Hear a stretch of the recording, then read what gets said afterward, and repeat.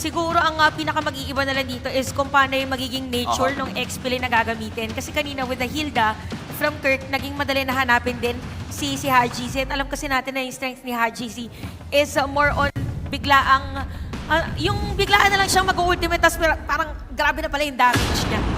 Ngayon makikita na natin kung ano nga ba magiging adjustments na side ng Twisted Minds dahil sa pagkapanalo ng Onic Philippines in game number 1, momentum ay nasa side na ng Super Family. Same sides lang po ang ating matutunghayan. Once again, it's Twisted Minds on the blue side, Onic Philippines naman para sa red side. Very similar banning patterns ang ating nakikita pero mukhang hindi na makakapaglaro ng Zushin dito si Super Prince. Oo, nagulat nga ako actually for the Zushin, umabot pa siya sa next pick ng ng Onic kanina kasi sila ngayon nasa red side. So still binaban pa rin dito yung back siya for the side of Onic kasi siguro dito kila Coach Why Not, di ba medyo maganda lately si Florin. So wag na lang ibigay na natin yung Florin regardless at long yung back siya hindi makukuha, but still for Twisted, or hindi pala, still for Twisted Minds dito makukuha nila is gonna be Kalea para dito sa ating game.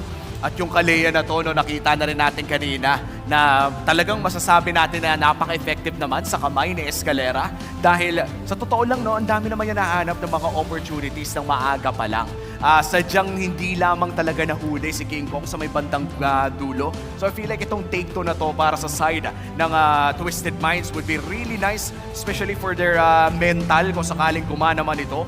For Onic Philippines, tingnan natin kung ano nga ba kanilang magiging reply. Kanina lamang ay nakita natin it was Hilda on this Kirk at pati naman ang Joy, pero mukhang maaga nilang kukunin ang kanilang Harith, isa sa mga pinaka-effective na picks nila throughout their regular season run. Okay, so ito nakita natin ang Harith and Badang. Grabe yung prioritization dito with the Badang, lalong-lalo na sa may red side. So para dito sa side ng Twisted Minds, pwede na silang kumuha. Actually, Focus is still open.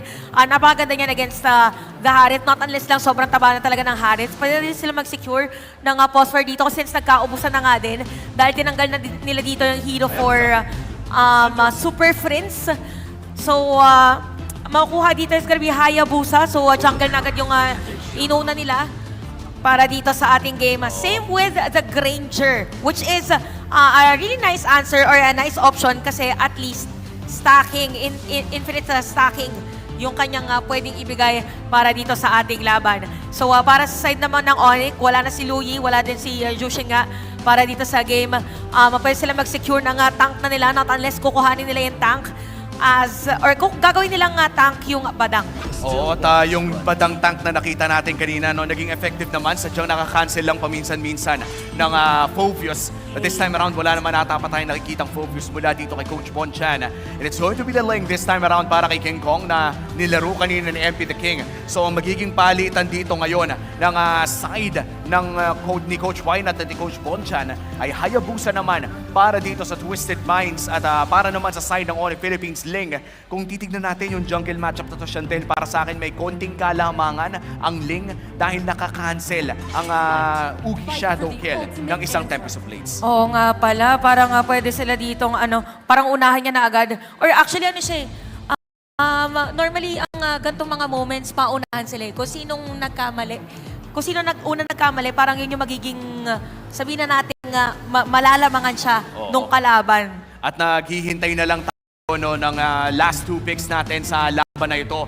Twisted Minds still looking for their potential XP laner, pati na rin ang kanilang mage. At para naman sa Onic Philippines, naghahanap pa sila ng potential XP and potential mage as well.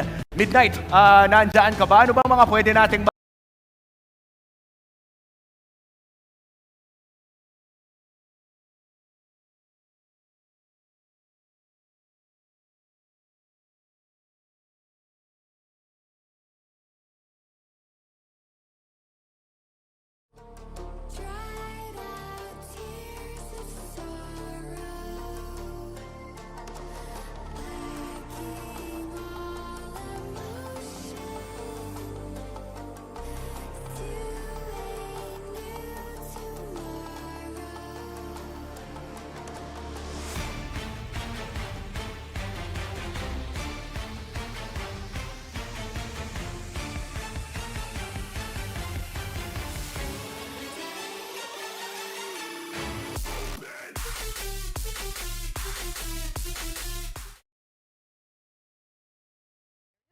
again in the early stages of the game, I feel like MP the King won't be having that much of a great time either.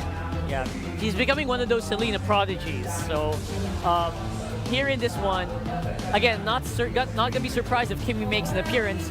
That might be a little too problematic if that happens. But we will see if they have a very squishy lineup. Hayabusa, even their front line, their tank, Kalea, is not really built to take really a lot of hits. So there's a Kimmy, there's a Sicilian. Yeah. You can't pick up like anything like the Eve anymore if there's a Selena. I mean, you can, but oh, there goes the glue and Twisted Minds. Yeah, that is what we mentioned earlier, that the glue pick looks better for their lineup. Let's see, hopefully no problems arose, as we did get to see James call out the assistance of the Marshals earlier on. Oh yeah. We're just waiting to see what the gold lane pickup was from Twisted Minds. If it was able to push through successfully, seems to be that the Marshals now are talking to the coaches. So yeah, I'm just acknowledging what we're seeing here. Let's see if this is going to be the final lineups.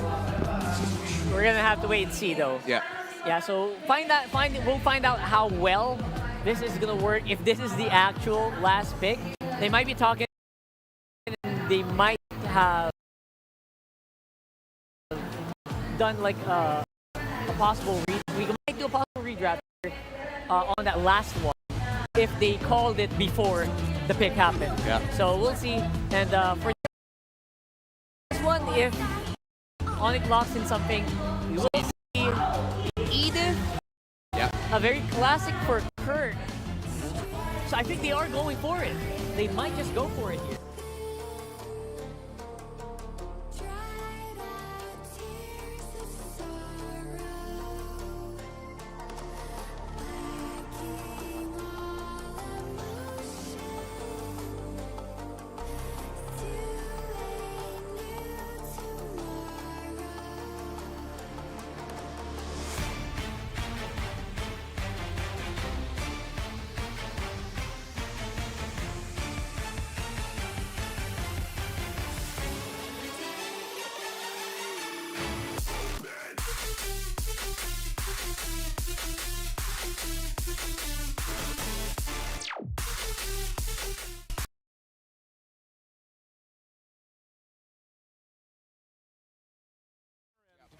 What was the biggest thing that just kind of maybe brought the question to this composition here?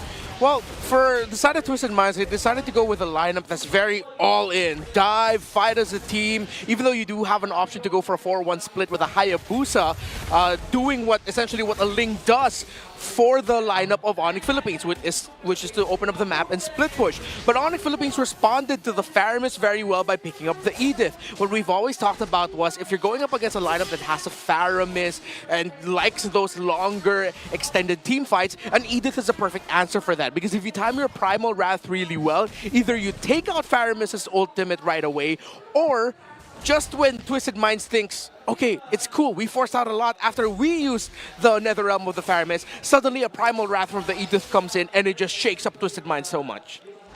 Yeah, as we can see, like Renmar mentioned, the Edith good when it comes to extended team fights, but apart from that, Super Prince this time rocking the Selena, and we all know whenever Super Prince has a Selena, but wait a minute, though, first blood drawn. Fourth squad of Twisted Minds, they're gonna bring down Kirk, but I think they're still going on. They want to go for Brusco. There comes the Ghost Bursters. Flickers are forced out here, coming in from Brusco, and a kill for Twisted Minds. Yeah, so surprised that they made a quick play down there, as you're already mentioning, this Edith coming into play for Onic Philippines. So they handled Kirk, they even got the Flicker out. Super Prince is gonna be fine here. Turtle's up though, so that's going to be the focus. And one of the things you were mentioning on before that all is, yeah, Super Prince on the Selena has been really good throughout the season. We'll see if he's able to lock in those arrows in this game. But so far with Twisted Minds, the way that they're moving, they have to be, focus-centric on playing together. I mean, think about how much utility this lineup gives Twisted Minds throughout the entirety of this game. Yeah, lots of utility there. Twisted also made the perfect rotation. They wanted to take the Edith out of the picture, especially for that first turtle. That was more an investment into this first turtle, because now Onic Philippines is tough for them to contest this without the Primal Wrath, although Kirk was able to hit level 4. Okay, let's go.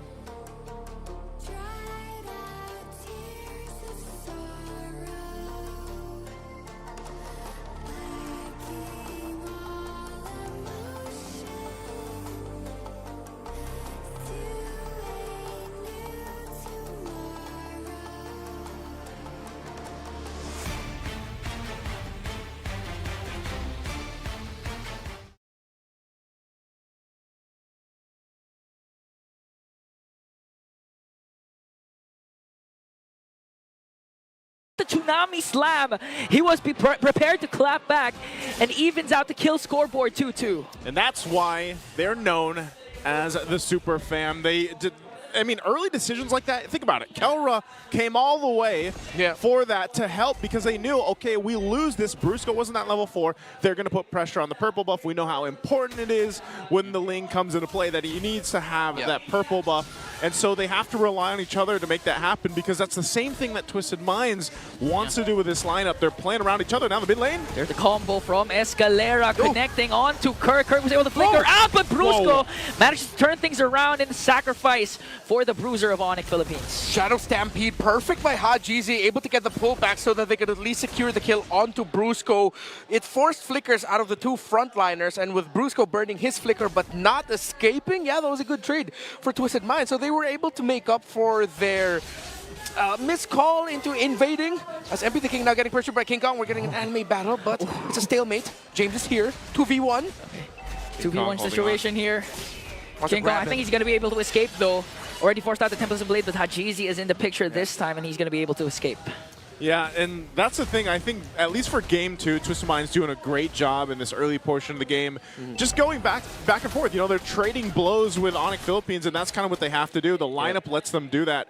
And so when you look at Onic Philippines, how they approach these fights, it's so pick-off-centric at this portion of the game. And it will kind of be that, because again, King Kong can't just jump into the fight. That Tempest of Blades ultimate is so important for him. And now the turtle's up. He's going to stay bottom side. Arrow's going to land here. They might just try to force something, but it looks like not. Twisted Minds will get the second turtle. Or third. Wait, second. Second. Yeah. Second. As expected, Onic Philippines are now opening up the map as Twisted Minds have gone into their Ube formation. Now just going to be clumping up. This is the strength of their lineup at around the 5-minute mark, around the second turtle. They're going to balance out the push that King Kong did down bottom with the minion waves finishing it up. And now Onic Philippines might actually be able to fight this in the river if they want to. But Twisted Minds now reading the situation very well. They're like, wait a minute, this doesn't look good for us. All right, let's just back on out. It's a good choice. Again, it's really just trading blows. They're finding what they can across the map. They know that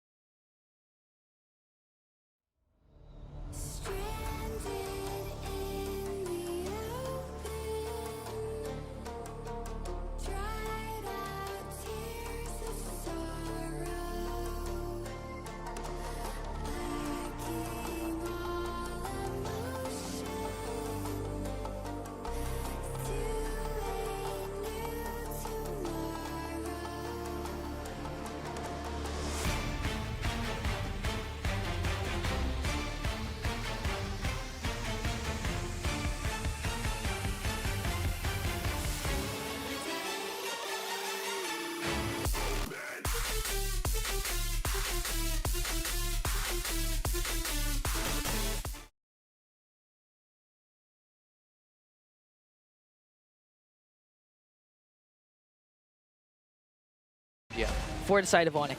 Man, I feel like there'll be a true anime battle if they just, like Ling needs an anime skin eventually. Yeah. I don't know which one that's going to be. What other collabs are going to come, but hold on. They're going to commit the Tsunami Slam onto Kirk, but Brusco with a beautiful fist break, fist crack once again. Hajizi goes in with another realm. Keller just dancing in the middle of everything as everything picks up a kill onto Brusco and to Kirk. King Kong enters the picture now. Outplayed though. Tempest of Blade already casted. King Kong able to get away from this. Twisted Minds going to be continuing the turtle, and Onic Philippines will have to drop it. The ultimate of the Farum is the utility of the Netherrealm. Perfect King Kong! MP the King delivers the final blow! And Twisted Minds, that was a 4-kill swing for them. They got a whole lot, and they're going to get more off of it. They take the orange buff as well. It doesn't matter if King Kong's building up the levels, man. If they lose team fights like that, if they can't go and just pick off the right members. I mean, think how much was thrown to even get outplayed, and they just didn't have it. So Onic Philippines gets checked on that side of the map, and that's not good going into when that Lord does come up in about 1:20 here. Yeah, and this is what you actually want from Escalera. Even down to the previous game, the second turtle, he was the one that started things off with a flicker and Tsunami Slam, and this time replicating that, but with Kirk. And full collapse there for Twisted Mind. Even if Brusco was able to clap back, though, they lacked the numbers because Prince and King Kong wasn't in the picture. Yeah, Netherrealm right in time. Keldra looked like he was going to threaten Outplay big time, but Outplay got to flicker out, and Escalera was actually peeling for his Granger. So it was great targeting by Twisted. Another Tsunami Slam already casted there. Weak Shadow Kill as well. And here comes Kelra. Zaman Force already popped down, plus the Netherrealm. They're going to be able to bring down Hajizi. Outplay picks up one more as Keller will be able to walk away. Okay, they're holding on to the mid lane. Meanwhile, King Kong pushing on the other side of the map, but the focus here is that mid turret, or at least the pressure from Twisted Minds. They've got a nice little lead at 3,000 up. So Onic, this is what they do. If they're behind, they look for whatever scraps they can find around the map, put pressure where they can. But so far, so good for Twisted Minds. The team fight capability that they have is what's really the advantage for them. The Netherrealm, time and time again, has helped them extend those fights enough. And Escalera is doing a great job at setting things up, even under the turret, like we just saw him do previously. Let's take a look at the items here, how they're falling into place for both teams. All right, I want to look at the two gold laners. Already up to 3 core items for the Granger. Went into the Sea Halberd route after the Sky Piercer. While Keller only has 2, but of course the Holy Crystal is a very expensive investment. He does have the Starlium and the Feather of Heaven, so he's good in that regard. You saw that the Harith is getting to the point where you can just brute force Harith it, where it's like 3 versus 1, 4 versus 1. As long as I got my Zaman Force, it's okay. I can try to make things happen, and that's where he is right now in terms of his items. But for Twisted Mind, the counter of Hajizi with the clutch Netherrealm, but wait a minute! Kirk!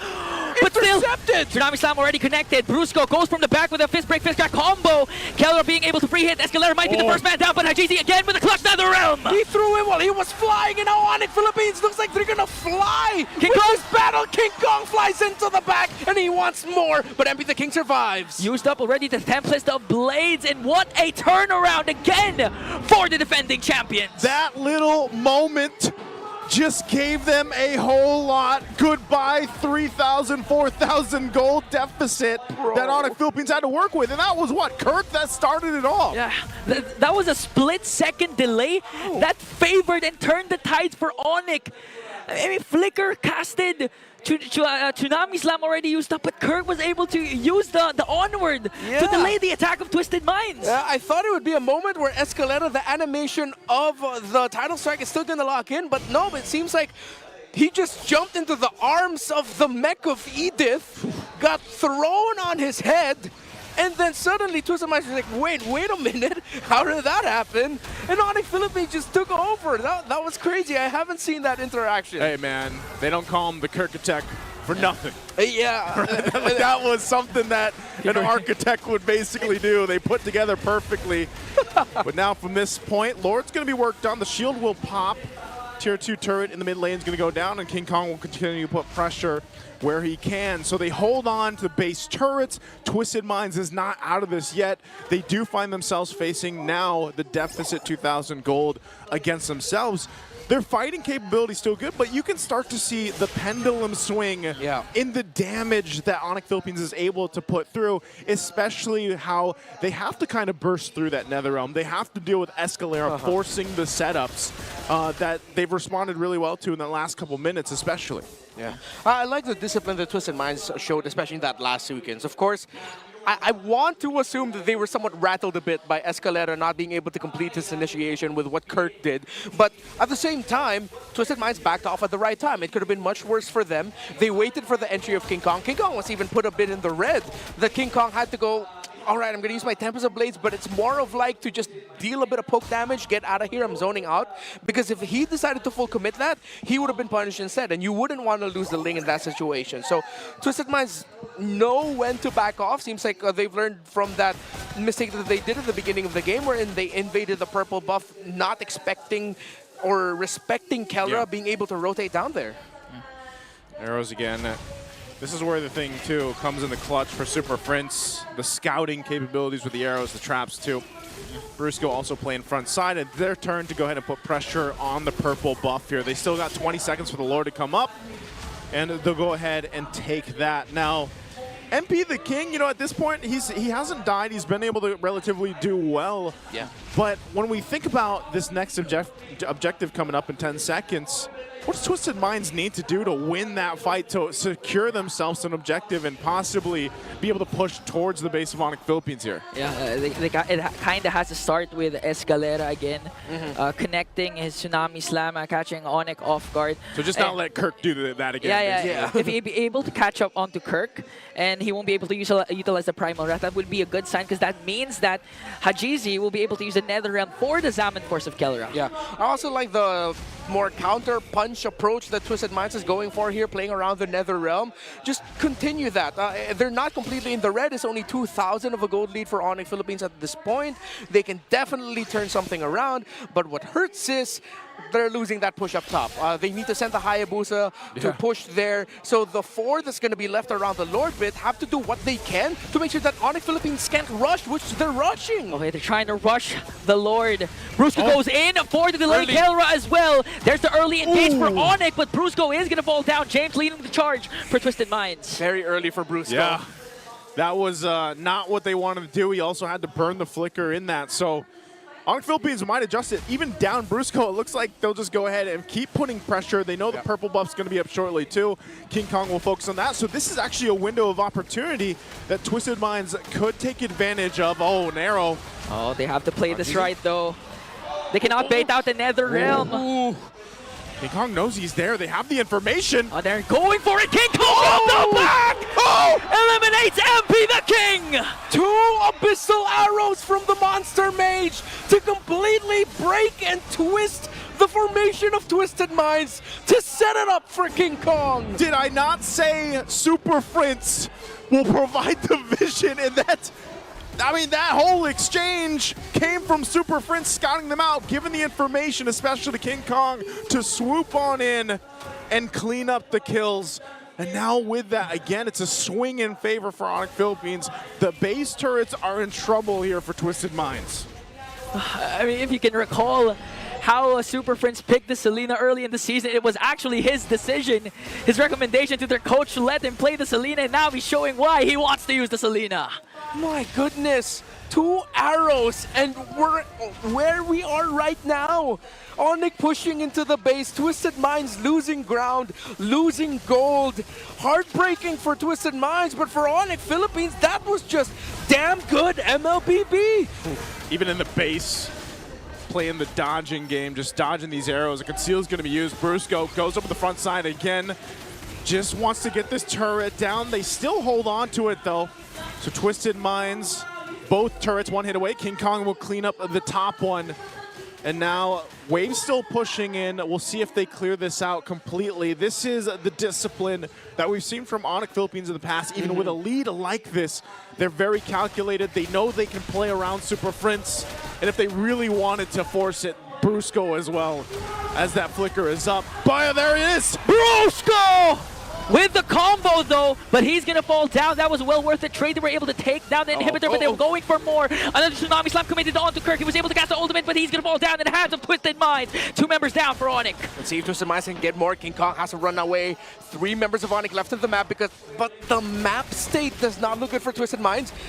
Yeah, they can't even get a clean push down the middle of the map. The side lanes are not going to be good, despite Onic Philippines losing 2. They took down all the towers. Let's see if Twisted can convert. It's going to be a difficult conversion, though. Yeah. It's like when you saw that and we mentioned, well, Brusco can start it too, and he gets taken out. It's, in a way, you're wondering, is it worth it? Was that worth the fact that Brusco and then eventually Kirk went down. It will be if Twisted Minds can get some of these turrets down, so they will get mid tier 1. They're managing the pushing happening on the other side of the map. This might be a little window for them, a little win, if you will, for Twisted Minds, but they have so much ground to cover. And it still doesn't solve the issue of once this Lord is up, are they actually, is it questionable to say, can they actually go in a team fight against Onic Philippines? Yeah, considering the fact that there's constant pressure also from Onic to try and divide Twisted Minds. And they, of course, for Twisted Minds, they want to group up and make use of that Nether Realm. So now, Twisted Minds, it's going to take a miracle for them to come back or even just steal away the Lord, because Onic, they can play this systematically. Yeah. We are now in HLG, hella late game, as the 2 gold laners are now barefoot. They both sold their boots, bro. It's all damage items. Is that a regular abbreviation? No, or? this is my my addition to the abbreviation dictionary. All right. I'm one of the few ones to, send submissions. That's my first one. Hopefully it gets accepted. Hopefully. Who's the deciding factor of that? I believe it's Leo Is and it Leo? Mirko. Okay. Mostly Leo, because he's the one who started the whole thing, Yeah, I think. Leo's Mr. Abbreviation, man. Right now, the Lord is up, though. Minions. James going to go in forward. Okay, Twisted Minds forced to fight. Minions are there for on behind, but Brusco again!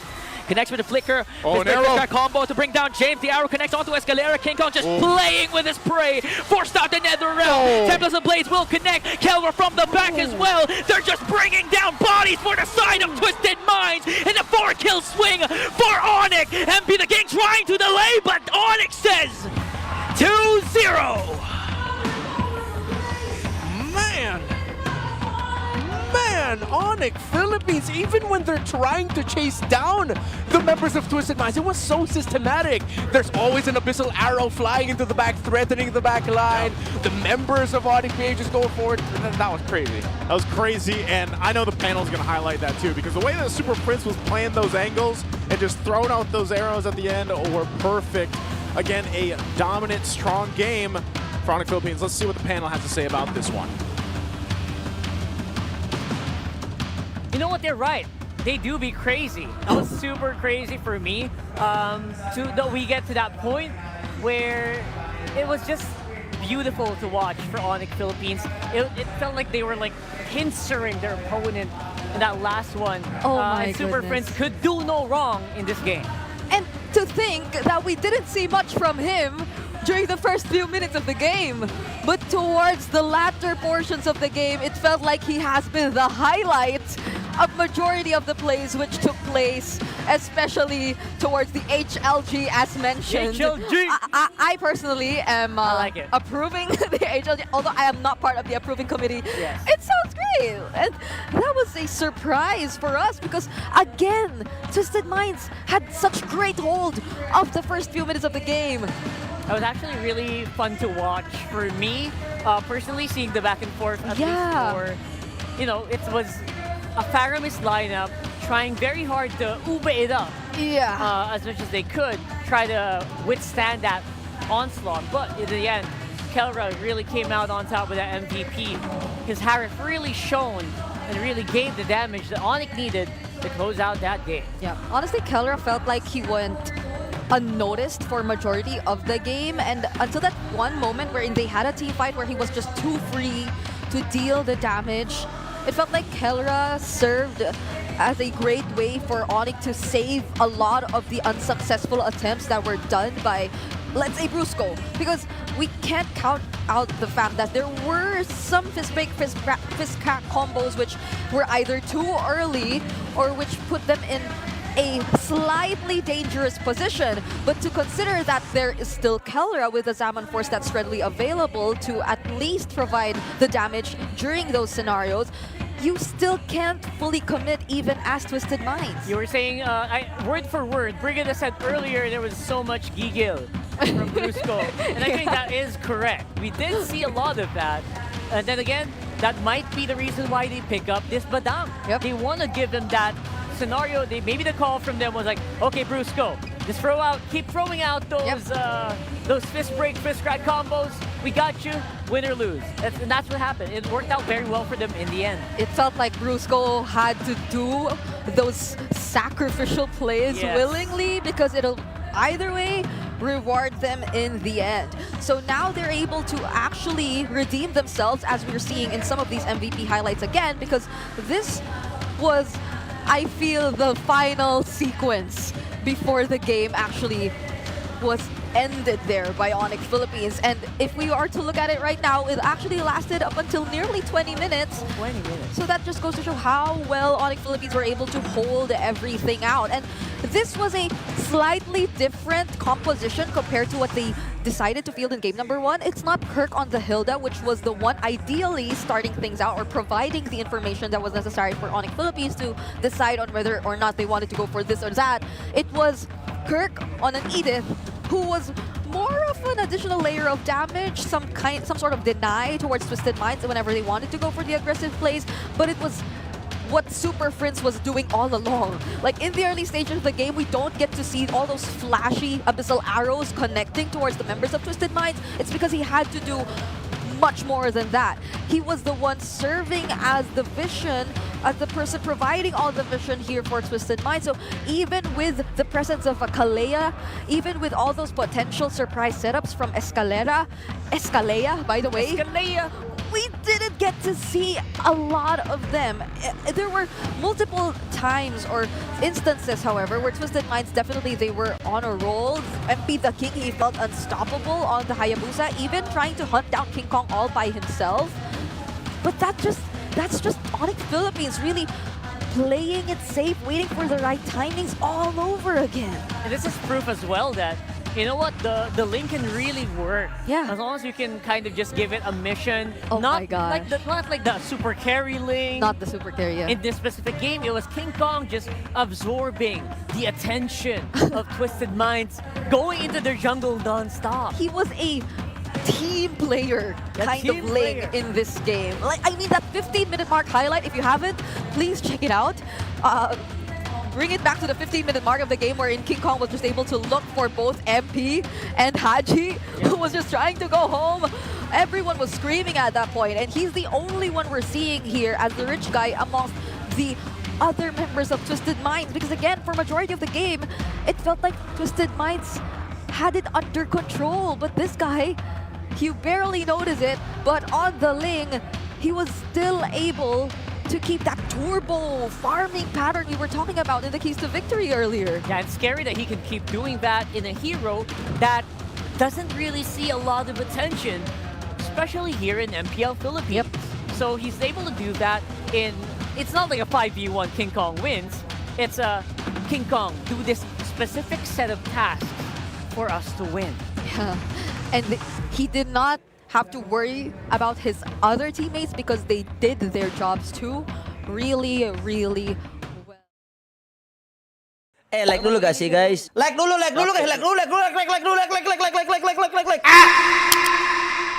Don't forget to follow and subscribe. Thank you. Kanjut.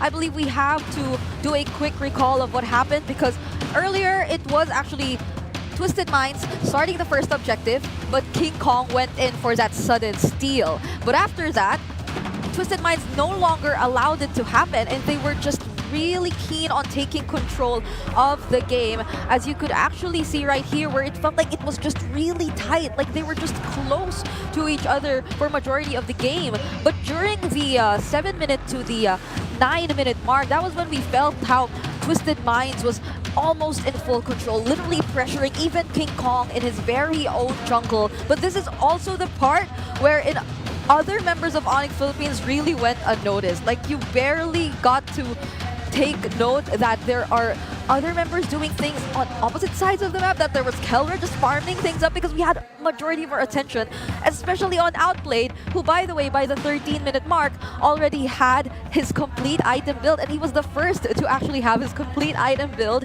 But that was all the while Onic Philippines was slowly regaining control and the lead in this entire game. And now we are gonna look at one of our key players in this game. Not necessarily part of the winning team, but I feel like it really deserves to be discussed because MP the King, during the mid stages of the game, this was the moment wherein we saw in the graph Twisted Minds officially took the lead. This was the moment where he was doing a spectacular job on the Hayabusa. And this isn't something you usually see from MP the King because it almost feels like every single time opposing teams find a way to limit his movements. But this was a scenario wherein he was clearly free to do what he wanted to do, even exceeding the average stats that we usually see in terms of this kind of situation. And this has been a very unfortunate outcome, especially considering if you are Twisted Minds, you have to go through a hard reset heading into the potential last few games of this series. Especially MP the King, you mentioned that in this game, it wasn't like they had a bad one. Yeah. It wasn't like they had a horrible, or they woke up in the wrong side of the bed, or anything like that. It just so happened that they were really pincered, outmaneuvered in very specific moments by Onic Philippines in this game. So you're right. After a game where you felt like you did everything right, you feel like I did my part perfectly. What happened? From those kind of games, these are the games where you really need that big reset. I mean, imagine it towards the last few team fights or the last sequence, you could even think about, oh, so was Onic Philippines holding back all along? Because just look at how Super Prince decided to position himself on the Selena. He was first to arrive at Twisted Mind's base even before the other members could actually get there and try to save themselves from the threat, from that aggression that Onic Philippines was already doing. So it has been so close for Twisted Minds, and we're hoping to see more from them because this has been a better game for them compared to game number 1, and they're slowly getting there. I mean, if you want to get that reverse sweep going, it's a big climb. It's a big hill. But if any team can do it, maybe it might be Twisted Minds, right? So I want to see that reset. I want to see that explosiveness. I want to see that creativity coming in from Twisted, because if it doesn't appear, it feels, from the vibe of it, it feels like Onic can get away with this pretty easily. So we'll find out what happens in game number 3. But for the meantime, let's throw it over to our host for the All Access segment right here in the Champions Arena. Maraming salamat sa ating mga casters. As of that moment, together with the panel as well, nakita natin kanina yung 2-0 ng Onic Philippines, and they're gonna be looking forward to that sweep. But of course, Twisted Minds, they're looking for a reverse sweep that, hopefully could put them to the next round. But before the matches, Jamie, of course, we have some special guests here with us today. Hi, how are you guys doing? Hello. Why don't you introduce yourselves to everybody here, starting off with a beautiful lady next to me. Hello, I'm Kitskua. You probably have seen me on TikTok na nagta-transform into anime characters and game characters. Yeah, So Kitskua. cosplay. I love what you said. You transform into these characters. I'm going to ask you if you've ever transformed into an MLBB hero. But before that, we also have this dashing man next to Kitskua. All right, diba? Hello. So I am Haduch of The Pebbles. Kung hindi mo alam ang The Pebbles, you should probably watch The Pebbles. Nakakatawa kami, promise. Panoorin mo kami. Sa TikTok. Promise, ha? Sa TikTok. Promise. The Pebbles. Okay, The Pebbles, ladies and gentlemen. Ba't napadaan kayo dito, Haduch? Anong sadya, sa Champions Arena? Yes. So I was invited with kids who are here, and ang saya ng ambience, sobrang lupit ng venue. And yung sa baba, daming happening sa baba. And super solid ng fans over here. MPL Playgrounds, Yup, sa yup. baba. Pag-uusapan natin yan, no? Pero before that, is it your first time here at the MPL? Well, actually, at the Champions Arena. Is it your first time to watch live? Yes. It's actually my first time, and I'm enjoying right now. I like it. I'm happy that you're actually, nakita mo kanina, napanood mo yung Game 1, Game 2. You did tell me about it. And that was pretty cool considering that you're watching all of the things that are happening right now. Kids, gusto ko ring malaman more about, the characters. You said you've been covering gaming characters, video game characters. Was there an MLBB hero that you actually covered already? Yeah, I did. Actually, sa TikTok, yung pinakauna kong viral video was my low-cost cosplay ni Laila. Oh, gusto ko makita. Baka mamaya pakita mo na lang sa akin. Transform siya, Alright. Nag-transform?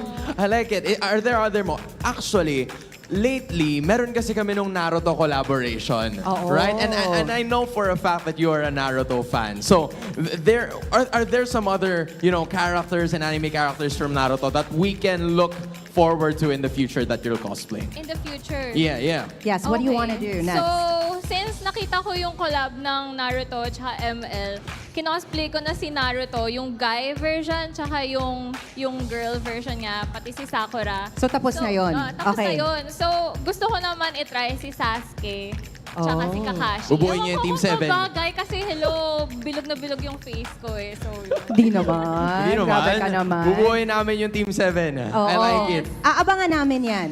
Oo. So where can they catch that, by the way, kids? Where can they follow you and see how you transform? you can follow me at Kids Kua on Facebook, TikTok, on Instagram, YouTube, saan pa ba? Twitter, On lahat Sockmed. Oo, lahat na. Kids Kua is the name to remember. What about you? Do you cosplay as well? I don't plan, but I don't mind cosplaying. Yeah, why don't you guys do a collab as Yeah, you well? should do that. Oo nga, Oo, Team diba? 7, no? Team 7. Gusto na lahat, the Pebbles. We want to see Yes. that. That would be nice. That would be nice. In the future, abangan nyo guys. You know what? With that being said, where can we follow you, Haduch? You can follow us on Twitter, sa lahat ng social media. You name it, handong kami. Even illegal. Wag na. Basta yun na yun. Yun na yun. We good, okay? Alright, At ano bang mga dapat abangan ng mga MPL fans whenever they visit your page? Funny skits, yun na lang. If you're stressed out with your life, check nyo lang The Pebbles, papasahin namin kayo. Nako, maraming stressed sa buhay nila. Lalo na ngayon, kasi intense yung games. Oh, yeah. If you want to Right? break and you want to have fun, Saktong-sakto. watch the Pebbles. Habang break, they Oo. can go ahead and visit the pages Yeah. of kids. Yep. And of course, Haduch and the Pebbles, maraming salamat. It's so nice to have you guys here today. But now, we toss it back to our panel. Kamusta kayo dyan?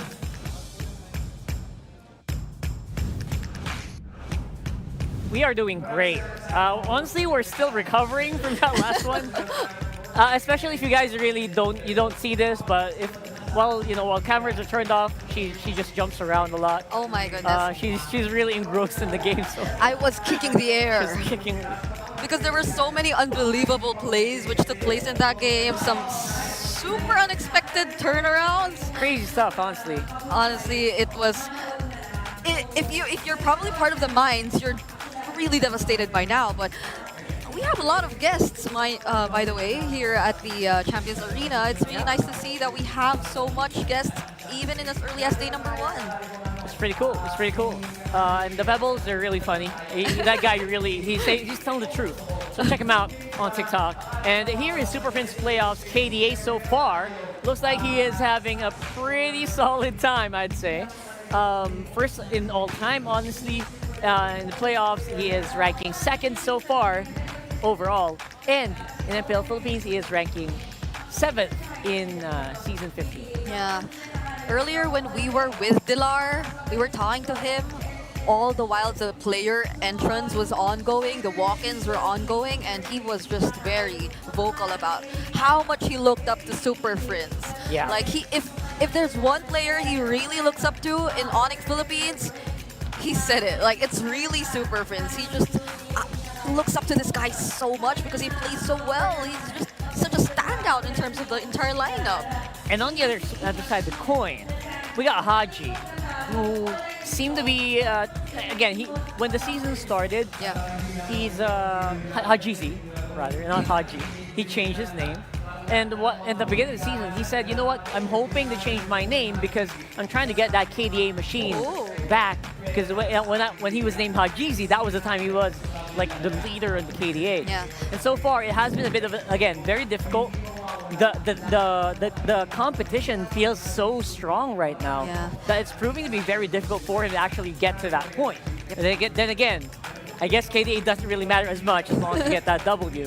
That's true. And I mean, like, Haji, despite all that, he's been one of the players still to be really dependable. He's just so versatile, and you can like expect him to be one of those mid laners to really bring out the unusual picks, the unorthodox picks. So much like I don't know if you'd agree with me, but for some of the international viewers out there, similar to what you typically see from Team Flash, maybe like that's probably the extreme version of it, right? But Haji's just that kind of player. He's just really flexible. He knows how to play multiple roles, and history shows just how much he's been through. So it's really now that we're looking to see that mindset, that experience come into play together with this team, together with Twisted Minds. And I really hope they manage to use it here because we are on to the draft. Game number 3. This is match point.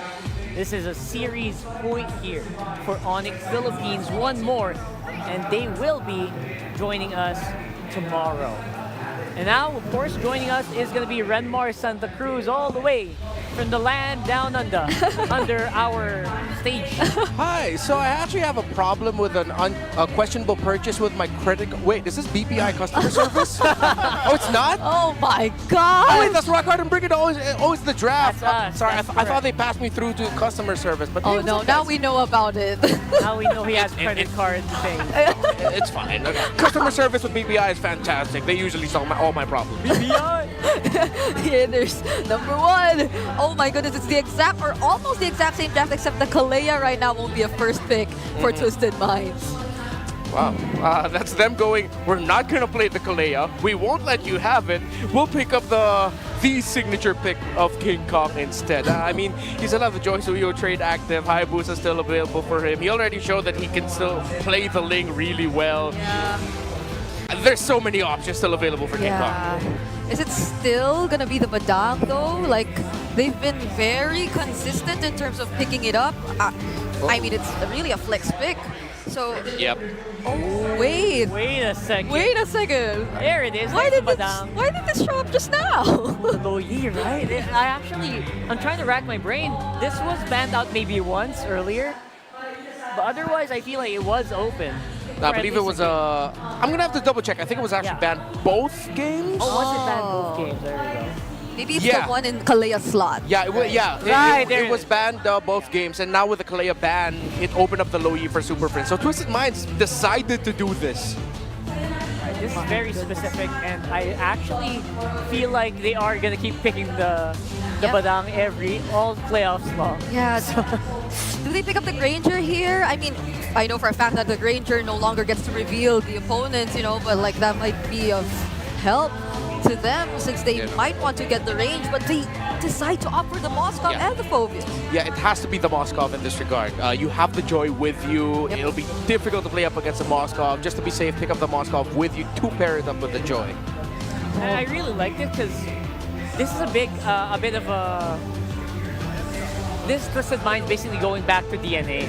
This is a lineup that, all right, I don't think we're doing the pickoffs properly right now. Let's go ahead and lock in these heroes that will work very well when they play together.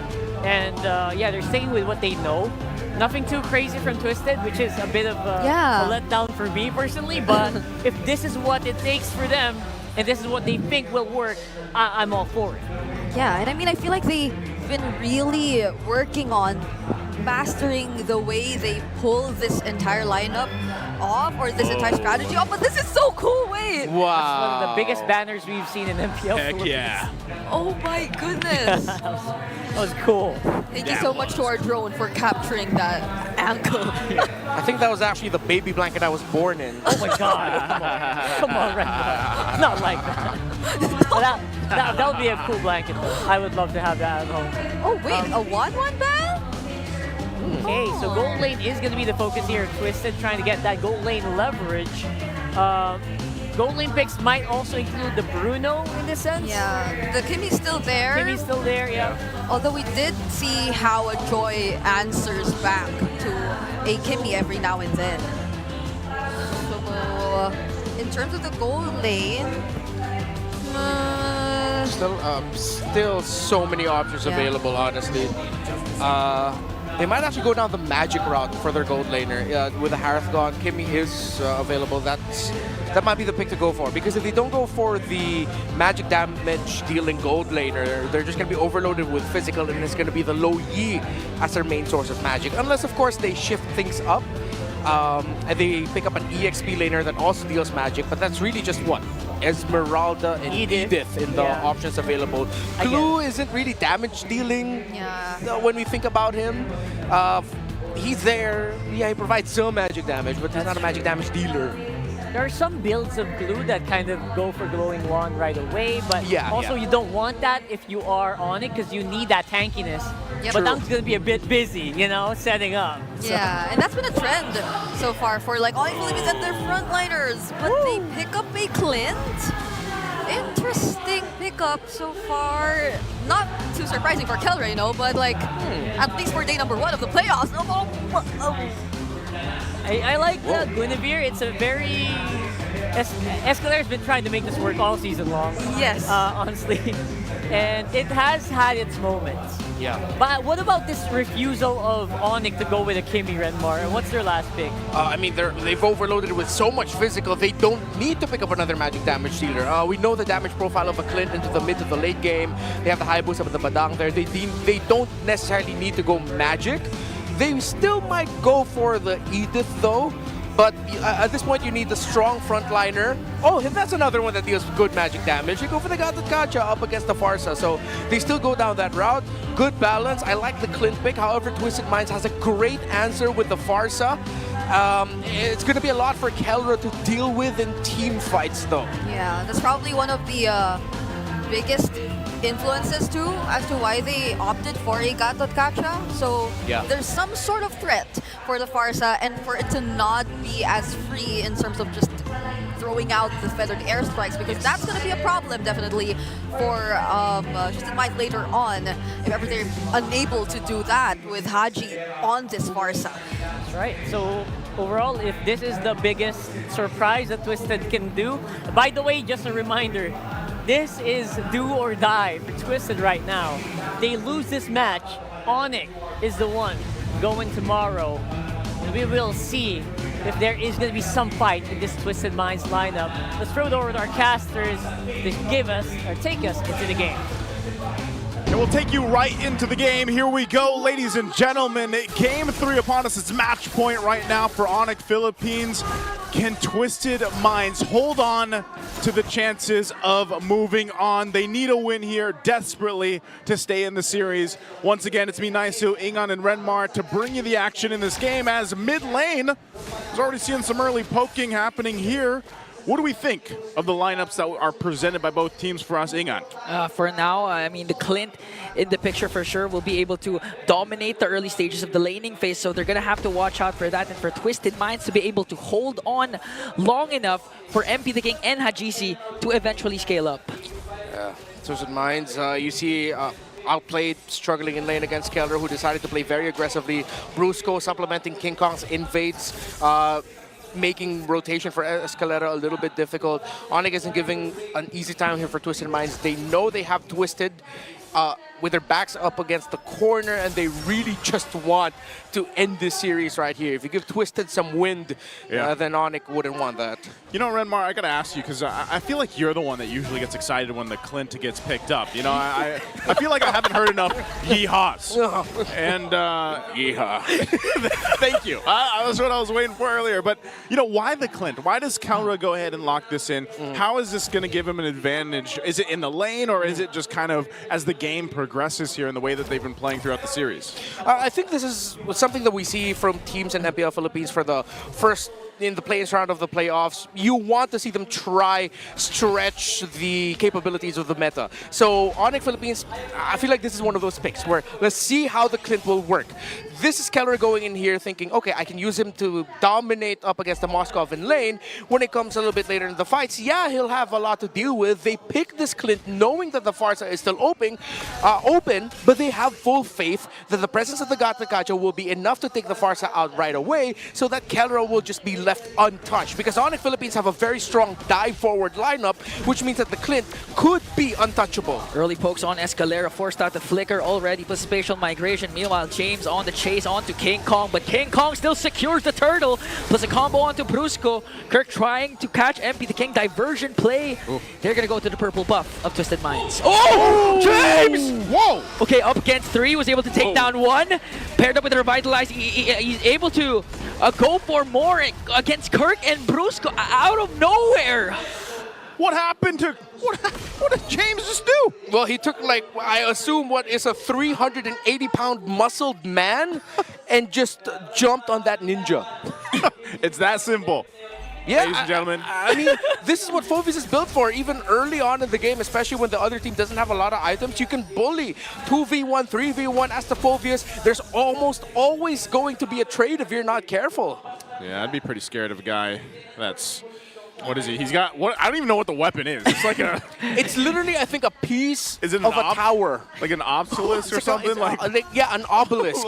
Is that how you say it? Obelisk? Yes. Obelisk. I'm playing the wrong game here. Monolith. Man. It's a big. Is it rock. not obliques? It's not that. Is that's that a muscle thing? group. That's a muscle group. I'm sorry. He's pretty muscly, though. Yeah, he does have hella obliques though. Yeah, he does. I'm pretty sure Ingan is already imagining a cosplay of Naisu as Phobius. In all of his shirtless glory. Let's not exposing on here. You know? At least keep it together on day one. So they find themselves at pretty much a standstill for now. They're going to go ahead and take their time. Again, we're still 30 seconds away from the next turtle coming up, and it was Onic Philippines that got the last one. So now we'll see how they rotate based off this early game. Again, outplayed, has to just farm up. He's going to be able to go ahead and put pressure on later on. So really, it's just up to how they rotate against each other here. Turtles coming up. James is exactly where he needs to be. And so we'll see. Again, how often have we seen teams before ban out the Luoyi against Super Friends? Yeah, it's really cool because now you're seeing Twisted Minds, they want to spend a lot of time together and they're checking shrubs while doing it. While Onic Philippines went from a 2-3 split into a 4-1, into a 1-3-1, all in one go, just to find an opening across the map in different parts of the map as well. So Onic Philippines, again, this is just them showing off their flexible rotation style very well, checking things, which leads them to this. Now they have info where the turtle is. Twisted Minds, yes, they've gotten here first, but Onic Philippines know that, okay, we need to allow Twisted Minds to go first because they need King Kong to get in his buff. Now that he'll be in a better set, this still could go good for Twisted Minds if, and only if, Outplayed hits that Spear of Destruction. Yeah, and not to mention Escalera also with his combo. And he needs to set his eyes onto King Kong and even force out the Purify of Super Friends because so far Onic has been controlling. There's a migration. This is the combo we're waiting for. King Kong obliterated by Twisted Minds. Brusco is the next target in a double kill for Escalera. Damn good read for the Magician. 2 kills, he got the pick to start things off, and everything that Onic Philippines did to dance and jockey for position, taken away in an instant by Escalera. As soon as Ingan said it, it happened. Yeah. And that's exactly what Escalera needed to do. The fact that he got the 2 kills off of that are going to help him go ahead and scale up a little bit nicer. Here on this Guinevere, you can already see some of the items coming into play. The first items are locked in, and that's going to be crucial. And for Onic Philippines, you know, the farming has been happening in the gold lane. You already got the endless battle there for Calro, but even on the other side, Crosso Scythe working still on the next for Outplayed. And so gold laners are just going to do their things, man, but I feel like Onic, when it comes down to the 4v4 without the gold laners, they have to be so crucial on avoiding whatever Escalera decides to go for. And then on top of that, it's like, how do we even get through James? The front line for them, because there's just so much burst potential magic-wise between MP and Hajizi. Yeah, and not to mention if Brusco misses with his combo, or even Kirk with the AOG, it's going to be hard for Onic to continue out the battle, especially if it's a long draw fight. But even if, for some reason, even if it reaches the late game, despite the Twisted Minds having outplayed, again, they can utilize, Onic can utilize the fact that they have a Luoyi and Hayabusa and just play around the macro once again. Look at the reach on that cowboy. He's got the gun now. He's got a beloved gun too, so... Got my gun. It's gonna be even harder. It's gonna be even harder. I got the range now. Yeah. Sorry. So at some point, Twisted Minds really needs to start helping Outplayed, man. Okay. All right, we'll see if they're able to do that. They're getting in position, though, for this next objective to come up. 20 seconds away from it. They're going to do a little swap-a-rooney down, too. Kelra goes down to push down the bottom lane to set things up. So this is it. This is, you get the objective here. We'll see if they can take the turtle from Twisted Minds, but so far I will say Twisted Minds has been playing around their composition really well, and leaves Onic Philippines kind of guessing here. James has been the guy to give them that vision as well, so turtle's up at I don't know, they're just going to blitz this, man. They have all the damage they need. They know Outplayed's up top. We'll see if they fight for it. They might go for it. Okay, Escalera trying to work on Kirk. Gonna be a retribution battle. MP the King secures it. AOG is gonna connect with Brusco as the first man down. And a counterplay though, James got caught there as Onic forcing Twisted Minds to retreat, but MP the King gets the turtle. Yeah, if the timing of the Unbreakable by the Gata Kacha was just a second later, then he would have caught MP the King also, but no, he couldn't. Good combo there. SOD is also going to connect. Meanwhile, MP the King with an electrifying bait immediately obliterated 3. Twisted Minds turning things to their favor. Oh no, King Kong could be next. Oh, feathered airstrike up against King Kong. Outplayed his Indo picture and delivers the final spear that pierces through King Kong. Brusco catches MP the King. Good combo there, but MP the King slithers away. A miserable time for the Super Fam. The Spear of Mystery by Outplayed. Perfect. A 2-man stun after he entered with the SOD. Able to catch Super Prince, and I believe that was Keller as well. Twisted. They have turned it up in an instant after, again, a surprise initiation by Escalera. So far, it's been him leading the charge and setting up the potential game-winning MVP place. Yeah, again, this is what you just talked about. Boom! Great usage of the Spirit of Misery, too, as Outplayed shows up. And then they're just gone in an instant. I'm actually so surprised how that played a part, too. And then King Kong, of course, has to deal with it as well. So that's a massive swing now for Outplayed in general. But, you know, like you mentioned, Escalera doing so great. And it's not often that you see the Guinevere, you know, come up to play. And this has been the story of Twisted Minds all throughout the regular season. The draft is what people wanted to see. And yeah, maybe they didn't have all the points that they wanted to. Sometimes they fell short. But they were the team that was always trying to really twist the draft, trying to go ahead and push the limits of whatever meta we were currently in, because we've had quite a bit of changes throughout this season just alone. And you throw in a Guinevere there, who we've seen pop up before. Oh, Brusco. Brusco catches one. Immediately bursts down. Outplayed. Escalera caught in the crossfire there. Has to flicker out as James with a dark wave to delay the attack of Onic. But Brusco again with a fist break. Trying to work on Escalera, but a major kill for Onic Philippines. What a read by Brusco and Onic to find another diversion just to get here to the Lord in a better position, stopping Twisted Minds and their chances of potentially contesting this healthily. Okay, a 5v2. Escalera still not in the picture. Hajizi already used up the feathered airstrike. King Kong quite low. Good. The dark wave there from James goes in with the infinite pursuit, dealing a lot of damage, but he's gonna fall down. MP the King manages to get one, but the trade after trade for both of these teams. 2 will fall. Brusco only for Onic Philippines. Hey, they stopped the Lord though. Onic Philippines not able to just secure it just yet. They might start it back up. They have to go kind of reset. Yeah. Get Kirk back into the fight. He had to use a Revitalize earlier on. So Escalera and Hajizi, they're keeping tabs here. Divo. Super Prince gonna go ahead and join alongside Kirk, so they might push it here. Feathered airstrike. Escalera jumps in, but gets potted out by Onic and bursted down by Keller as King Kong picks up the Lord. Twisted Minds, they did their absolute best, but Brusco, 2 big plays in that long sequence. Number 1, of course, the initial catch onto Outplayed as they were going to the Lord. Now, once you're in the Lord and Onic Philippines started it up, it looked like Twisted Minds and MP the King could take it away. But the moment MP the King saw blood, he saw so many members slow, Brusco got his fist break just in time. Fist wind as well, although it should be called fist bump. Come on, it's a big fist bump. So he was able to finish out the combo just in time to make sure MP the King gets interrupted. Okay. Oh, timing again. Conceal's going to be used. Brusco leading the charge alongside Kirk. They want these shields down. Tier 2 is still up in the mid, and the top finally goes down here too. That might be all they get with this Lord, is that Holy Shield. The Holy Defense is going to be popped now on the bottom lane.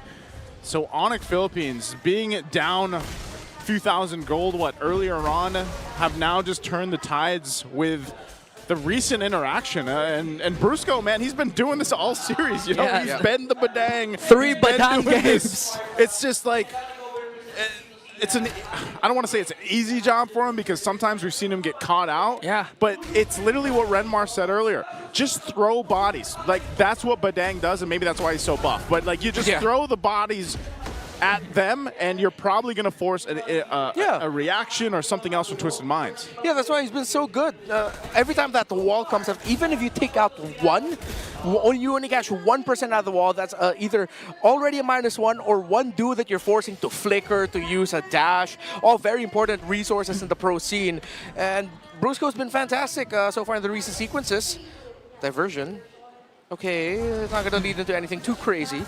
And equally, on the other side, of course, Twisted Minds, he got to this position because Escalero's been great on this Guinevere. So it's like a roamer battle to see who could have the better set. Okay, gonna fight for the purple buff, but MP the King goes in, forced to use the Retribution, but now Escalera trying to work on Kirk. A good dark way there from James, forced out the flicker. AOG! And Brusco connects as well. The ultimate fighter for the side of Twisted Minds will fall down. What a jump. Man, Gatot and Badang together. What a read by Kirk, the patience. It was like, wait, have they used everything? Yeah, Kirk, go ahead, just jump in, man. And then Brusco was like, let me add him in a little bit more. I also have something with me back available right away. MP, no way, no way, no way, no way! So they also connect, outplayed versus Taura! Pops his Wind of Nature, he's working on Brusco against 3. King Kong is in the picture this time. Hajiji, he doesn't know where King Kong is, but they do have minions and the numbers. And now Twisted Minds twist it to their favor. MP outplayed. My God! Earlier was the whole Gatot, Badang, all right, let's bruise him up, and then the Joy and the Moskov suddenly makes magic together as well. Fantastic back and forth by these two. Oh goodness, and that's going to get them the objective too. What did you call the Moskov earlier on? What was he? A spear-wielding hottie. That was spear-wielding hottie. I was hoping you'd forget that. Well, we didn't. And now they remember if they missed it earlier. Oh, man. Wielding hot. Again, we're about to approach the 15-minute mark. What do we call that again, Renmar, after the 15-minute mark? Gotta go to the bathroom. Hey, at this point, he's got his Malefic gun now too. So Outplayed is locked in. He's got some extra range to work with. He's ready for the contest against Kelra here, because Kelra had that earlier on. He's still working. What is he going to go? BOD? Yeah, it's all about who has a longer reach. Longer reach and more damage. That's what it's all about. It's about the long-range pokes. I want to hurt you, but from afar. From afar. From afar. It's like sending your most hated establishment a very strongly worded letter. Yeah. Or a bad review. I was going to say reviews. Like now, I mean, we are in 2025. Yeah. You want to send a letter, go ahead. But I don't know if they're going to get that. Now, the base siege. Twisted Minds, we'll see if they don't press it in. Kirk's in Finds trouble. Kirk, but he decides to walk away as Onic Philippines will take care of this Lord. All right. Twisted Minds doing what they can to force reactions out of Onic Philippines, especially with a feathered airstrike and, of course, Escalator going. Ingan, chill, man. Chill, Ingan. I mean, you can take a drink of water. How can I chill if King Kong does something like that? Almost, though. You're mid-drink and, like... Didn't cast the Wiki Shadow because he saw that there are a lot of members for the side of Twisted. Yeah. All right. That would have been cool. Let's see if we can get another chance at that. Maybe they were just like they were stretching out the muscles to see if they were going to pull off that play, setting in the shadow and whatnot. Let's see. All right. Well, back to it. Twisted Minds has gotten themselves the lead that they need. They should be able to go just in this next low that comes up in about a minute or so.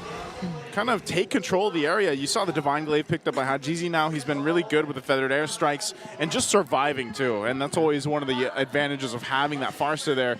You can see as this game continues on though, the kind of swing back and forth, it relies so much for Onic Philippines to just choose their fights correctly. Yeah. We saw how much they had to go ahead and throw at Twisted Minds.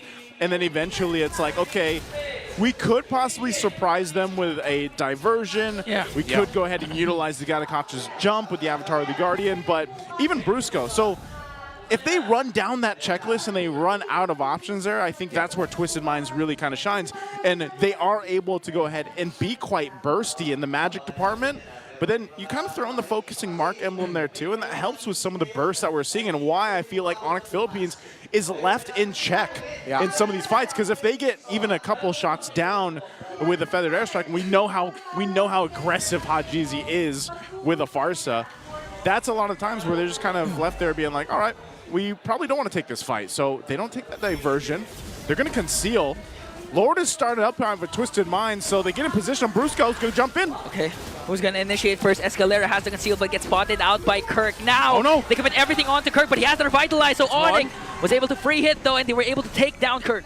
All right, Twisted Mind still has to be very careful though. They're up against a Hayabusa. They know that there's a chance that King Kong can steal this away. Already zoned out. GZ, great use of the Feathered Airstrike plus the Flicker. A bit early, but it's forced rotations out of Onic Philippines, and Super Prince is low. Good zone. Good zone there from James as Twisted Minds will get the Lord. Onic concedes. Yeah, they had to. I mean, they might have taken a risk, but then again, it's like, all right, maybe we shouldn't. You know, yes, King Kong might have been able to go ahead and swoop on in there and try to get that retry off, but it's better that they don't. Some key items are being picked up on here on both sides. How does this look on the defense side for Onic Philippines, Renmar? Oh, they do have the Loyi and the Clint with them, so as long as they watch their positioning, Twisted Minds will be receiving a lot of damage. But maybe it's like what we said in game number 1. Twisted Minds can just try and throw bodies here. The difficult thing about doing that as this lineup is that you're up against a Badang, wherein if you're not careful, you get caught by the Badang, you're going to get caught by the Gatakacha in turn, which means that the Loyi and the Clint are both going to be set up to be able to do damage. And you saw just how much damage Escalera took from a few hits from Kellera. Oh, this is big. Escalera can just go ahead and force this even with a Flicker if he wants to. So the Lord charges in. Top turret of Onic Philippines is going to be taken out. Mid, the next focus. They got to clear out this Lord here. They're in a tight position. Oh! Brusco front back. They tried to make a play there, paired up with the AOG, but still they were able to work on the Lord and just lost one inhibitor turret. That might have been enough to put enough pressure to go ahead and stop more damage to the base here. Yeah, and I think Twisted Minds can actually continue this. They can keep up the offense. Oh no. Diversion, they're going to be setting Kirk. Is it not Kirk? Good taunt onto MP the King as MP the King work. Oh, Escalera! Immortality popped and Brusco is the first man down. Outplay just dishing out the damage. Kirk trying to soak up the damage. Kel's gonna pick up a kill onto Escalera. A roamer for a roamer. James left behind. He still has his immortality though. As King Kong went for it. Oh! Got dodged out by James. Still alive. He gets away just in time. And here comes the evac helicopter. And he held on to the immortality too. Yeah, he didn't lose it. Didn't lose it. Got so close there. So, given all that happened, Onic Philippines still holds on to the one turret in the bottom lane. So, with Twisted Minds, the tools that they had, you know, they can't just kind of blindlessly go for that base push from Onic Philippines. They have to continue to watch out for those off angles. And that's what we saw Onic Philippines try to utilize there on the base defense. So, they find themselves once again at this point. Lord is coming up in 10. How do they play around this? Everyone's going to be up, but some crucial battle spells are also not available for this. So they'll kind of delay things most likely, because even on the other side, Twisted Minds doesn't have, what, 3 flickers available just yet. So it is a beefed up Lord as well. Now that we're past the 20-minute mark, so Outplayed will start it up. And Onic Philippines gets the information. Keep an eye. There's diversion. A conservative diversion. I thought that Onic Philippines would try to go for something incredibly aggressive, but they wanted to play it safe. They'd rather get the key figures in position first. Keller has to backtrack and clear the minion wave in mid. Finally has showed himself. I don't think King Kong showed up in the map of Twisted Minds just yet. Now already seen by James. Okay, they know where King Kong is. General idea. So now they're both just jockeying for position, trying to get a better one. Look at While Escalera. Escalera, exactly, might pull off the play of the series so far. If he can get a massive conceal, knock up full Violet Requiem in, and save Twisted Minds' hope of chasing the Immortal Cup. Immortal Cup at stake here. Escalera waiting patiently on this side of the map. Can he make some magic? He can. Hey. Brusco's going to go up there, though. They know. They know Escalera. Is he still going to try to make a move? Force them back. Oh, he's just spotted out, so they disengage from it and still. Oh, King Kong was even a half health. This might be a sign or a moment for them to go. There's a diversion also. They're trying to send out Kellera. King Kong in the lower brush there. MP the King already used up the electrifying beats. Look at the top minion wave. Someone has to clear that on the side of Onic. Oh, they know. They're going to send Super Friends up there. Wave pushing in. Oh! Okay, Kirk used AOG defensively, but the minions though! The minions has spawned. Okay, King Kong, we can try to be able to win their crown. Play there from MP the King as Twisted Minds works on the Lord and they will successfully secure the Lord. Such Escalera picks up King Kong, popped his immortality. MP the King working on the back, and they were able to burst down the two junglers. Killer dishing out the damage onto James. He still has his immortality, but another pickoff, another setup from Escalera. Magic made indeed. They needed a moment. They needed something. They needed hope, and it came in the form of Escalera. Both junglers down, though. Twisted Minds, can they end it here to force this series to go on? Can their chase for the Immortal Cup in the Champions Arena live on? Gonna have to do it. GZ going up on the top side. Brusco, and now the force to fight. Okay, good cancel. With the Feather Airstrike, Brusco already used up his ultimate though. Keller being able to do it, damage Escalera here. Brusco again trying to soak up the damage as James goes in. Kirk being able to dish out damage onto the Lord. Inhibitor turret down bottom has now been exposed, and Onic will be able to clear out the Lord. That was a great defense. They had to juggle that around properly.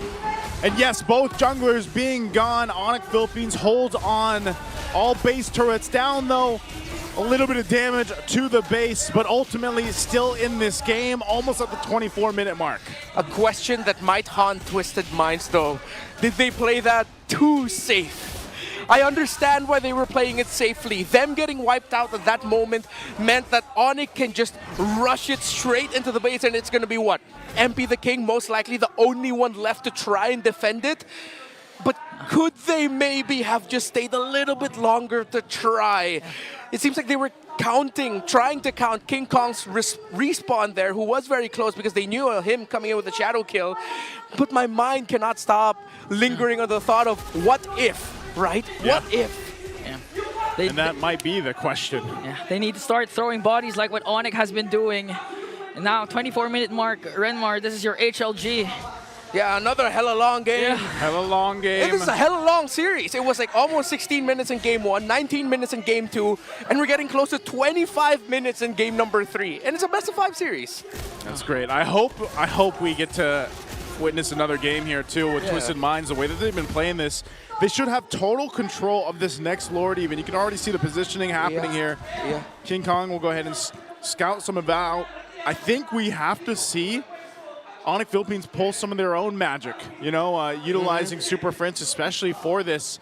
But it just seems so difficult to get an advantage in terms of positioning around these objectives for them. Yeah, I mean, we're seeing MP the King pull off some magic as well. It was him who was able to stop King Kong twice in that long Lord dance, the last one that we saw, and him able to use the Winter Crown at the right moment so that King Kong's shadow kills effectively minimized, forcing King Kong to shadow out. So MP the King is showing up some magic here, outplayed the rest of Twisted Minds. So it's just like, who can be more magical at the right moment, the right time, the right trade? It's so crucial now. 25 minutes in, getting closer to 26. And Onic are trying to open up the map. They're trying to apply pressure. They're sending a 3-man hit squad of the Lo Yi, the Clint, and the Badang. The two fastest damage-dealing heroes you have, but it was spotted out by Twisted Minds with the Sentry. Yep, so they're just going to go ahead and pop the diversion. They already know, you know, the plan was foiled. We got to go back from this. And so it's ultimately just grab your buffs while you can, and maybe we'll meet at the Lord here as they go ahead and get ready. 26 minutes in. Gold lead, it pretty much doesn't matter at this point. What really matters is how it's executed with the tools they have. And realistically, it just seems like Onic Philippines has had some trouble getting to these targets. You know, the immortalities, they really haven't been able to even pop some of them in some of the exchanges that they had because there's just so much mobility you could see from Twisted Minds too. So once again, kind of just staring off here for this Lord. It's going to be quite a bit of work to actually take this one down already. And the waves, you know, you see the mid lane, it's going to be met with that wave, that fresh wave pushing in. They still have to clear it though, and they can always rely on Super Friends, and that's why you have them staying so close to Super Friends so that he can just kind of send in who he needs with that diversion. Oh, Twisted Minds. Diversion, where's it going? Okay, they're going to wait for the diversion though. Onic was able to clear out the minions down bottom, so they have enough time to actually make a play here. Still, they don't know where they are. The version is there. They're going to send him back. Unchecked. Oh, MP's there though. He sees them. Okay, Brusco already committed. Oh my goodness! And Killer got eliminated immediately. Twisted Minds Minds was ready for the attack of Onic. Blasted! Onic Philippines, the gambit, it didn't work with King Kong! King Kong found MP the King! Okay, but in exchange, Super Friends also got taken down. King Kong on the Shadow, Escalera on the chase alongside Outplayed, Kirk with the AOG. Beautiful cast over the Ouija Shadow Kill. Will he be able to escape though? As James working on Brusco. Kirk caught in the crossfire there, had Cheesy used up the feathered airstrike. Good pin down there from Outplayed to force out the immortality. Winter Crown Blade, is this enough time bought for the Sonics? That might have been enough time. I mean, now with Twisted Minds 4 members up, they can force into the base. They know, what do we got, 30 seconds away for Kelra and Super Prince. It's Brusco and King Kong only. Okay, James, Hajizi, Spear of Destruction is not going to connect, but the minions are here, and backs against the wall. Twisted Minds, they don't care. They extend the series. It ain't over just yet. I can hear Brigida's reaction and I will mirror it. Oh my God. That's exactly how we feel all across the world. This series is not over yet. And that's right, because we don't want it to be done in a sweep. Again, our first match of the playoffs here in MPL Philippines season 15. I feel you, Brigida, and I'm sure Rockhart has a lot to say as well, so we're gonna go ahead and pass it over to our panelists to break down Game 3. My gosh. Oh my golly, indeed. That was insane. That was such a good game to watch as a fan, as a viewer. And I could definitely feel the energy from our audience earlier. That was nearly 30 minutes, by the way. Yeah, that was a huge game for Twisted Minds. A very long one. It wasn't as easy as, getting a game 1 snap. It was 30 minutes. They were in the base, they backed off again. They were in the base, they backed off again. They were trying to be clean, they tried to be sure, and because of all of that, we have game number 4. Hats off. Hats off to our game MVP. That's going to be Escalera on the Guinevere, who I believe was one of the very few people to actually try and be consistent in trying to prove and pull off this unorthodox kind of a pick, because there were some ups and downs in terms of their histories in using the Guinevere during the regular season, and there were some moments where they indeed were able to prove themselves, and this is probably the best game where they were able to so far. 100%. We had our doubts when Escalera just, insta-locked the Guinevere earlier, but you know what? He's proven us wrong time and time again in that last one. Again, not the perfect Guinevere game, but just enough to really put a wrench in the cogs of Onic in that one. In both the early stages of the game and the late game, the HLG, the Hello Late game, there were so much key spatial migrations coming in from Escalera. During the early stages of the game, he gave way to the first 3 kills to be easily taken there by Twisted Minds. And then towards the latter portions of the game, he just always consistently found key targets. And this is where he found King Kong, where they handed over 2 consecutive deaths onto King Kong. And that's something you're not used to seeing from the King of the Jungle. Yeah, not everyone can do that. That's also one of the impressive things. I mean, earlier on, King Kong already had a bit of a tough time dealing with Outplayed with that one, dealing with the Farsa. I mean, Haji did it so well on the Farsa right here. You expect the Farsa to die so much, but it didn't. He barely did. He barely did. We are going to double check in our post-game stats the number of times, if any, that Hajizi actually went down. Because as far as we could remember, we were already past 20 minutes into the game, but he has not died once. Not once on this Farsa, even despite the presence of a Gadot, even despite the presence of a Badang, who could have potentially always looked for the Farsa. He was so on point in terms of positioning himself every single time. And mind you, even towards this moment, the way Haji was able to position himself here and land those feathered airstrikes onto Kelra, it spelled out the end for Onic Philippines. So impressive. Again, it's difficult enough to do it with the heroes that they have, but to also survive that against the world champions, against the season 14 champions, is already a feat in and of itself. So big props to Twisted Minds here. Hajizi definitely a bit of an unsung hero in this one, as well as Outplayed. Obviously, Outplayed was like the spear the spear wielding hottie. How, as they say in ancient times. I don't want to say it. Thou art a spear wielding hottie. Yeah. But it's a cool way to call Moscow. I mean, just look at how impactful this guy is.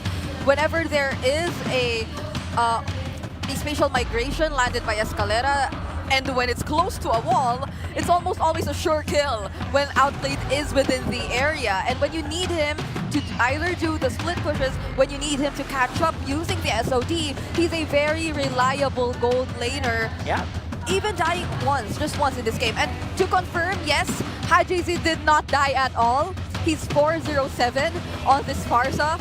So Onic Philippines were not able to deal with him at all. Yeah, again, it was so difficult to deal with just because I think at most parts of the game, the Clint from Kelra didn't do as much burst as we thought it would. So this is the biggest surprise for me from Onic's lineup. Super Friends even doing more damage than the Clint did in that game. Yeah, if I'm not mistaken, and we will be confirming this later on, Kelra immediately picked up the Endless Battle into the Sea Halberd and the Malefic Gun.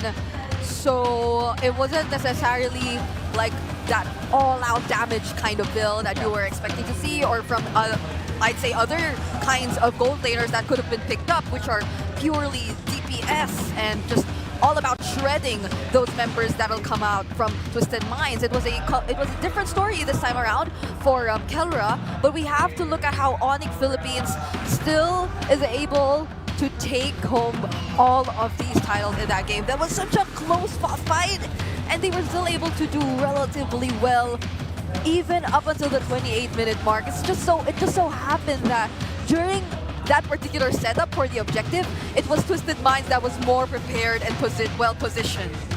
Yeah, the damage profile obviously also was problematic. It still felt like an Onic that we know and love. Yes. They're the Onic that kind of just plays it out, knows very well how to position themselves, knows how to start those team fights, but the follow-through was a lot different. It felt like it was lacking in a lot of these fights. Actually, earlier for the first two games, Brusco on the Padang felt like he was always eager to start things up.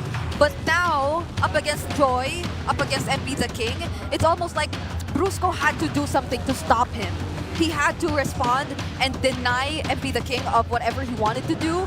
And now we will be looking into, I believe, the item progressions as well, which took place in this game, because it has been very interesting. We put a lot of highlight on our game MVP. That is none other than Escalera. And if you would look closely at the item progressions here, actually, he never went for a full item, not until the 14-minute mark. He decided to go, as we call it, the chop suey build, only picking up either the Dreadnought armor, either the magic robe, up until that moment where he decided to pick up the immortality as his first item. So you know that he just really wanted to go in for that well-rounded defense, be able to sustain things a little longer, because he was there to set things up. That was his main role on the Guinevere, and it is very commendable how he was able to carry out majority of it, especially in key moments of the game. That is both, again, in the early and the late stages of the game, and especially when it came to the late stages where he was much more equipped. He had a lot more of the items that were necessary to deal with the damage. That was where he probably felt that, yeah, the damage profile really feels lacking for Onic Philippines, because especially on the targets which were most accessible to them, they could barely deal the necessary damage, and that's on Escalera. It's one of those games where King Kong was actually struggling to make pickoffs happen, despite having a bit of a good early game anyway. I mean, they were trying to steal his purple buffs a lot, but he was actually coming out on top with those. So I was really like looking for that big boom, that big moment where the spike would happen from Onic, and it felt like it didn't happen at all in game number 3. Yep. Here though, definitely, that mastery on the Guinevere provided to us by Escalera, no one should be questioning it anymore. That's right. After this game. And let's head into a quick meta check this time around for Twisted Minds. And as we've seen in that previous game, of course, what we're seeing from here are statistics coming in from their regular season performance, and we're not seeing those high numbers similar to what we saw from Onic Philippines' side. But at least you see here how the Joy seemingly makes a really huge difference. There was a there was a Padang, there was Brusco on the other side, there was that on Onic Philippines who every now and then did a great job in stopping MP the King, but this felt like literally MP the King unleashed, you know? He was just able to do everything he wanted, and there was seemingly no threats from the damage dealers of Onic Philippines. That's true. That's what we're looking for here. A big question for that Clint pick was also, would it be a possible, could it have been a good Kimmy lineup? Could it have been a good Bruno lineup? So those are things that might be answered by us later for Onic. But for Twisted, they do have a lot of picks that they have tried out right there on the lower left that didn't really get any wins. Yep. It's a big list, guys. It's a big list. It's a long list, and there are some unique heroes too that you could probably see on the lower right portions, but we're yet to see something similar to this again. And that's probably one of the most interesting things so far about this series, because it does feel like Twisted Minds, although they keep on teasing us about all these surprise picks and plans they have, it doesn't feel like they're actually showing us any of that. It's just more of like a much refined version of what Twisted Minds was trying to accomplish in the first few weeks of the regular season. So it's like, it's just like a continuation of their mission to become the meta shapers, I think, which, in fairness, they were able to really prove that you need to ban certain heroes against them, at least, right? It doesn't really translate a really high placement, but you know what? They're here. They were able to pull out a bit of an interesting lineup and still win with it. We are 2-1 so far. So they actually might be able to do this, Brigida. I don't know. Are you telling me there's a chance that it might happen in the actual do or die? I mean, every game's a do or die for them now. Right but now, yeah. It feels like there's just fight. It's good to see that at least for Twisted Minds, there's still that fight within them that can really go toe to toe against the current world champions. Again, they're probably the team that has the hardest matchup so far in this whole playoffs. Yep, and awaiting whoever wins from the series, if I'm not mistaken, it's Aurora. So that's another thing you have to think about. Big hurdle. There's some sort of similarities between these two, if any. And for the longest time, it's been Aurora and Onic toe to toe. Based on how this is looking, Twisted Minds, they're starting to get that groove. Yeah, getting in that groove might just be the difference maker here in the playoffs. The playoffs is a big difference from regular season. It's a big swap out, so stuff can change. That's why you have to keep watching. Let's throw it over to our host, though. I think we're doing something on the stage while we're waiting for Game 4 to get started.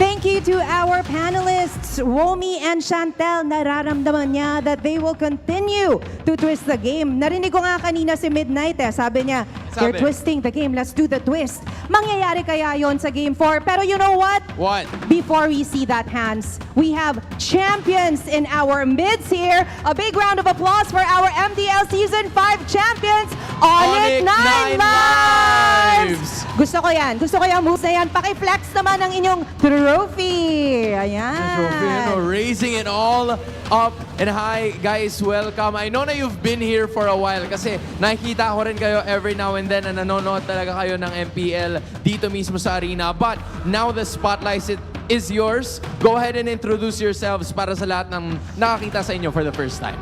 Ako po si Kane, jungler ng Onic X9 Lives. That's Kane.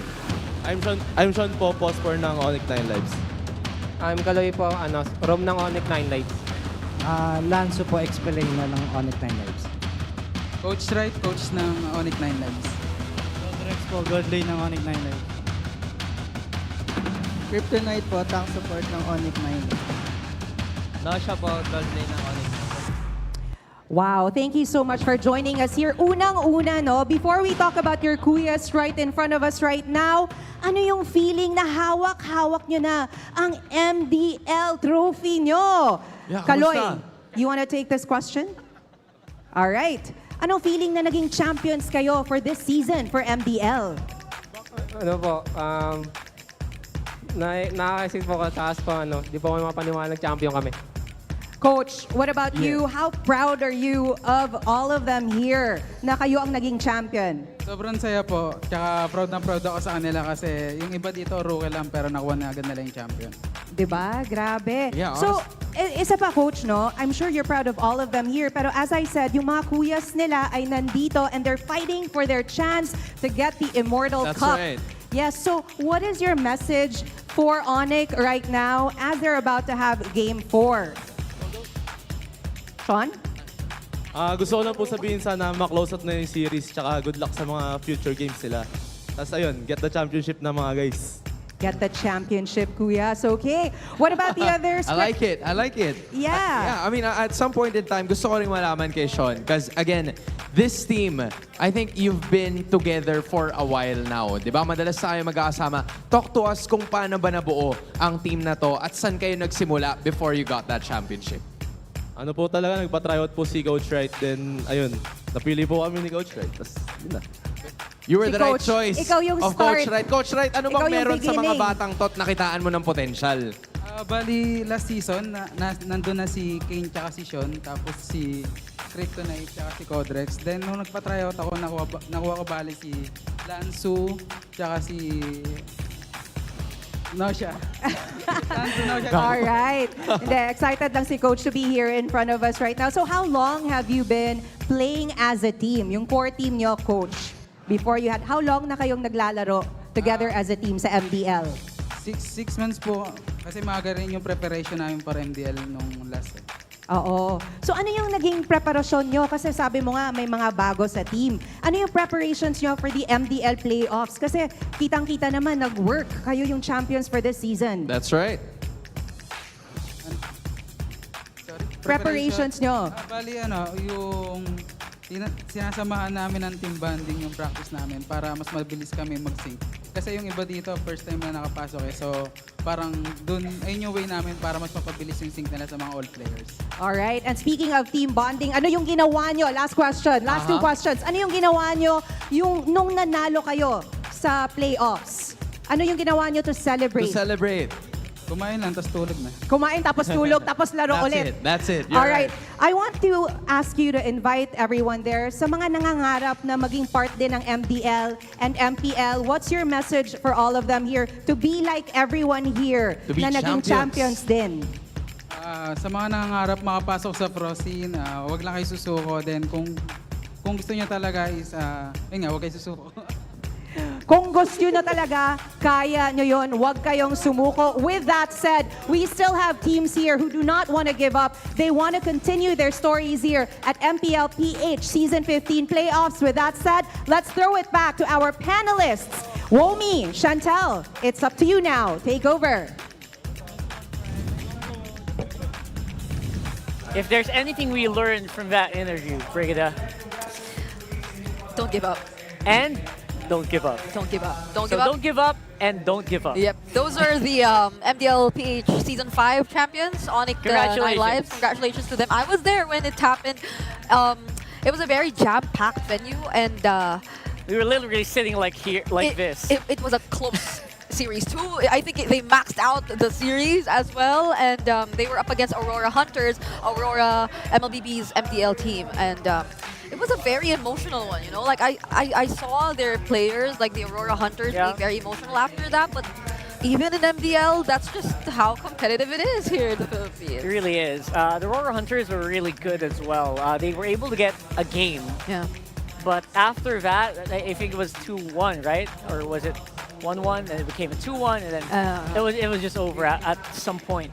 I think we saw really good mental fortitude coming in from Onic 9 Lives, losing out on game number 1. And that was just it. That was just as good as it gets. For the region, though, we're talking about gold lane rankings, and look at that. Kelra closing it out. Very basically in the echelon, the upper echelon of the gold lanes. Higher than average. If you were probably gonna take the average of of all the players here, Savero is also a bit on the other end of like the range we're seeing among the players, among the gold laners here. But yeah, these are like the third seeds of the world. seeds. Right? And I know it's surprising to see the former champions here, but it is what it is. It is, and again, very notably, 2 Onic players currently on third seeds. So that's something. That's something. Right now we have a blue side selection here for Twisted Minds, not going for the red like Onic usually does. It feels like they're very comfortable where they are, right there on the blue, making that first pick happen, maybe surprising us with something else. Again, I'm keeping my fingers crossed for something really crazy. Yep. We're going to the draft here for game number 4, though. And we saw it earlier, right? You saw when we were peering down the players. Twisted Minds looked very, very calm. Yeah, Coach Bonchan was all smiles while they were preparing themselves for the draft. And I believe we'll be alongside Redmar again. I hope he didn't take the wrong call. I hope he's already done with the customer service. Yeah, no, it's all good. It's all good. Okay, joining us, Renmar. There you go. I hear him. Okay. There you go. Is the Joy first pick appearing soon again? Or does Twisted Minds have a different plan in mind? Because it did work really well for them earlier in game number 3. Game number 3. You know what? This is funny. I was thinking about like possible hero picks to make an appearance here that Twisted Minds might force. I was actually thinking they will go for healer roams. Which is something that happens a lot in high-rank RGs here in the Philippines. Like the Florians like and all Florian, that? yeah. But apparently they're not really going that route quite yet. Very happy to just deny that joy away from Onic. Yeah, I mean they're top 1 in terms of average heal to allies, but a very much more like Onic. First 2 picks are appearing so far. It's still the Padang, but this time it's not the Clint, it's the Moscow for Kelra. Yeah, Renmar, what do you think about this? Twisted Mind just letting the Badang through over and over again. What's happening here? Yeah, I mean, it's not like you're gonna stop the Badang or you have to stop the Badang, but I think it's the adjustment of Onic Philippines in this draft that's so much better. In game number 3, they picked up the Badang and Lo Yi. I really thought that they'd rush the Moscow pickup then because that's your main answer against the Joy, but now that they pick it up, they don't have to worry about the Joy so much. Now, they have to worry about the Baksha, which I think might actually be going into the roam here. Because you already see the focus EXP, the Joy in the jungle, it's 100% a roam Baksha, something that we've been seeing pop off more in global MLBB. Yeah, because I mean these 3 roles revealed so far by Twisted Minds are the roles where a Baksha can go into. But you've already revealed that it is potentially going to go into the roam, which I feel really suits Escalera, the playstyle he's been showing us so far. It really does. He just keeps going in and looking for the target. Like dulu gak sih guys? Like dulu guys, like dulu.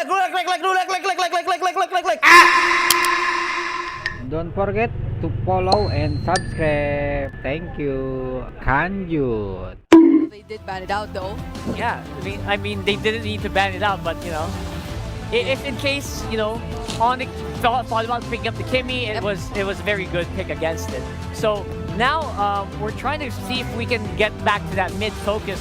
How has Super Friends been doing on the mid, Renmar, and what other heroes might you want to see from him?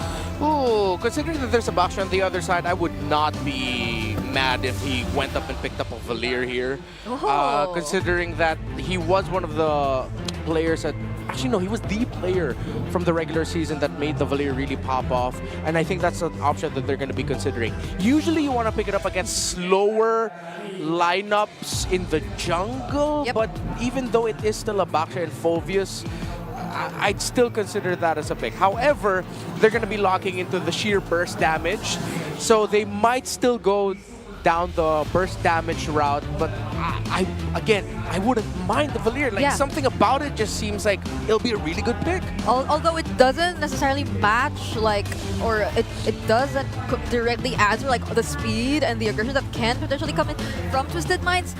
It can serve as a great way to punish. Like whenever there is gonna be a failed attempt from Escalera, there's almost no way out once you already decide to commit your Baxter Shield Unity and you get to put yourself in a position right in front of the members of Onic Philippines. So that can be a potential route, because if it's just about punish, the Valir and the Padang together might be lethal for Twisted Minds. And there you go! Oh man! Perfectly called and I actually perfectly got placed. it? Cool! You did. Looks great, doesn't it? I mean, that does work very well against the first 3 picks of Twisted. Yeah. It also kind of leaves a little bit of a wiggle room. Kind of just can do whatever you want for that last pick here. Oh, dang. But there's the Eve, kind of just has pretty good range, decent range against the Valir. Also doesn't immediately die against the Valir as well. Granger, And the Granger, there you go. More mobility, kind of needs to enables them to dance around the Valir as well. Yeah. So at least they get to control the box to some extent, and they just allow for more room, again, for MP the King to rightly find his targets. But they complete their lineup with a Cho, so these are multiple setup heroes that Onic Philippines are deciding to show us. Yeah, thoughts about this, Renmar? That was a really good shift that Onic did there at the end of their draft. They are now a much more mobile lineup with a Cho in the roam, and then they sent the Badang into the EXP lane instead. That means that what I thought was a very, very good Eve pick for the side of Twisted Minds and Hajizi might mean that this is going to be too mobile, too crafty a lineup that they have to face against. Yeah. It does feel like it. The Cho oftentimes might just be the one to force you to use the real-world manipulation, even during timings wherein you do not want to use it just yet. And for Onic Philippines, probably they're sensing that they really need to find an answer to Haji, because Haji has done a spectacular job in game number 3. Let's see if he can repeat that here in game number 4. Throw it over to that casters. Thank you so much, panel, for breaking it down again. It's game number 4 upon us. They extended the series off of an amazing long game for Twisted Minds. Can they do it again to take us all the way to 5 games? We'll see if it happens. Brusco early on. Whoa. Oh, MP the King, first blood drawn. Man. To the bruiser. Oh, that's not good. That is not the start that Onic Philippines wanted. They want them dictating the tempo, but I think up against this Baksha, I just realized Baksha can roam around the map really well too, very quickly. Oh, even Hajizi actually stopped the recall of Super Friends there, so enough time bought again for Twisted Minds. Yeah, that's... I don't know, man. Maybe Brusco was just like, man, I'm tired of playing Badang. Like, Kirk, you play him. And your turn. Your turn. So, like, I don't know, maybe because he's played them the past couple games, he's like, oh, yeah, oops, I forgot I'm playing the Cho. Like, you know, and ends up dying early on. So, Twisted Minds with that little bit of an advantage. And mind you, that little bit of advantage going to MP the King on the Joy is going to pay dividends, I feel like, especially into the first objective. You can see how aggressive he's being, right? He's on that side of the jungle, and Kirk is there, gives them the information, so they might try to make a play before even that first Lord comes up, especially if Brusco does happen to have that Way of the Dragon by the time the turtle comes up. Then maybe they can make something happen. But this debut pick for Escalera, whoa, Hajizi, Forced out the flicker. How's this Baksha roam work, man? Like, statistically, I know we've seen it around the other regions, but how good is it? It's the speed, bro, and how tanky you are. The fact that you're also providing healing reduction.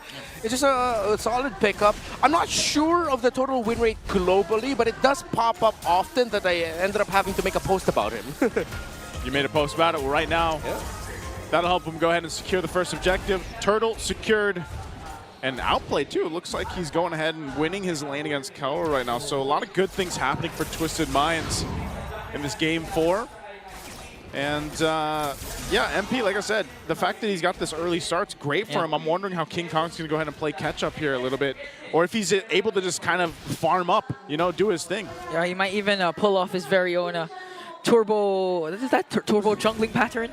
Is that what it was? Yeah, I think it was. Back in the keys of victory? Yeah, King Kong turbo jungling pattern again with a momentum-based hero like Joy, so that's a good sign for Twisted Minds. And not to mention, as you mentioned rather, Escalera from setting up to being literally the main information guy now for Twisted Minds.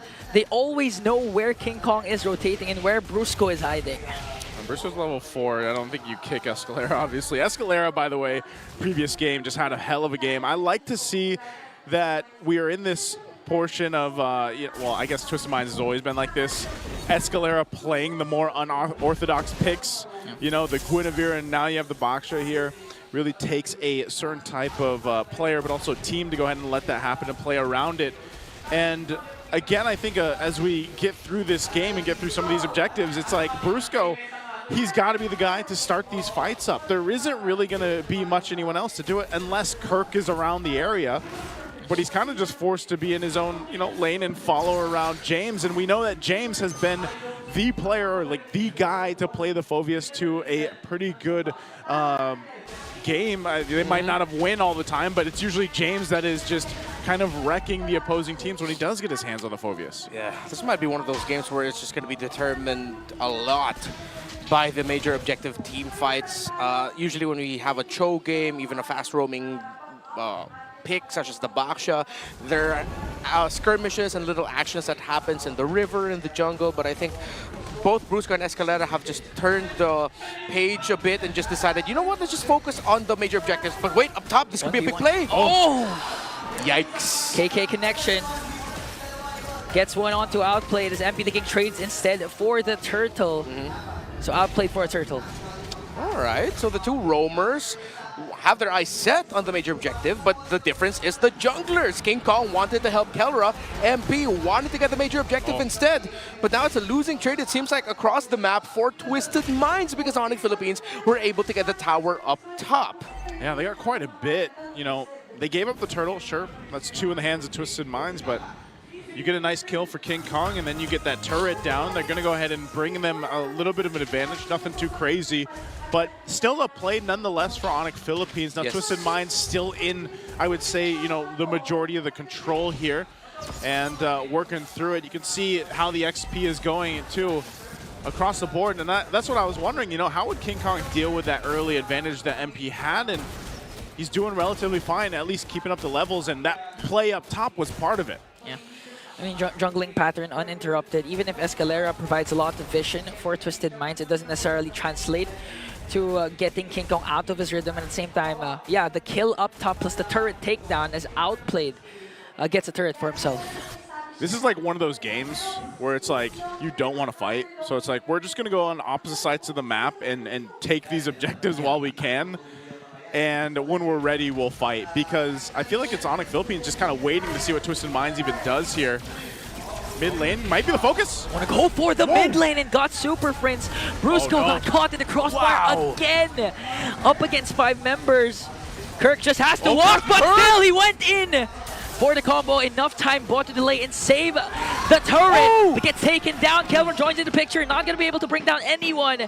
And Twisted Minds, everyone survives. This is exactly why I was gushing over the Eve pickup. Although, yes, there's still a possibility that it would struggle, but that was one of the best scenarios for Hajizi to drop down the real-world manipulation, bring down the star field down to the gods themselves, and now it leads to this. Another turtle taken by Twisted Minds without a problem, and a lot of threat in the center of the map now that Brusco and Super Friends are getting checked incredibly well by Twisted. Looking at the items, up to a Sky Piercer for the Granger. I was worried about the development of Outplayed in this game, but now he has a very slight lead over Kelra in the gold.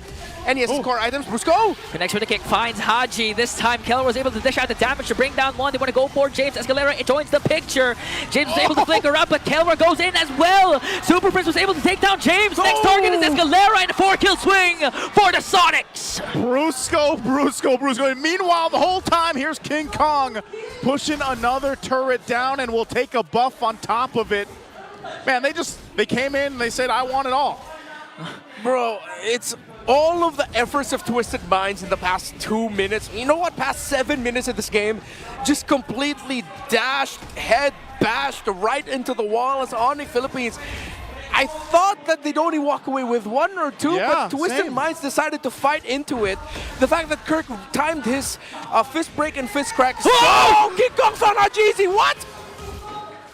A solo kill in the middle lane, and now they catch James also. There's no flicker, so he might fall down. Super Friends connects. Kelra with the SOD. He's not going to overcommit, though, but 4 members of the Sonics are still here. They want to push the mid lane. Oh, they're just going to push that mid lane. It's all falling apart for Twisted Minds. Onic Philippines have found more than just second win. They found hope yet again. As it looked like Twisted Minds after that big sequence in the mid with Hajizi's real-world manipulation leading into the third turtle.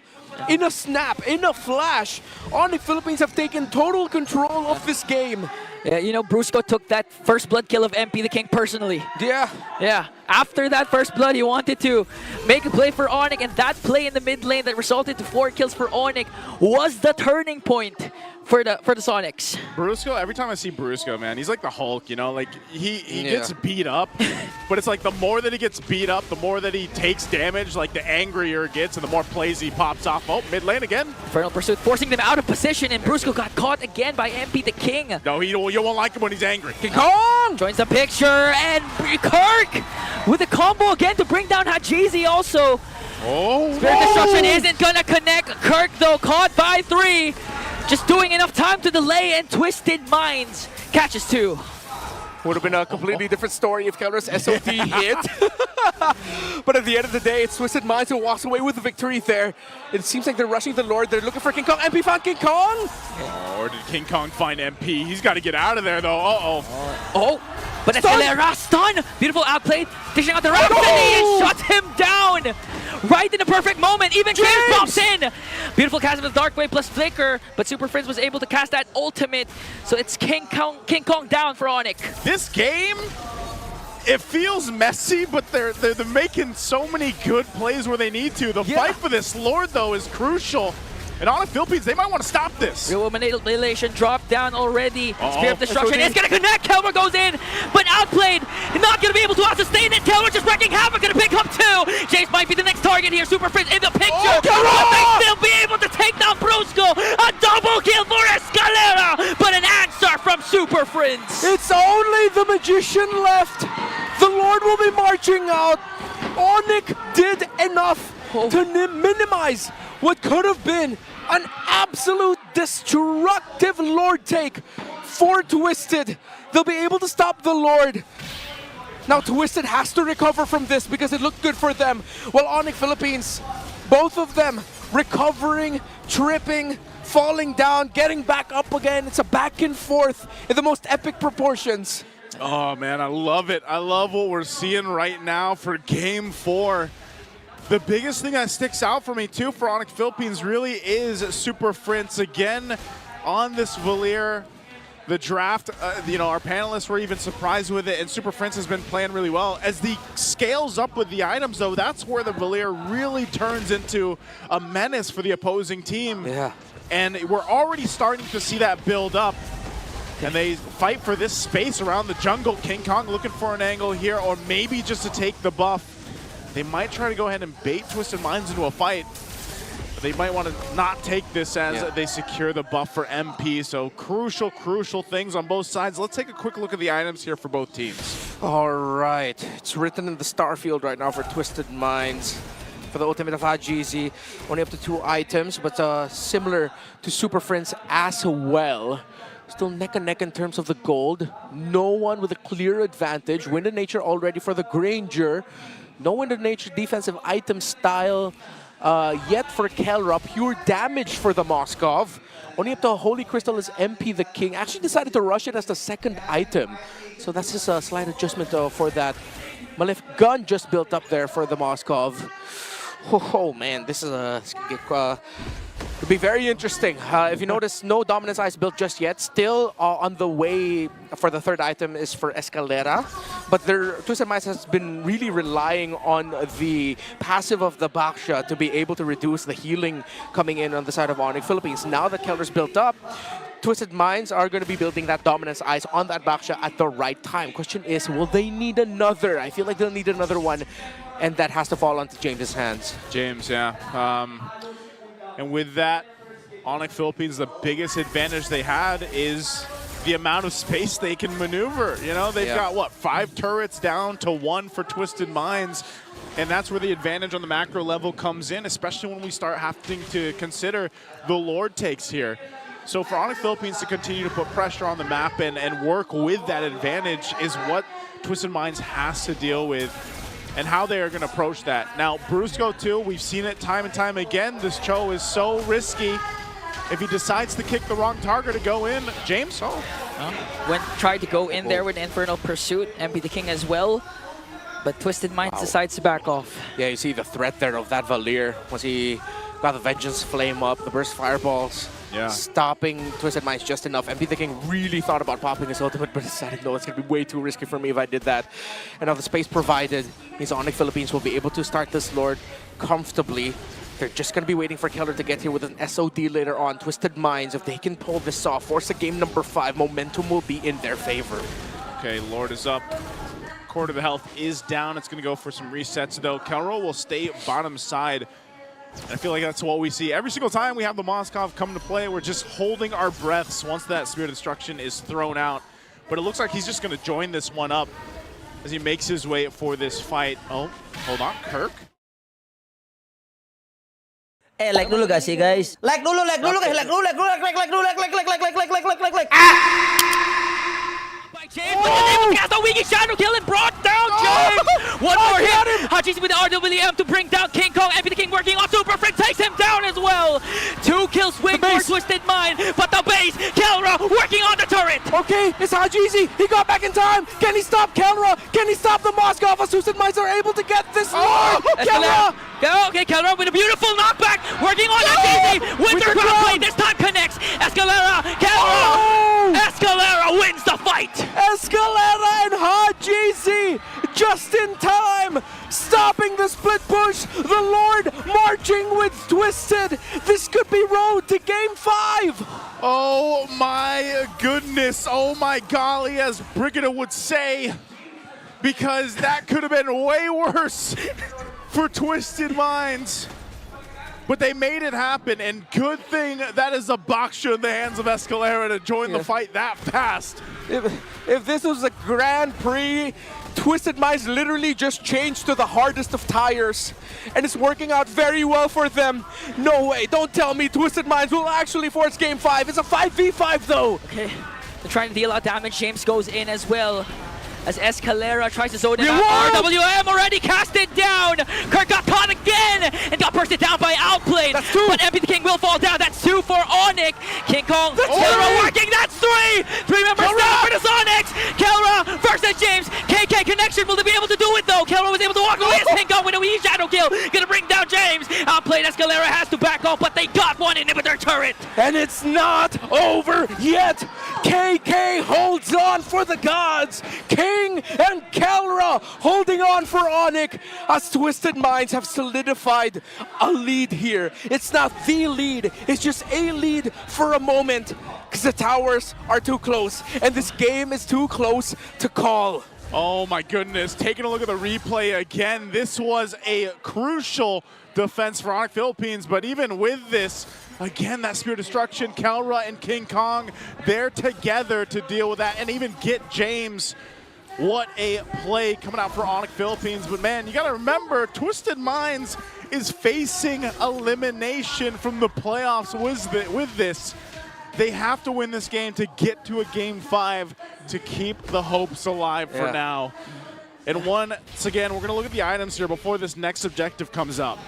Winter Crown and Hajizi. We saw it in play earlier during the attempt of Kelra to finish the game alone, but that is going to be the item right now for Haji. I said it earlier, it's written in the star field of the Eve. It's written in Haji's hands. The pen is in his hands. A great real-world manipulation will reward them. We saw it earlier, but Onic just got to miraculously defend. Twisted has to do everything they can moving forward to make sure Hajizi does not die. Crucial, man. That real-world manipulation has been so valuable to just everything that Twisted Minds has been doing, especially when we consider these Lords. It's up now. Both teams will go ahead and figure out how they want to approach this. Earlier on, I said, you know, the advantage for Onic Philippines was the fact that they had all that space to work with. They had the 5 turrets down. They might have gotten a couple more, but Twisted Minds has gotten that as well. Both base turrets to stand for both teams. It'll be Onic Philippines that starts up the Lord here. They've got positioning. Brusco's got an immortality, and James is going to be the one to scout things out. Lord sitting at half health. It's going to go for a soft reset while it does evolve. But now this is the question. Where does Escalera go? What angle do they take? And how does Twisted Minds deal with this? Onic Philippines will take their time here while James gives them all the information they need. We're going to see another Lord Dance once again. Previously in the last game, Twisted Minds executed Lord Dances to perfection. They can replicate it now. Forced out Onic out of position. Escalera with a shield unity plus conceal. They may be able to burst out Super Prince. James goes in from the back. Real world manipulation from Jay-Z. Gonna bring down Super Prince. King Kong was able to shadow out though. Brusco forced to use the conceal and they forced back the Sonics. They've only lost one. That is only one, but that might just be the crack in the armor that they need to take this Lord without a problem. Onic will have to concede it. Oh no, are they actually going to try to contest this? Quarter of the health on the Lord. Kelra's in the mid lane. It looks like they want to. Kirk. Someone has to defend. Oh, Kelra's going down the mid. Outplay gets the Lord with their crown play there coming in from James. Brusco and Kirk on the chase for him. Brusco got caught again. He was able to cheat Kundu out, but the times have turned for the Twisted Minds, forcing Onic to back off again. All right, it's going to be a big 5v5. No flickers already for James and Hajizi. Super Friends, Kirk and Brusco. Key battle spells gone. Escalera will get his revitalized back. Escalera will have to go back and heal, but it seems like he's not going to do it. Lord pushing down bottom, minion wave up top, not going to be able to get cleared by King Kong as he has to go back for the defense. Oof. Minion wave in mid. This could be very, very tough for Onic. Can Twisted pull it off? You're going to have to deal with it. The Lord is so beefy on this side. They don't have much of a front line. Escalera jumps in on Kirk. Okay, used up the revitalize, also real world manipulation once again. Dark wave from James. Brusco has to back off. King Kong with the shadow though. Escalera quite low, but they might be able to bring down Kirk. One more hit. Escalera picks up another. Keller worked on the Lord. They were able to save the mid lane, but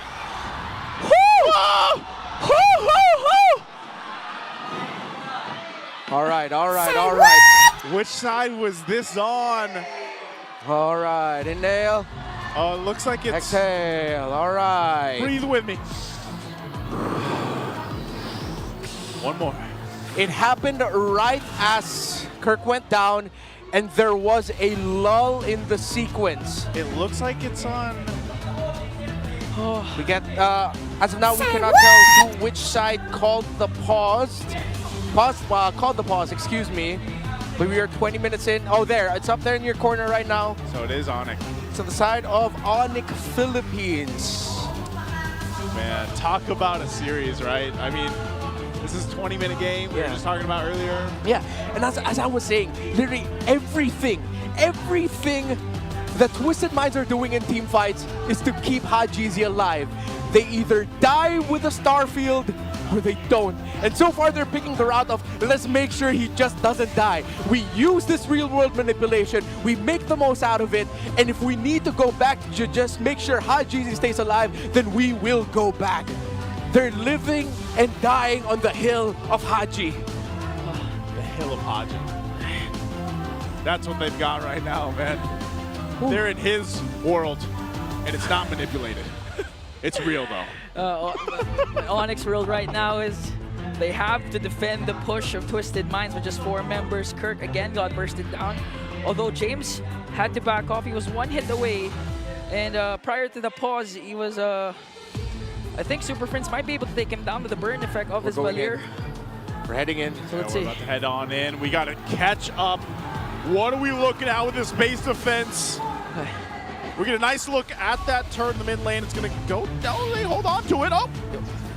Okay, they do hold on to it. They can clear out the lanes. But Onic Philippines ultimately still in the game despite a demolished or nearly demolished base. Not yet done for Onic.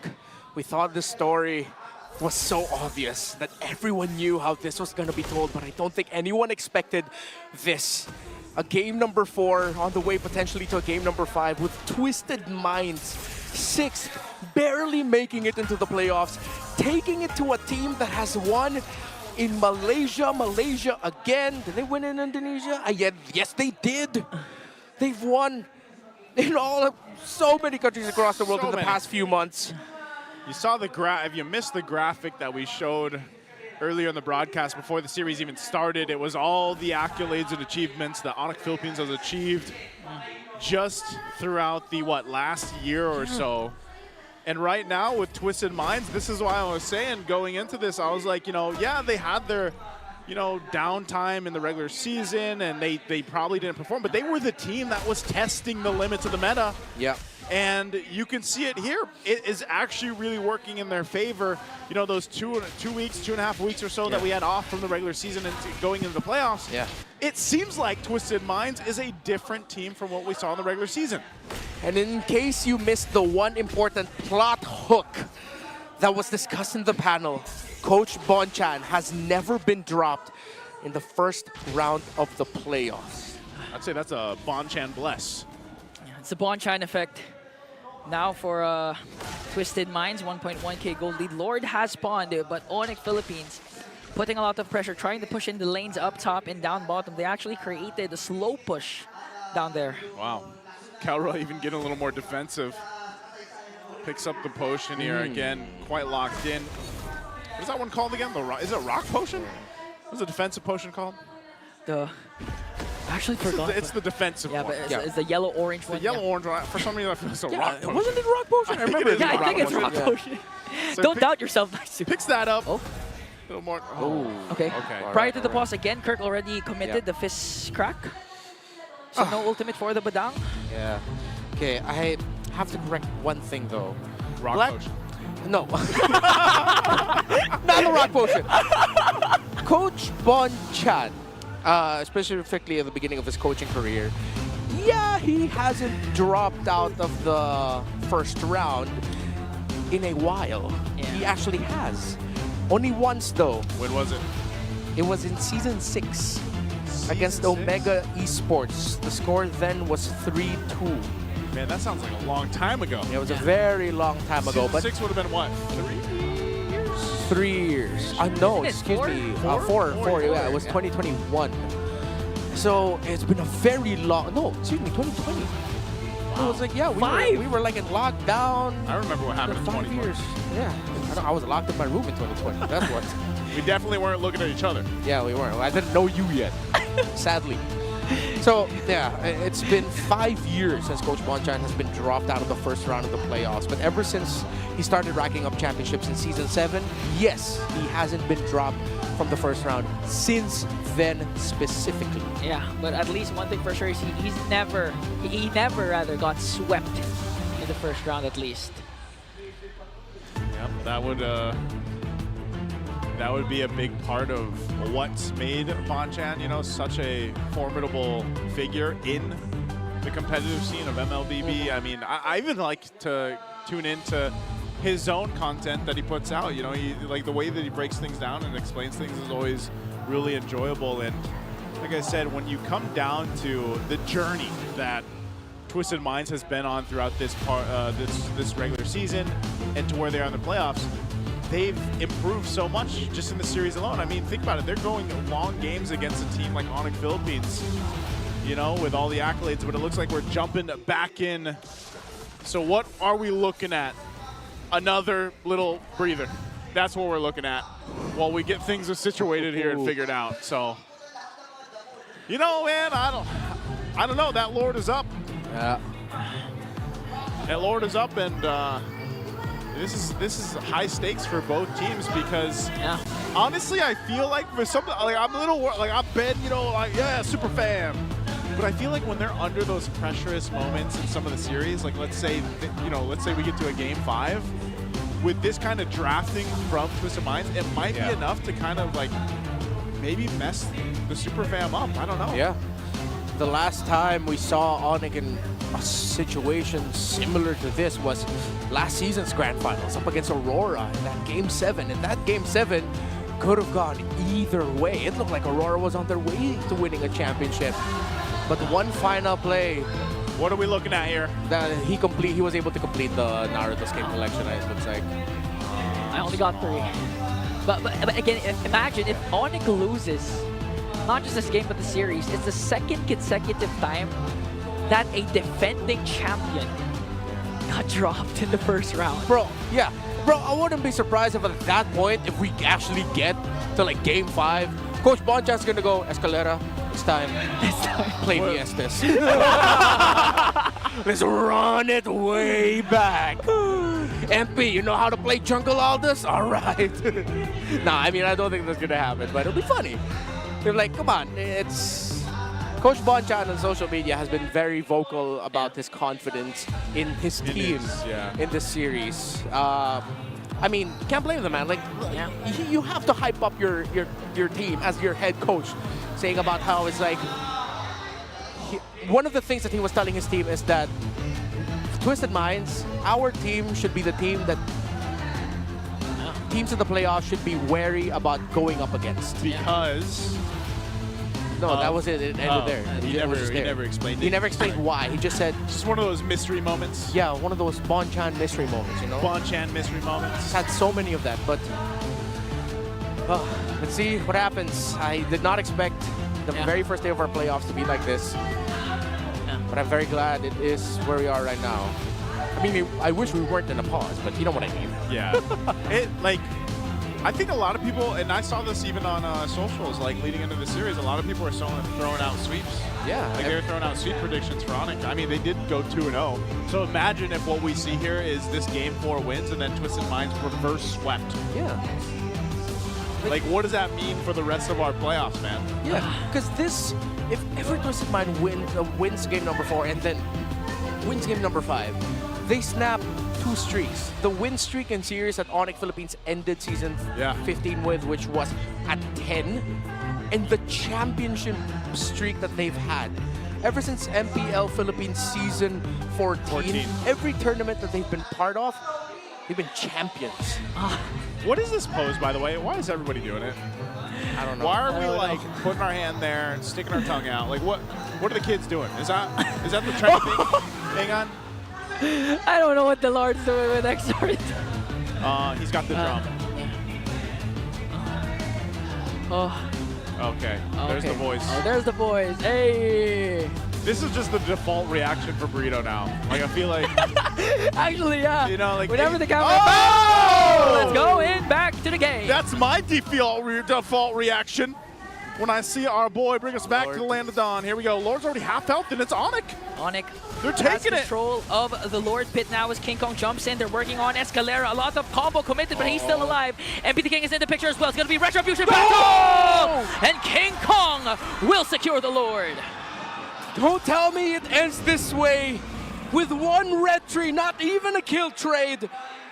King Kong, the red tree to potentially put an end to Twisted Minds' hopes. Like, I'm so surprised because we got in, but they had complete control. No, that means Onic were just able to clear up the waves. We already saw Twisted Minds backing off. The last time we saw that tower, it was exactly at that moment. Still very close to going down, but not down just yet. So logically, that means Twisted Minds backed off, played for Lord positioning, and it just turned into a dance, leading to Onic Philippines getting better positioning. How? Unfortunately, we can only assume how they got into better position. Yeah. But it led to this. Twisted Minds had a very good shot at that, but MP the King just straight up lost the red tree battle against King Kong. Oh, this is going to be a tough one now. They're on the defense.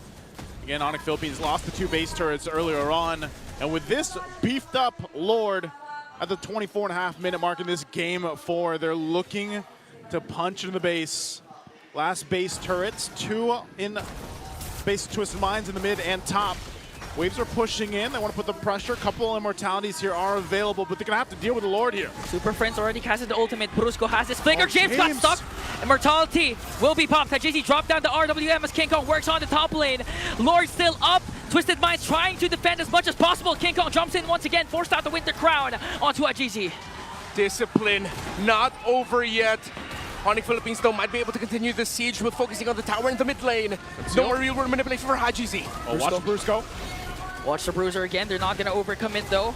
As Twisted Minds clears out the minions. And they hold on. Twisted Minds will not lose that mid turret. And so both teams holding on to the mid base turrets. A little bit healthier here on this side for Twisted Minds, but ultimately, Onic Philippines was able to make a play based off that Lord. They didn't want to risk too much, though. You saw how they went according to that fight. Yeah. because they have to respect the damage that Twisted Minds has. Not only that, but even just how tanky they seem to be in dealing with that front-loaded damage that Onic Philippines is throwing at them. Yeah, it seems outplayed should be at around, I'm guessing maybe 40 stacks on the Sky Piercer already, which means maybe that's why Onic Philippines is also being very careful. They know that they can just get cleaned up by the Granger, that so far that they cannot reach right now. Twisted Minds is playing a very tight formation. Despite all the damage Onic Philippines can throw out, we are at the point of the game where Twisted Minds can hold on. But it doesn't look good for Twisted, as the pressure up top from the minion waves means that they're sacrificing a lot just to make sure that they can get this Lord. MP the King will be the one to clear it up, and Onic seems like they'll get another one without a problem. Concealed from Escalera. They're gonna find Kirk, forced out the ultimate. Arteezy once again with the RWM, but King Kong will secure the Lord. Brusco Immortality will be popped. Forced out the Flicker plus the Conceal. No casualties for the Sonics. And they're able to get out, but still holding it down for the purple buff. Oh! James Flickers in. And brings down Super Prince. They're forcing it. MP the King onto the back. God! They caught King Kong. Immortality pop. Keller trying to help him, but King Kong got eliminated. That's 2 members down for Onic. Okay, will Twisted Minds even try to stop the Lord? I think they really need to. They don't have enough minion waves in the mid to try and end it. They're gonna get the tower though, unless, will they brute force it down mid? They can, because there's minions into the middle lane. Escalera is there as well. Oh! A lot of flickers. MP the King goes from the back. Brusco might be in trouble here as Atiti brings him down. Twisted Minds extends the series. We're going to a Game 5! You thought it was a story, clear as day, but a plot twist might be on its way. Game 5! Game 5! Twisted takes Onic to game number 5! Woo! Man, oh man. I'm not sure if everybody else is as surprised as we are, but I know Brigida and Rockhard are as well. We're gonna have to take a breather over here on the caster desk. Let's throw it over to the panel. Good line, good. Bit of a shake here in our hands. Is this face enough to show how surprised we are? That was a little too much. Oh, okay. That was not in my bingo cards today. That's for sure. I wasn't necessarily expecting a sweep, but I wasn't necessarily expecting a game number 5 either, because this is one of those series, at least in the play-ins, where I feel like a lot of people, even us in the English broadcast, unanimously have predicted for Onic Philippines, the defending champions. But look at Twisted Minds just making things happen. They're throwing all of our expectations out the window. Oh.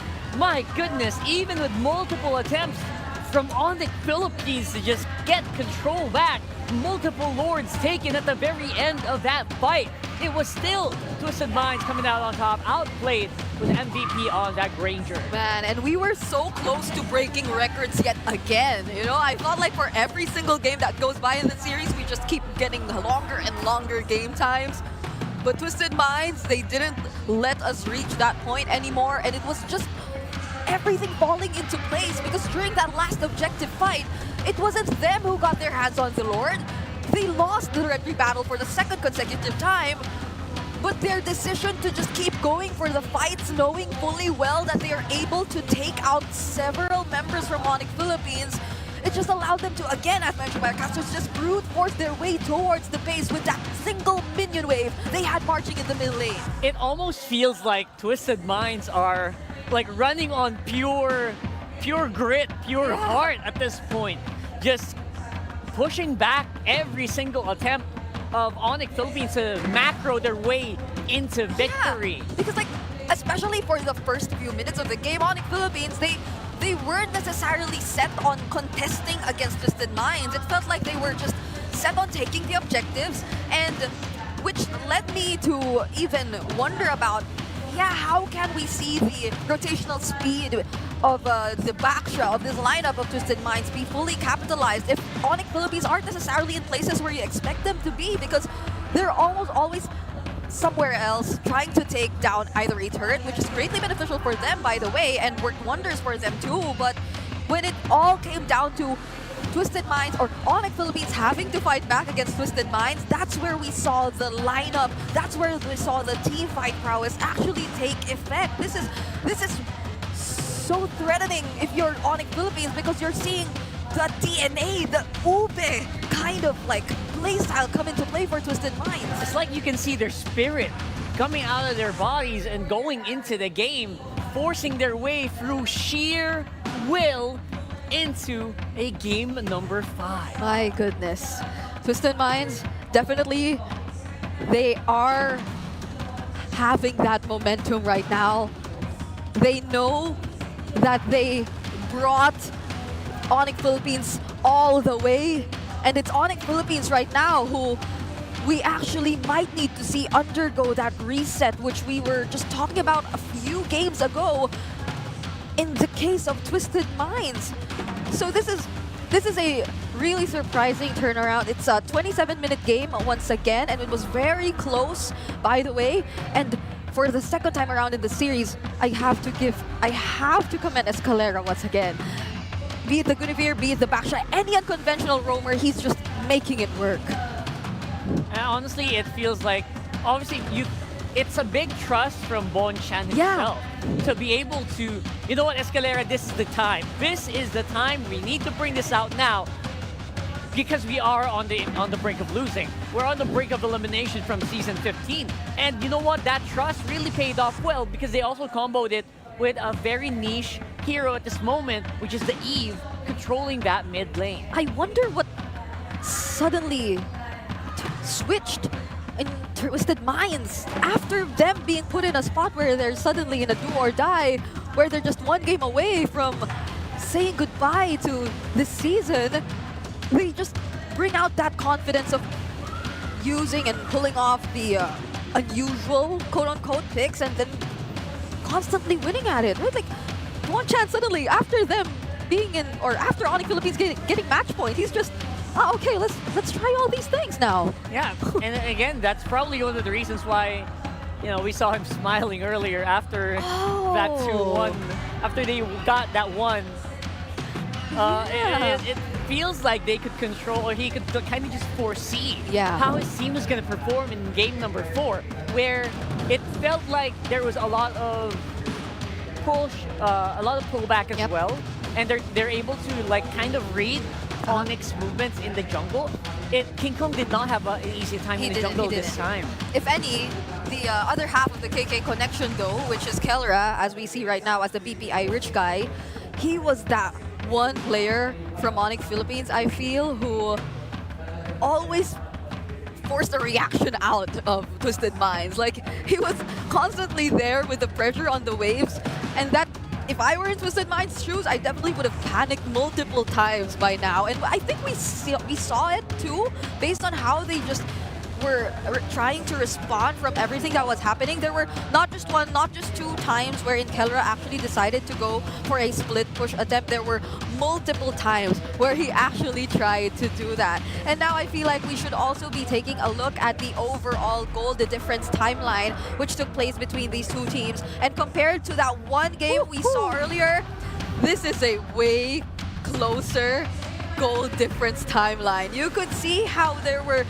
barely moments where a team, either Twisted Minds or Onic Philippines, held the lead for more than 5 minutes because it was a constant up and down. It was in a constant back and forth. Literally what we would consider as a seesaw battle, if some would even say.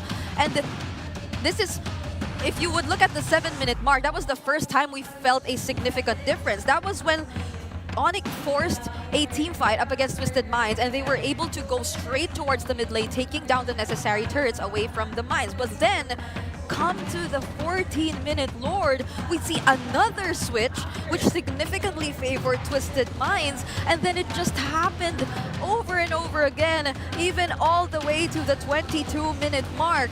There were so many split push attempts, and I feel like those are the things, or one of the many things which really balance things out for Onic Philippines, because you cannot deny the fact that Twisted Minds were really playing out of their minds, like constantly winning the team fights, constantly winning the aggressive plays, and finding a way to deal even with the presence of a Valir even, which was a major highlight too, by the way, while we were discussing the draft earlier, but it just felt like they were able to find the right footing. They were just able to really avoid all those sudden denials that could have came in from Super Prince. And I feel like Super Prince too has had his fair share of instances where he just gets found out here by Onic or by Twisted Minds, or just he gets spotted out and just gets eliminated away by Twisted Minds. And that too is probably one of the biggest factors that I feel applies to both teams, because even Haji, he didn't have the exact same I'd say experience as when he was playing the Farsa in the previous game. He had a much harder time trying to pull off the Eve in this particular game because there were so many members of Onic Philippines constantly trying to hunt him down. And that was another crucial thing which really allowed for Onic Philippines to take advantage of the situation whenever they were able to ensure that Haji wasn't able to land his real-world manipulation perfectly, or whenever they were able to ensure that he will not be in the perfect position to engage in whatever team fight may happen. And now let's take a look at a quick meta check or some sort of recap of what happened earlier in our game number 4, because we are indeed going into game number 5. I still probably cannot fully believe it to this point, but these are some of the highlight picks we would consider from that particular game. That sudden appearance of the Baksha, which is the first time we're seeing it used this season, and that's of course gonna be Twisted Minds introducing it to us, being the one team who really often shows us all the unexpected picks. But we have to also take note of the amount of damage we're seeing from the Valir in contrast to that of the Eve. So it kind of reflects here that Haji has indeed had a difficult time, because it was Super Prince who was able to, although the kits are indeed different, freely dish out a lot more damage up against Twisted Minds. And this guy we're seeing right here, I feel like is another major highlight. We've been constantly talking about it time and time again, but Kelra, definitely, that 78% turret damage has left a major impact in how the game has actually turned out to be this way. And this is, like, on average, what you really expect of Kelra when he's using the Moskov in the gold lane. This is just Kelra literally trying to do Kelra things on the Moskov. And mind you, I feel like in this particular scenario, we've seen a lot of KK connection plays. Yep. But it was more of a Kelra game, I guess. That's true. And if we're talking about like what happened to Kelra in this game, and I think I will reel it back into that Baksha, because Baksha's passive really, the Moskov is like super high, like really fast attacks. Each one of those attacks are significantly reduced against a Baksha. That's the reason why the Twisted lineup can actually stay into the fight a lot longer than most teams would. If that was not a Baksha, if that was maybe a Khalid or maybe a Hylos, that would have been shredded like seconds ago. I mean, but that small amount of HP really reels it back in and allows Twisted to actually escape as a 5-man unit. Yeah, because if it were any other roamer, even the Guinevere, like just miss that spatial migration, it's over. Like Kelra would just immediately reposition himself and throw out those spears again and again, and you will not be able to fully engage or commit in a fight, not until you have that spatial migration ready or up again. And that is that timing that Onic Philippines will likely take advantage of. And that didn't happen at all in this scenario, because again, it was a Baksha, so it could just constantly stand there and tank all the damage and roll around and throw out those mini plates. but either way, this was a really commendable performance from Twisted Minds. Absolutely. Game 1, Game 2, Game 3, Game 4, they just keep improving and adjusting on the fly. Yeah, these adjustments are really good. The Baksha itself wasn't like a super big surprise, because if we go back to the draft for game number 1 and game number 2, it was actually banned out. Yeah. So it's not like something that's impossible to handle. But you know what? they were able to deal with it. They were able to use it. We might see it later on again. But fun fact, MPLPH playoffs history, only 10 out of 128 matches won our reverse sweep. So less than 1 in 10 games. That's only 8%. Yes. And Twisted Minds, they're so close to being the 11th match. Possibly number 11. Oh my! And I think that's another thing we need to like lay down for everyone right now. It's the reality that there is a chance that a few moments from now, we aren't seeing the former champions as part of the top 4 of the season anymore. That's right. And we're talking about top 6. That is Twisted Minds for us. These are the standard average kills of all the top 6 seeds on the region. Fabian, very close by as well. CK and Cayman and Isaac. Yep. This is another, I'd say, example of there's so much that can happen in a short amount of time. Because even just recently, like December last year, everyone was looking up to TLID, like that sudden boost or growth that they've experienced, that timeline, which is very unusual to see from a team who just gets introduced to the professional scene, who just gets to be given a chance to play in the professional league. That's something Team Liquid Indonesia was able to show us all. Yeah. But now we're seeing them in 6th seed, barely making it into their own playoffs.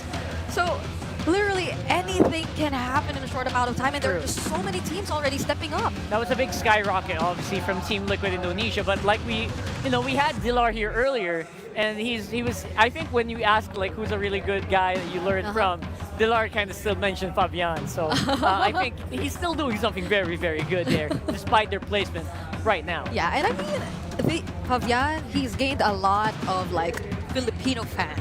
I thought, yeah. Oh, absolutely, yeah. Just by his personality, just by how Sigma he is, similar to the Sigma we have. The actual Sigma of the Philippines. the actual Sigma.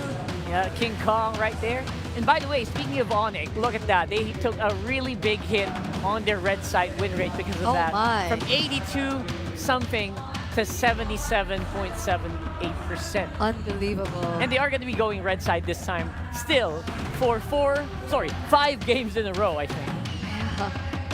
It's been a trend right now for both of these teams. They've been sticking with their sides, and it's crazy. Just in a single series, that's how much you could affect the numbers of Onic Philippines in terms of their red side win rate. So Twisted Minds, they're definitely doing something in this series, and they are literally 1 win away from making a huge statement in the history of MPL Philippines Season 15. This might be the scariest comeback we'll ever see. We are going into game number 5, joined by Renmar from the casters desk. Oh, wow. Wow. Really Same reaction. Setting the bar with a Baksha rush pick. I mean, again, Onic was the team who picked red side here. And I think the difference now is that we can't say for sure like where the Baksha is going at this point. Because earlier it was revealed alongside the jungler and the EXP lane already, but now it's different. Like, it can't go anywhere for now. But given Escalera's performance earlier, there might just be a high chance that this might be another Baksha roll. Let's see. Okay, they go for the Juice and Granger. They get poke, they control. What if they put the Baksha elsewhere? There was a joke that I posted earlier. What is that? To the gentleman here at the casting table. Like, what if this goes to game number 5 and Coach Bonchan says, let's just run it back. Let's just go back to Estes, you know? Wait, now that you mention it, what if, right? Jungle Baksha with a Rome Estes? I mean, I would love to see that. And at most, like, the burst damage we're seeing from Onic Philippines, at most right now, it's just, like, the Granger every now and then. But, okay, they are probably not. Yeah, no, it's not going to be. It's a Jungle Ling. Hey, if it's going to make an appearance, maybe it's on number 5. I don't know. We're not done yet. Let's see. All right. So they needed to put this Baksha in the roam, because if they are going to go Ling, you're going to need that solid front, that solid hold. Because with every lineup that has a Ling, specifically Ling, there's always that risk of you're either gonna lose one of your buffs in the first rotation, or you're gonna die at your second rotation. Yeah. So as long as Twisted Minds can avoid that, they should be on the roll. That's the main condition here for, let's look at Onic Philippines. If they can disrupt the Ling enough that they steal a buff for the first rotation or deliver death onto Ling by the second buff rotation, and that's why they picked up the Hilda. Yeah, and what better way to actually disrupt that pattern from the Ling if not picking up the Hilda, which again was one of the more effective picks for Onic Philippines too, especially when we talk about Kirk, who right now is in front of us and looking very, very serious alongside the team as they draft. But then, yeah, now it's Onic Philippines who might be the one to run out of options if ever they do want to consider which jungler they are going to pick up later on, because right now the Joy isn't available anymore. There's still the Hayabusa, but other options might just be banned here by Twisted Minds. Actually, I really love that you also brought up that there is a really big possibility that this lane will lose out on the purple, especially against a team that really loves to invade in the first place. So yeah, that's definitely going to happen very early on. And they do have the tools to do it. Yeah. I think Twisted Minds really need to commit a Hayabusa ban though. Yeah. That's why I like that Onic, the Twisted Minds also took out the Cho, so you're taking away the best invading roamers. You can still put up a high loss on the side of Onic. It's going to be slower in the rotate, but your threat of being able to invade will still be there, especially if it's going to be paired up with something like a Suyo. Now the Eve pick turns off a tanky jungler option for Onic Philippines. They will be forced to pick up an assassin. If Twisted Minds bans the Hayabusa, most likely it's just going to be a Suyo for King Kong. Okay. And the Suyo right now hasn't been much of a go-to option. I'm sorry, there's still one more option that Onic can go for, and that's something that's been overlooked so far this series, I believe. It hasn't even been banned. It's the Lucas. Oh yeah.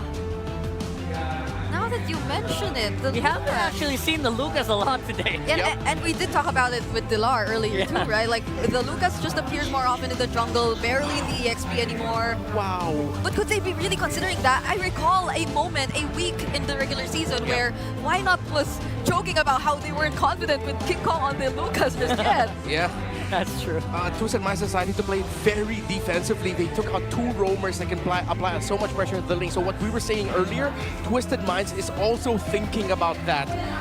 So now the board is open here for a Hayabusa pickup later on. Hayabusa's still there, so they can not overthink it and save whoever they want to put in the role for Brusco later on, since this is likely going to be an EXP Hilda anyway. There are a lot of options too if it's just that. But that's going to be... Whoa. Oh, Wow! Is this for real? This is actually happening. Oh my god! And I think I heard Naisu. I did. Did I?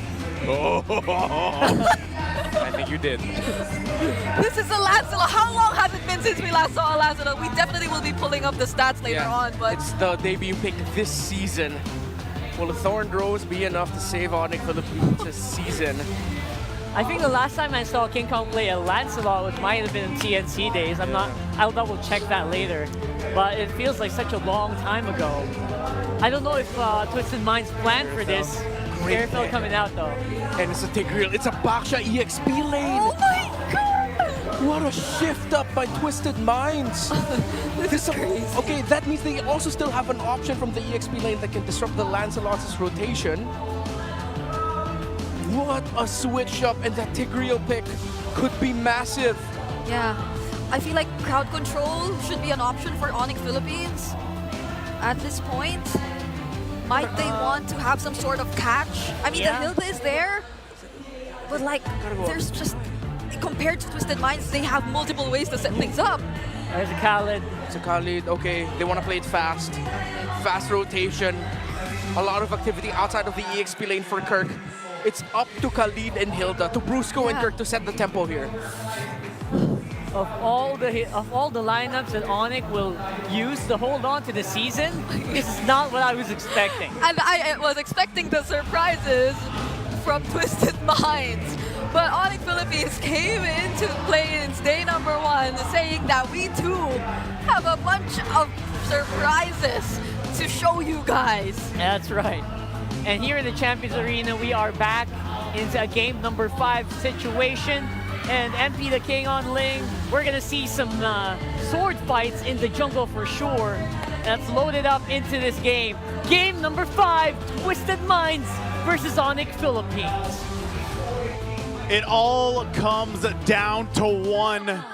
Our defending champions from season 14, our defending world champions, their lives are at stake here. Has their minds been twisted too much? We're gonna find out which team succeeds and goes on in the playoffs. It's all happening now as we jump into the land of dawn. Twisted Minds versus Onic Philippines. Once again, it's me, Naisuingan, and Renmar. And boys, I don't know what to think about this. Is this Lancelot in the hands of King Kong gonna be enough to change some things here? I mean, debut game. Backs against the wall, pressure game for the defending champions. They put off a Lancelot. If ever they manage to, you know, force a snowball from King Kong, it could be enough to beat Twisted Minds. I'm looking more right now at Brusco. I mentioned Brusco and Kirk. I'm also looking at Brusco and Super Friends. Of course, we've discussed it many times this season. The signature play for these two on the Khalid and the Juicin is to get a kill within the first 2 minutes. They weren't able to get a kill right away. That's something that I believe in the scouting report of Twisted Minds they acknowledged. Yep. Because we saw it before so many times that they'll be able to get a kill just with the first minion wave push alone. They weren't able to take that, but now they still apply the pressure onto the rotation of MP the King. Okay. So early action here on the bottom side. And this is kind of interesting too because, yeah, the Boxer was picked up early on in the draft. It goes into the hands of James this time. And Escalera, man, he's had a hell of a series, especially the previous 2 games. If Escalera stays locked in, which he's been the past 2 games from the Guinevere, then to the Boxer, and now on this Tigreal, which we have seen Tigreals change the course of games. That could be really troublesome. James quite low here. Kirk. Oh, now Brusco jumps in the picture. This time Thornrose is going to connect. There's the Sacred Hammer. First blood drawn onto James. Plus the kill onto Escalera as well. Kirk quite low here, but MP the King jumps in. Was able to escape as Brusco focuses his attention on Hajizi. They overestimated that attempt there. King Kong was way too close for them to take that fight, but I believe they weren't able to see him then. They were shocked. And now it's the first turtle going to Onic Philippines. They're ticking their conditions, while Twisted Minds, their potential snowball, already getting melted down quickly by Onic Philippines. Okay, so objective secured. A little poking happening here for the Roams, but that's the thing, you know, we've seen Outplayed step up too. I feel like we just haven't talked too much about Outplayed throughout the series, but he has done relatively well. You know, he's either winning lane against Kelra, and you gotta remember, Kelra, what he's done in the past year and everything that's come with it and being the world champions and everything else, you know, calling him the god in the gold lane, while Outplayed's doing relatively well in that lane, in that matchup, and later on in the game, he is there in those crucial fights, those crucial skirmishes. So that's a big thing. We don't see Irithyll often, but with this kind of composition, it could actually be really good. I mean, think about the, hold on. Whoa. More Rhapsody though. Brusco here. He has a flicker plus Raging Sandstorm. He's not going to commit though. Oh, Super Prince. And they still push this. Wow, they got a flicker out. Okay, so they use the Raging Sandstorm, but yeah, again, King Kong's down. And now next target might be Kirk here. Getting ganked up by 3. Brusco doesn't have resources. Kirk might fall down as James picks up one more. Brusco might be the next target. Forced out the flicker and escapes. Live and die on the hill of Hajizi. The Eve yet again. Great real-world manipulation there at the tip of it, able to catch King Kong to secure the kill onto there. So that balances out the difficulty that Onic Philippines was providing for the early game rotation of MP the King. Now, let's look at the all-time hero stats. King Kong made a name for himself back in MPL Philippines Season 11 with this hero. It was his heroics as a Lancelot, Season 12, that made then Onic Philippines go, you know what? We want to get him in for Season 13. Yeah, and I don't know. I was thinking with Onic Philippines, the way that they were playing earlier on, up top in that top lane, and then they would have that advantage. But I still got to say, Twisted Minds really answering a lot of the pressure that Onic has done throughout the series. and are able to find something out of it. Now that this turtle's up, not sure if they're going to get in position because MP's got to grab his buff, so they just take quick work of it. King Kong will secure that second turtle, but will they force a fight? Oh. MP the King tried, but now forced out the Tempest of Blades here. Whoa. Onic Philippines trying to work on him, and Super Friends will pick up the kill. So they get a turtle plus a kill onto MP. That had to be a misstep. Yeah, it looked like a massive misstep there. MP the King fell off the wall, tried to get that turtle, steal it away. Way too greedy, way too risky.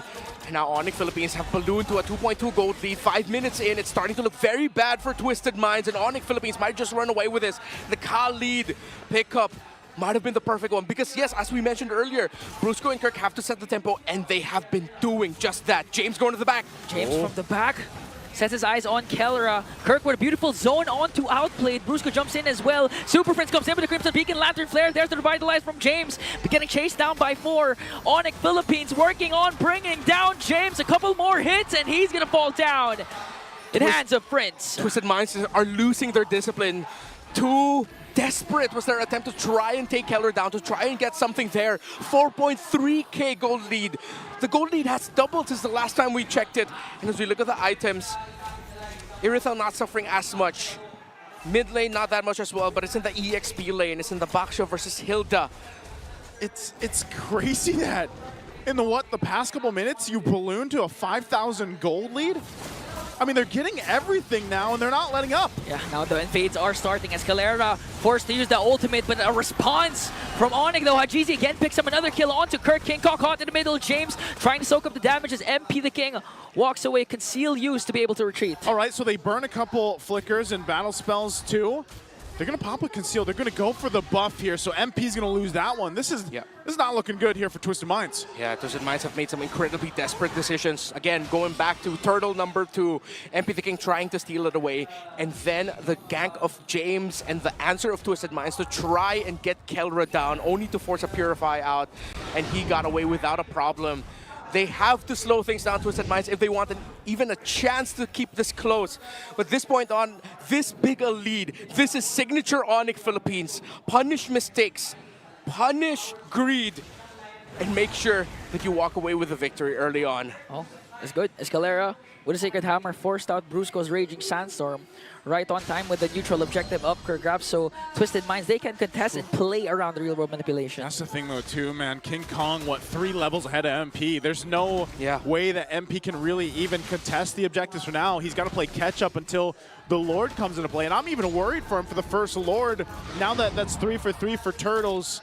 So far so good for King Kong in the jungle. And they're in a great position for that Lord take. Look at all the gold in the hands of Onic Philippines. And that's why you see them fighting on this side of the jungle. They're not afraid to go ahead and take whatever they want right now. So it's Twisted Minds thinking, how do we catch back up into this game? How do we allow ourselves to get in a position to not get totally slammed in this game 5? Because you're looking at a 6K deficit this early on. 8 minutes in the game, that's really tough to be in. Yeah. It has to start again with Escalera, just like Game 3, the Guinevere setups. If he replicates it with the Stigreal, a couple more sets can equalize again, the game and eventually come back from this huge deficit established by Onic.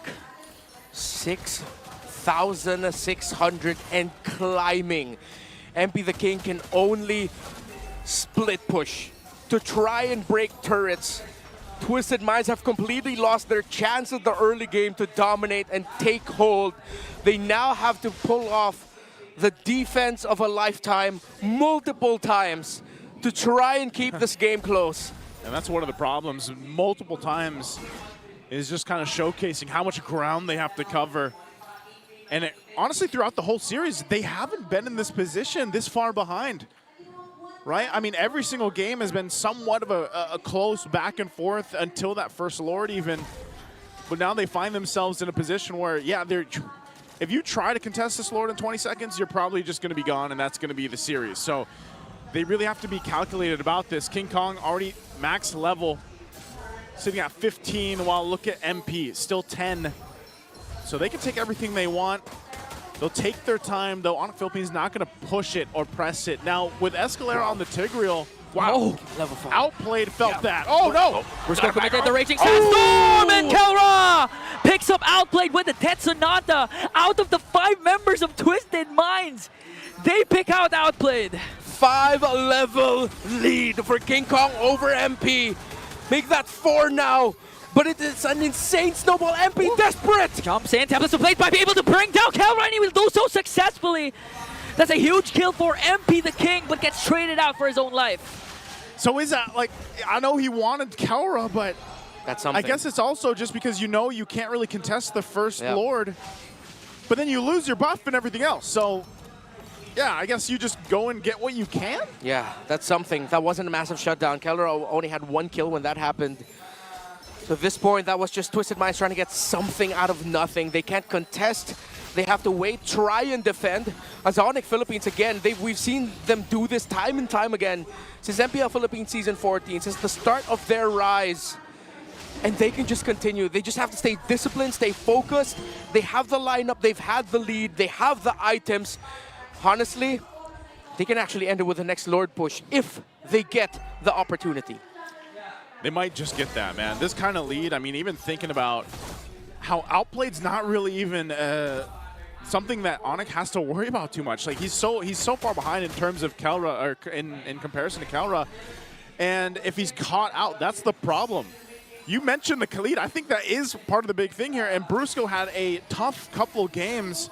But now in this Khalid, oh no, James. James, again, forced out to use the Revitalize with 1 Rhapsody and Lantern Flare. Hajizi already uses the real-world manipulation to try and delay the push of Onic Philippines as everyone's working on the turrets. Look at King Kong. Thorn Rose was able to dodge out the Templars of Blades as Twisted Minds defends all their inhibitors and takes down the Lord. It was a crazy dance King Kong did there. I mean, I know he has like a massive gold lead over them, but he took like what, just a scrape of damage from dancing under the tower against 2?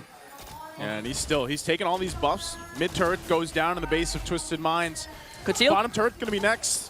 I'm not sure if Onic still pushes it. They're gonna go. Thorn throws and puncture everything just to bring down Hajizi and Escalera. King Kong from the back. Match Outplayed, and that is it. MP the King left to defend, and the defending champions defends their playoff spot.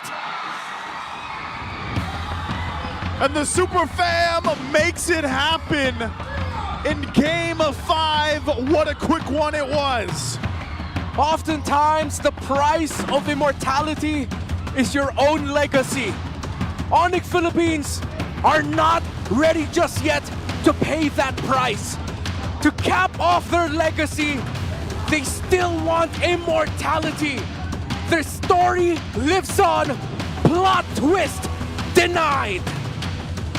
Whew, so close. Again, Twisted Minds, hats off to them.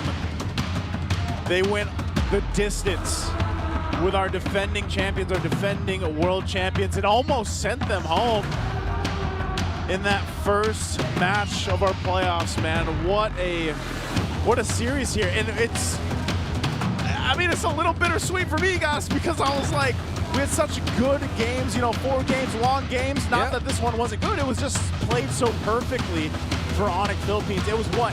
The first Lord push? Yeah. That, you know, hey, if they want to do it like that, they're going to do it like that. And Onic Philippines accomplishes that, and you can see the Super Fam out there feeling good because I know they were on the edge of their seats for that one throughout this series here.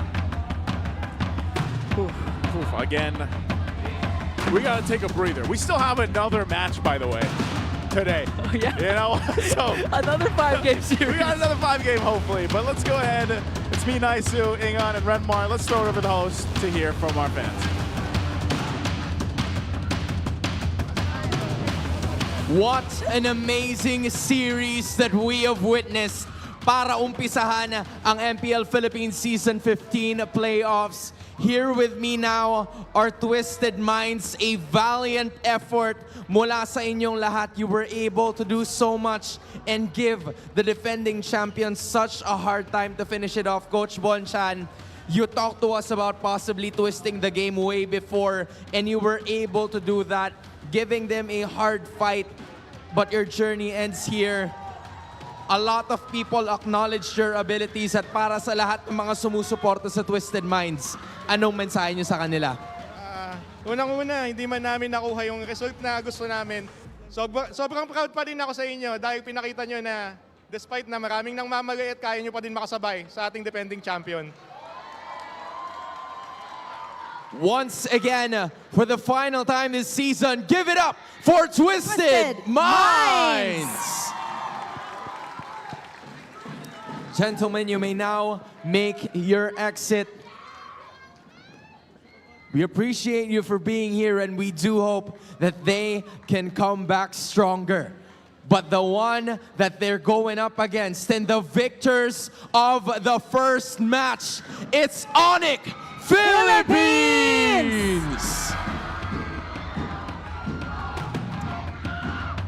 Gentlemen, congratulations, Kelra. I have to go with you first. It was a series that not a lot of people were expecting. Hindi in-expect ng mga tao na magiging ganun ka-intense yung series na yun. Talk to us about the past 3 weeks. What can happen with 3 weeks preparation, especially with all of the teams heading into the playoffs? Yung preparation namin nung sa loob ng 3 weeks, nasulit talaga namin eh. Pero yung ngayon talaga, parang expect namin na yung Twisted talaga yung parang sa amin eh. Parang, ayun sila talaga yung parang may kaya. Parang may kami sa kanila, tulog. May tulog talaga kami sa Twisted. May tulog sila sa Twisted. Kasi sila yung parang team na hindi mo i-expectin ko ano yung mga gagamitin na hero eh. Tsaka mga gagawin sa game. The unpredictability was there. Well, Kelra, you guys won once again. First of all, what time is it? Kelra, ikaw na muna. Oo. Kelra, so congratulations on making it to the upper bracket semifinals. Bukas, yung makakalaban nyo ay Aurora. Ano sa tingin mo ang kailangan nyong gawin para makontinue nyo yung win streak nyo dito sa playoffs? Tingin ko yung kailangan namin gawin, panoorin namin yung laro namin kanina eh, sa Twisted Minds kasi sobrang dami namin matututunan doon sa mga pagkakamali namin kanina sa game. Speaking of Aurora, no, Kelra, ano yung message mo for Domeng Kite? Message ko, good luck, galingan mo bukas. Domeng Kite, if you're listening right now, good luck daw. He Let's probably zoom is. in on King Kong naman. King Hans. Kong, for sure. As of this moment, a lot of people were really looking forward to see you win over that side, over on this side. King Kong, meron bang dagdag pressure para sa'yo at para sa team, knowing that you're the defending champions, for the plan to go back-to-back? Actually, para sa akin, wala naman kami nararamdamang pressure. Lang. Mas nakakatuwa lang kasi mas dumami yung mga tao na sumusuporta sa amin. Yan. Tapos nakaka-proud sila, ang dami nila. Definitely, for sure, kita mo. For you guys, King Kong, I'm one of them. I'm so happy for all of you. Well played, guys. Now, gaano ba ka-importante sa inyong lahat to win this playoffs and then to be one of the representatives of the Philippines? Para sa MSC. Para sa amin sa team, alam namin kami lahat na goal talaga namin na ma-achieve na i-represent ang Philippines sa MSC yan. Tapos, syempre, yung prize pool. Sana nga makita natin yun. No? Yeah, we're gonna keep it at that kasi they are very much motivated para doon. And speaking of which, yung kanilang isa sa mga motivators, Coach, why not?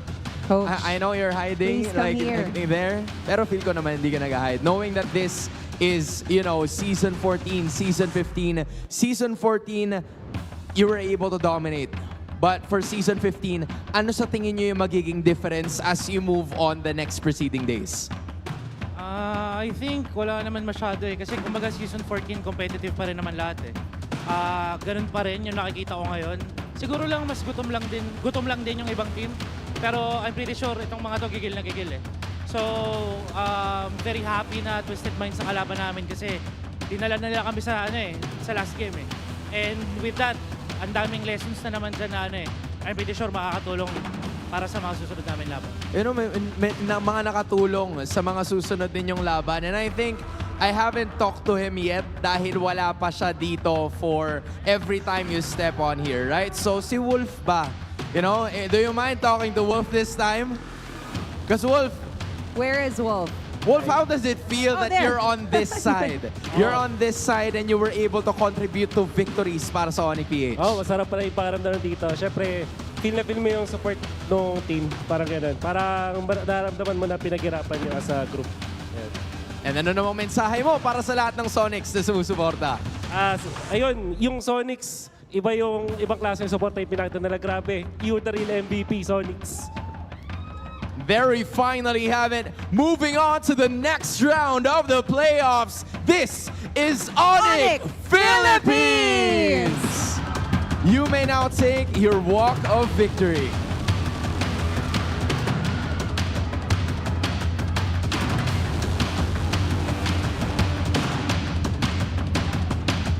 And with that massive win, you may now take your bow.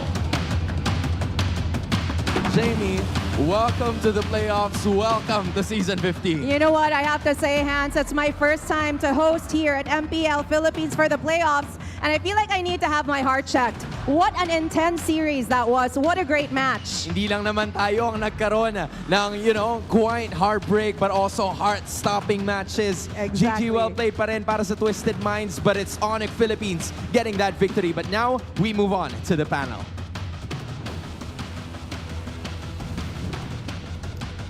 I, for one, also need to get my heart checked for sure after that match. A Game 5 victory for Onic Philippines. Yeah, and just when we thought it would be another close fight, Onic Philippines, alongside the Lancelot, say no, they're ending it in less than 15 minutes, if I'm not mistaken. The fastest, maybe, even, we've seen this entire series. I think so. It's right up there. And again, that's exactly what they needed to do in that lineup specifically, just because the Lancelot does have like a certain ceiling where it will fall off no matter what, like even if you're item locked and everything. So they needed to really close out that game in that specific window, lest you be run over by a Baksha once again. Yep, and it's been a very patient game for King Kong altogether. Like, there were moments wherein he really decided to not take on the fights and just go for other things, which one, I think one of the most notable ones was the mid lane turret, which he decided to take all the while there was a clash happening up top. So we'll see if we'll be seeing that in the MVP highlights as well. Whereas on the other hand, it was also mentioned by our casters, it did feel like to some extent Twisted Minds kind of let go of the discipline. Yeah. It felt like they were just rushing things too much. It was right there. I think they felt it right after these kills actually happened. A tower goes down on top side. The Baksha killed over again, which actually will kind of just make it a lot more vulnerable in the later parts of the game, which we did see. It didn't last as long as it did in the previous games. Yep. And I feel like MP the King wanted to do the same, but since, again, we didn't feel much of the discipline, it's almost like they were constantly trying to engage against Onic Philippines, whereas Onic Philippines were making the smart decision to not fully commit, especially considering that there were other members who were trying to do other things alongside the map, but they weren't necessarily avoiding the fights either. So it was the perfect balance of trying to take them on, but also just simply serving as a distraction so you could do other things macro-wise. And now that was what worked wonders here for Onic Philippines. Again, not even reaching the 12-minute mark. It's just 11 minutes and 59 seconds of them taking full control. That was a perfect time, right? Because you don't want the Ling to farm up. You don't want that Airfield to actually join the fights. And in that game, I barely heard like Outplay's name in any actual outplays. Yeah, I think at most it was during the laning phase, because he was again on Master Assassin, if we would recall in the emblem combinations. Hits hard, yeah. There were moments where he was actually able to fight back against Kelra, even forcing him down or to hug his turret at times, but that wasn't enough in the long run, because in as much as he was able to do well in the laning phase, there was so much more required of him on the Irithel, which again, as you mentioned, they weren't able to reach that point where they could actually expect that damage from him anymore. Yes, the reliability of the Irithel falls off so hard, especially when your enemy jungler is like a Lancelot, right? When your enemy's roamer is someone who can just dive on you non-stop. That Khalid from Rusco did so much to actually control that game for Onic. Actually, this Khalid, one of probably the most crucial pick in the draft for game number 5, alongside the Jushin. Yes. They were just like the perfect fit. That synergy we saw from these two heroes were just able to apply the right amount of pressure so Twisted Minds were probably forced to really act this way. They forced them to lose all that discipline because you were thinking of what to do in response to all the things that this Khalid, this Jushin, and not even to mention the Hilda were trying to do across the map, just trying to deny MP the King over and over again. So I feel like James did receive majority of the pressure and the damage. It felt like a struggle for James, honestly, compared to the previous game. He was really a squishier Baksha compared to the previous games, which is one of the reasons why when it got flexed into, the Baksha got flexed into the XP lane, if you'll notice, like a lot of us weren't like super wow. It was a surprising swerve. It's surprising, but at the same, it doesn't just have that same impact, right? Because as an XP laner, your Baksha is usually left to just stay on that lane, not make any impact in the jungle, not make as much impact, especially on the gold lane. It's on the other side of the map. So that's why MVP here is going to be King Kong, mostly left unchecked on that Lancelot. My goodness. And look at this, the highest gold per minute we've seen yet in this entire series.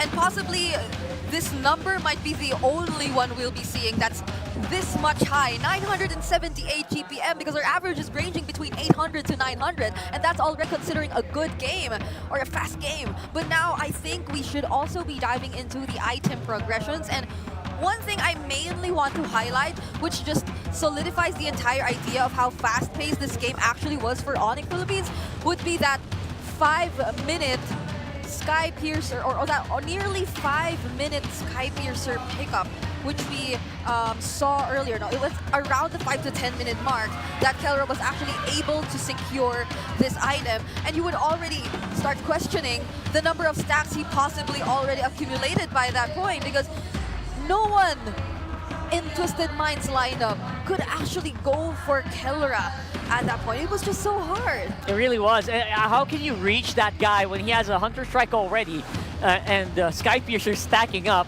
going into a Malefic Roar? Yeah. It felt like, it was so scary, man. It's like, how do you actually do that? And there were multiple bodyguards, honestly, just trying to guard him from all the threat that Twisted Minds were trying to do. And Escalera, towards the 14, I feel like this is earlier, since again, we did close out the game in less than 12 minutes, desperately picked up the fleeting time, even. So there was just this need for them to actually be able to do something, to set things up for his team. And mind you, during the last sequence, he actually was able to land an implosion onto 2 members of Onic Philippines. But how unfortunate is it that they weren't able to include even one of their damage dealers in that particular setup? So that just allowed for Onic Philippines to close the game then and there. And now, the guy who introduced the Lancelot once again, I feel like is another point of conversation we should be looking at, because this is the Sigma we all know, that's King Kong, deciding to use the Lancelot in this very do-or-die game. And if you would see the stats compared to the average, my goodness, from 386 gold difference on average to having 2,000 plus. Just imagine how ahead and how consistent King Kong was in terms of farming. So this is the ultimate definition of the entire turbo farming pattern we were talking about in the keys to victory. Yeah, King Kong embodies turbo farming. Lancelot just wants to go fast in the first place. So who else is better to debut a Lancelot for Season 15 than the Sigma himself? And I have to admit, the Lancelot was not the hero I was expecting It was not, for the Game 5. Yeah. It really blew my mind, and maybe it did blow some Twisted Minds out of the water as well. Oh my goodness. And even looking at the levels, usually on average you see a 12.15 on at that mid game, at that point in time, but he was already level 13. And King Kong has been the guy who introduced to us this entire 9 minutes level 15 kind of trend in the jungle. So it's been something I feel like Moonton has also been trying to address, because what does this guy do in the jungle that allows him to level up so fast? Multiple patches have been tried to be implemented in the game just to try to slow that down. Other heroes getting buffed as well, but then again, that this thing that Onic does, specifically King Kong, alongside his teammates, you know, they've already told that story before. Like, whenever there's King Kong goes to a minion, that's my wave. That's my creep. No, everyone else just back off. Yeah. He rushes to level 15 that way. I don't know if that's true, but it does feel like it. And he always has to mention and name drop his mid duo. He will always attribute whatever he's able to accomplish to his mid duo. And the Khalid Jushin were able to do so much, create so much space. So there's no doubt as to why King Kong was able to do this. Yeah, it felt so easy to do with very high-level talents on your roster. And speaking of high-level talents, let's see how they talk in the mic check.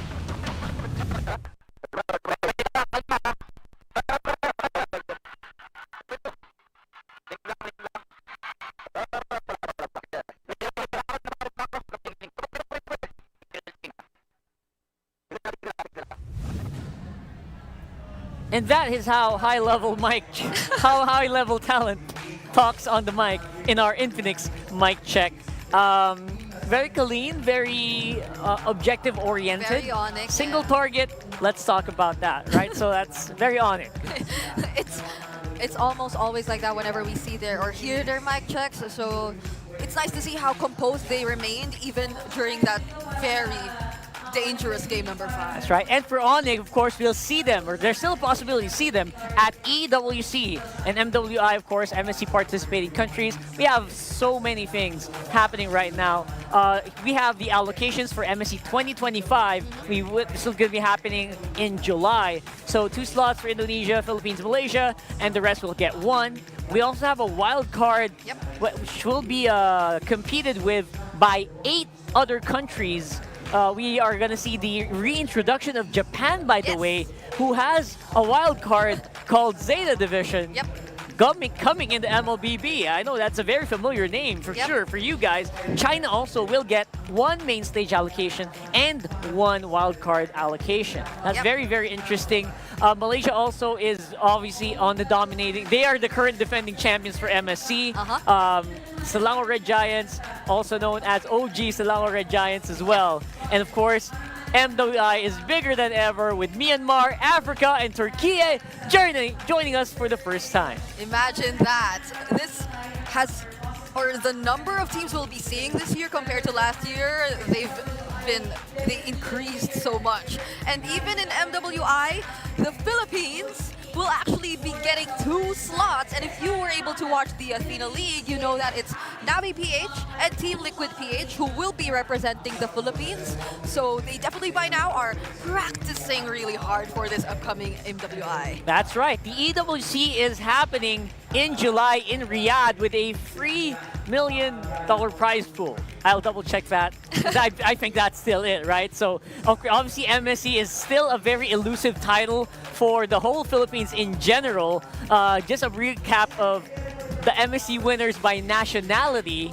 And you'll see in 2017, it was actually not us, not the Philippines. We actually became champions in 2018 when Ader did it. IDNS was the champions back then. And back when MSC was held in the Philippines, it was actually Onic Indonesia who won it. Yeah, and I mean, you can even see RSG, but that was 2022. Like we don't get to see the Raiders anymore. Like at most we get to say the last Raider, but that's been years ago since we last saw the Philippines actually dominate MSC. So this is definitely going to be something we are looking out for this upcoming year, especially as we're yet to find out who is going to be representing the Philippines, because we are still 4 days away. No, actually, we're closer, right? 2 days from finding out who the other one is. That's right. And then 3 days for finding out who the other one is going to be. So that's something for you guys to watch out for, especially the champions and, of course, a runner-up. So in MWI, however, it's the Philippines who is Smart Omega Empress, also now known, obviously, as Navi PH, there you go, who are our defending champions. So these are something that you are all going to have to wait for. Very exciting next 2 months. That's happening between July and August. So again, watch out for social media for all the information regarding these tournaments. And just a reminder, our teams are also, right here, are also fighting for that slot. Imagine the prize pool that King Kong was hinting at earlier. You probably have an idea It's why a big he's been one. doing that expression, right? They definitely want to go for that, but here's the thing. We still have another series, actually. Even if you thought we've had a long day, we still have another one lined up for us. We are just getting started. We're going to see Falcons and TNC right here in the Champions Arena fighting against each other in a best of 5. And for the meantime, again, I have been very happy to see the results of this. Twisted Minds, higher than I expected. Yep. Way better than I expected today. Yep, I am so proud of how they actually were able to perform again in their final series. Just the same as Smart Omega and AP Brand, but this time around, this is different. Like those were literally the world champions, the defending champions that they brought all the way to a Game 5. That's right, as highlighted by Bonchan. So Bonchan and the rest of the team, good luck on the next ones. And Onic Philippines will be joining us tomorrow with another big one against Onic. So that's going to happen tomorrow. Very exciting first match. But again, for the next one, TNC and Falcons, we are going to have a lot of fun talking about that in the panel area later on. So we're gonna have to really catch our breath here. Let's catch our breath. It's gonna be a long day still. I'm Rockhart, this is Brigida, and you're watching MPL Philippines Season 15 Playoffs.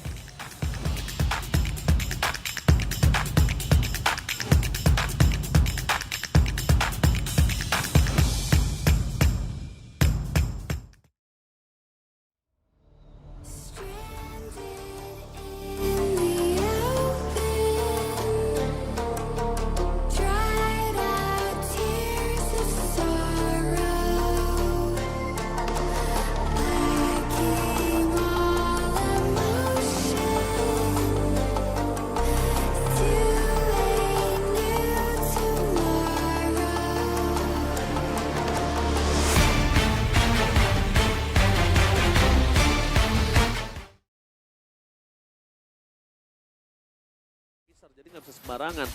Dan kondisi satu turret di arah top lane itu membuat nafas yang segar sih untuk tim Vitality. Karena lihat dari sini, bakal coba dipaksa. Satu buah poin kill gagal didapatkan oleh para pasukan dari tim Liquid. Mencoba untuk kabur dari seorang Soju, tapi jangan lupa Kacel. Perewan Gotlin, masih ada body block. Tapi Spiral of Distraction tidak mengenai siapapun. Dapat Tsunami Slam! Berhasil mendapatkan poin yang dikejar oleh para pasukan dari tim Vitality. Ingat, dari seorang Valentina dia juga punya Tsunami Slam. Jangan sampai Cel termakan. Karena preman Godline-nya tidak ada. Sudah bisa dipastikan tim fight-nya ini akan sangat timpang. Yes, dan itu nice information ya dari Vivian yang tahu nih nggak ada Purify. Langsung diangkat udah Matildanya wop. Nggak ya. Dapat outplate for defensive Vival. Bakal di cover dengan sangat banyak dan itu dia penjemputan yang luar biasa dari tim Vitality membalikan gold mereka. Dan Cel lagi-lagi penggendong handal sebagai gold laner preman kali ini. Berhasil membuat 1100 gold dipegang Vitality lagi. Cuma tetap berbahayanya adalah dari tim Liquid mereka punya dua split pusher bisa dibilang. Joy dan juga Moskov yang sangat fleksibel. Sedangkan Vivo sekarang masih cukup kewalahan dengan jaga wave di bagian bottom lane. Itu ngebuat kuantitas team fight-nya juga berbeda. Ya betul banget, tapi nanti sih Moskova akan berat banget. Tapi Tsunami Slam setelah dikeluarkan, udah ke arah belakang. Dia bisa terlalu sakit membuat Vivian ter-take down. Tapi Fumieko mencoba diselamatkan flicker for defensive dan Cel menjadi target utama.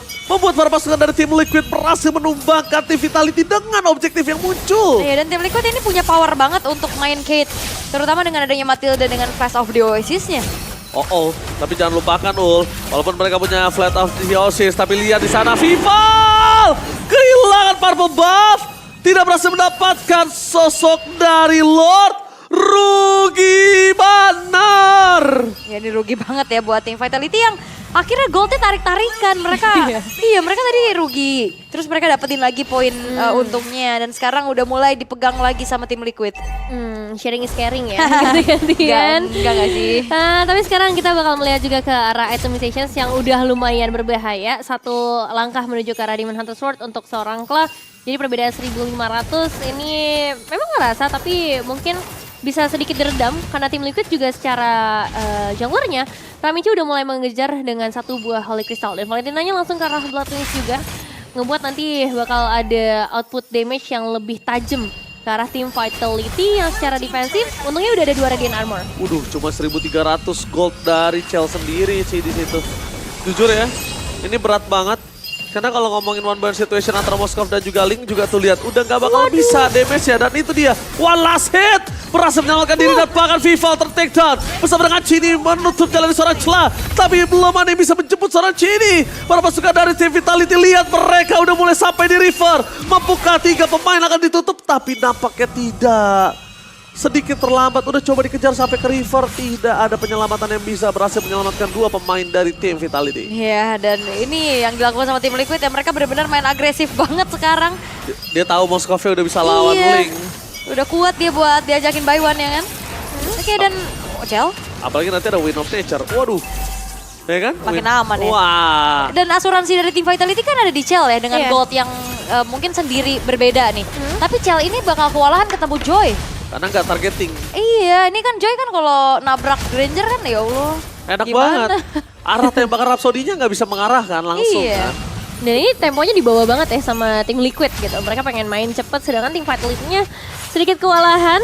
Mereka ya sebenarnya secara kuantitas selalu tertinggal dengan Vival yang masih sibuk di area wave, sibuk di area monster jungle karena memang belum optimal secara itemization. Oke. Tapi sekali lagi dapet tuh, Moskovnya udah dapet menit udah menit 12. Tugasnya udah dijalankan semua ya, kayak main splitnya, buat 1v1 dia juga udah punya power. Dan Vival ini dibikin jadi kayak agak sedikit kewalahan nih. Gak banyak poin-poin kill dari Vival yang biasanya kan kita tahu ya tabrak-tabrak belakang. Tapi itu dia Tsunami Slam! Oh no. Berhasil mendapatkan seorang Cel. Tidak ada damage tambah depan, lihat para pasukan dari tim Liquid Filipina memperkuat dengan tim Vitality. Looking for wipeout. Tersisa seorang diri, apakah lurus karena udah gak ada holy defense lagi. Ini bencana. Oke, bakal dicoba di-trigger kah dengan split dari Link, tapi sepertinya sulit. One strike push. Oh my god, one strike push! Tim Liquid! Gagal untuk mendapatkan split push karena minionnya, tapi ternyata mereka akan memaksakan dengan adanya minion yang selanjutnya. Dan ini dia, Tim Liquid menuju ke game yang ketiga. Oke, dan ternyata tim Liquid ini dia bermain lepas. Tanpa pressure, mungkin tanpa ada sesuatu mungkin yang bisa mereka kejar lagi. Karena kesempatan untuk ke playoff juga ketutup. Sehingga akhirnya bermain sangat-sangat leluasa. Dan dia kelihatannya nyaman banget, kayak gak takut-takut untuk melakukan pergerakan dan tahu banget timing kapan dan di mana mereka harus team fight. Iya, di sisi lain juga kita ngelihat tim Vitality yang sedikit kebingungan. Ada beberapa movement yang cukup membingungkan dan ada satu senjata makan Tuhan ya. Tsunami Slam yang justru bisa dimanfaatkan dengan sangat baik oleh tim Liquid Filipina dan nge-finish gamenya dengan ya bisa dibilang straight push. Oh iya, langsung lurus pakai Moskov, bos. Soalnya kayak kalau Valen ketemu sama Tsunami Slam kan, kita jadi gak purify kan, sebenarnya Valen gitu. Iya. Tapi nggak expect aja gitu kan. Iya, tapi di momen terakhir dapet Cel soalnya kan. Tapi langsung damage dealer. Ketika Celnya hilang udah selesai. Selesai. Gak ada lagi jawaban di situ. Ya. Dari tadi cuma Celnya doang yang punya goldnya tinggi. Karena menurut gua, tadi agak terlalu banyak mereka tuh ke distraksi. Sama apa? Sama di arah mid, sama di arah EXP. Oke, memang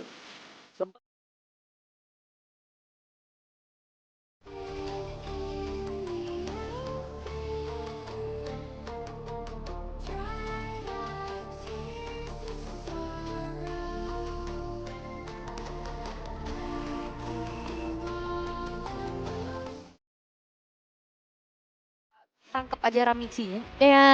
Jadi snowball terus tuh buat Liquid karena Ramichi wah lincahnya. lo ngeliat gak sih? Ini salah satu game Vivian yang jarang banget initiate. Nggak kelihatan Dia cuma sih. dimakan doang.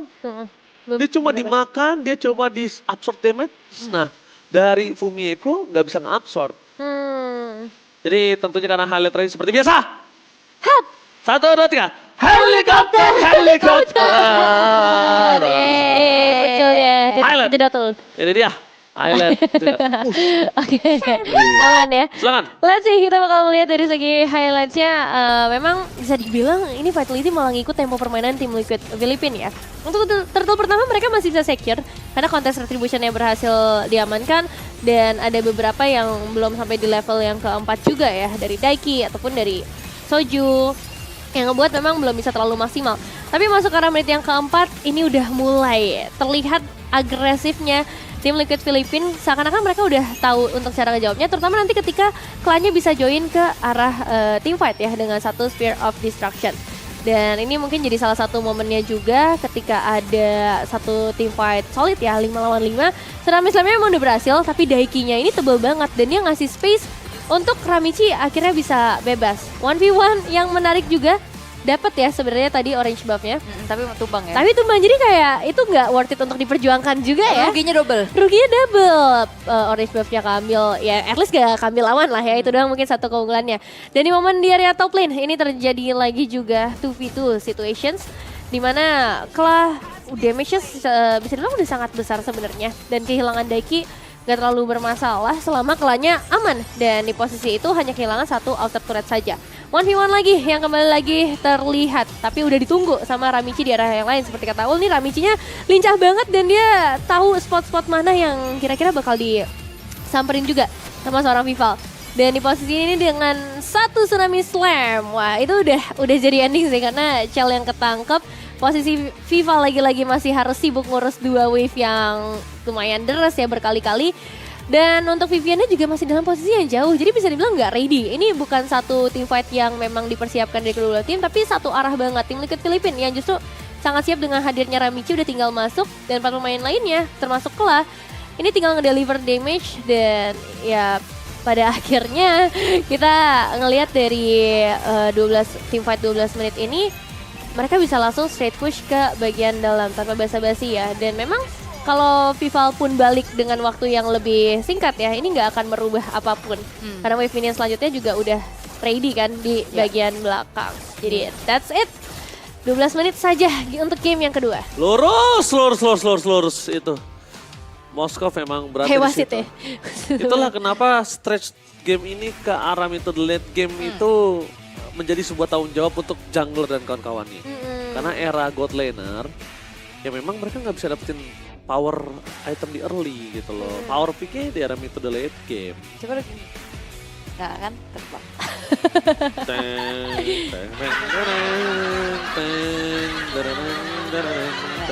Mau kemana Pak? Mau ke MVP. Oh iya, oke.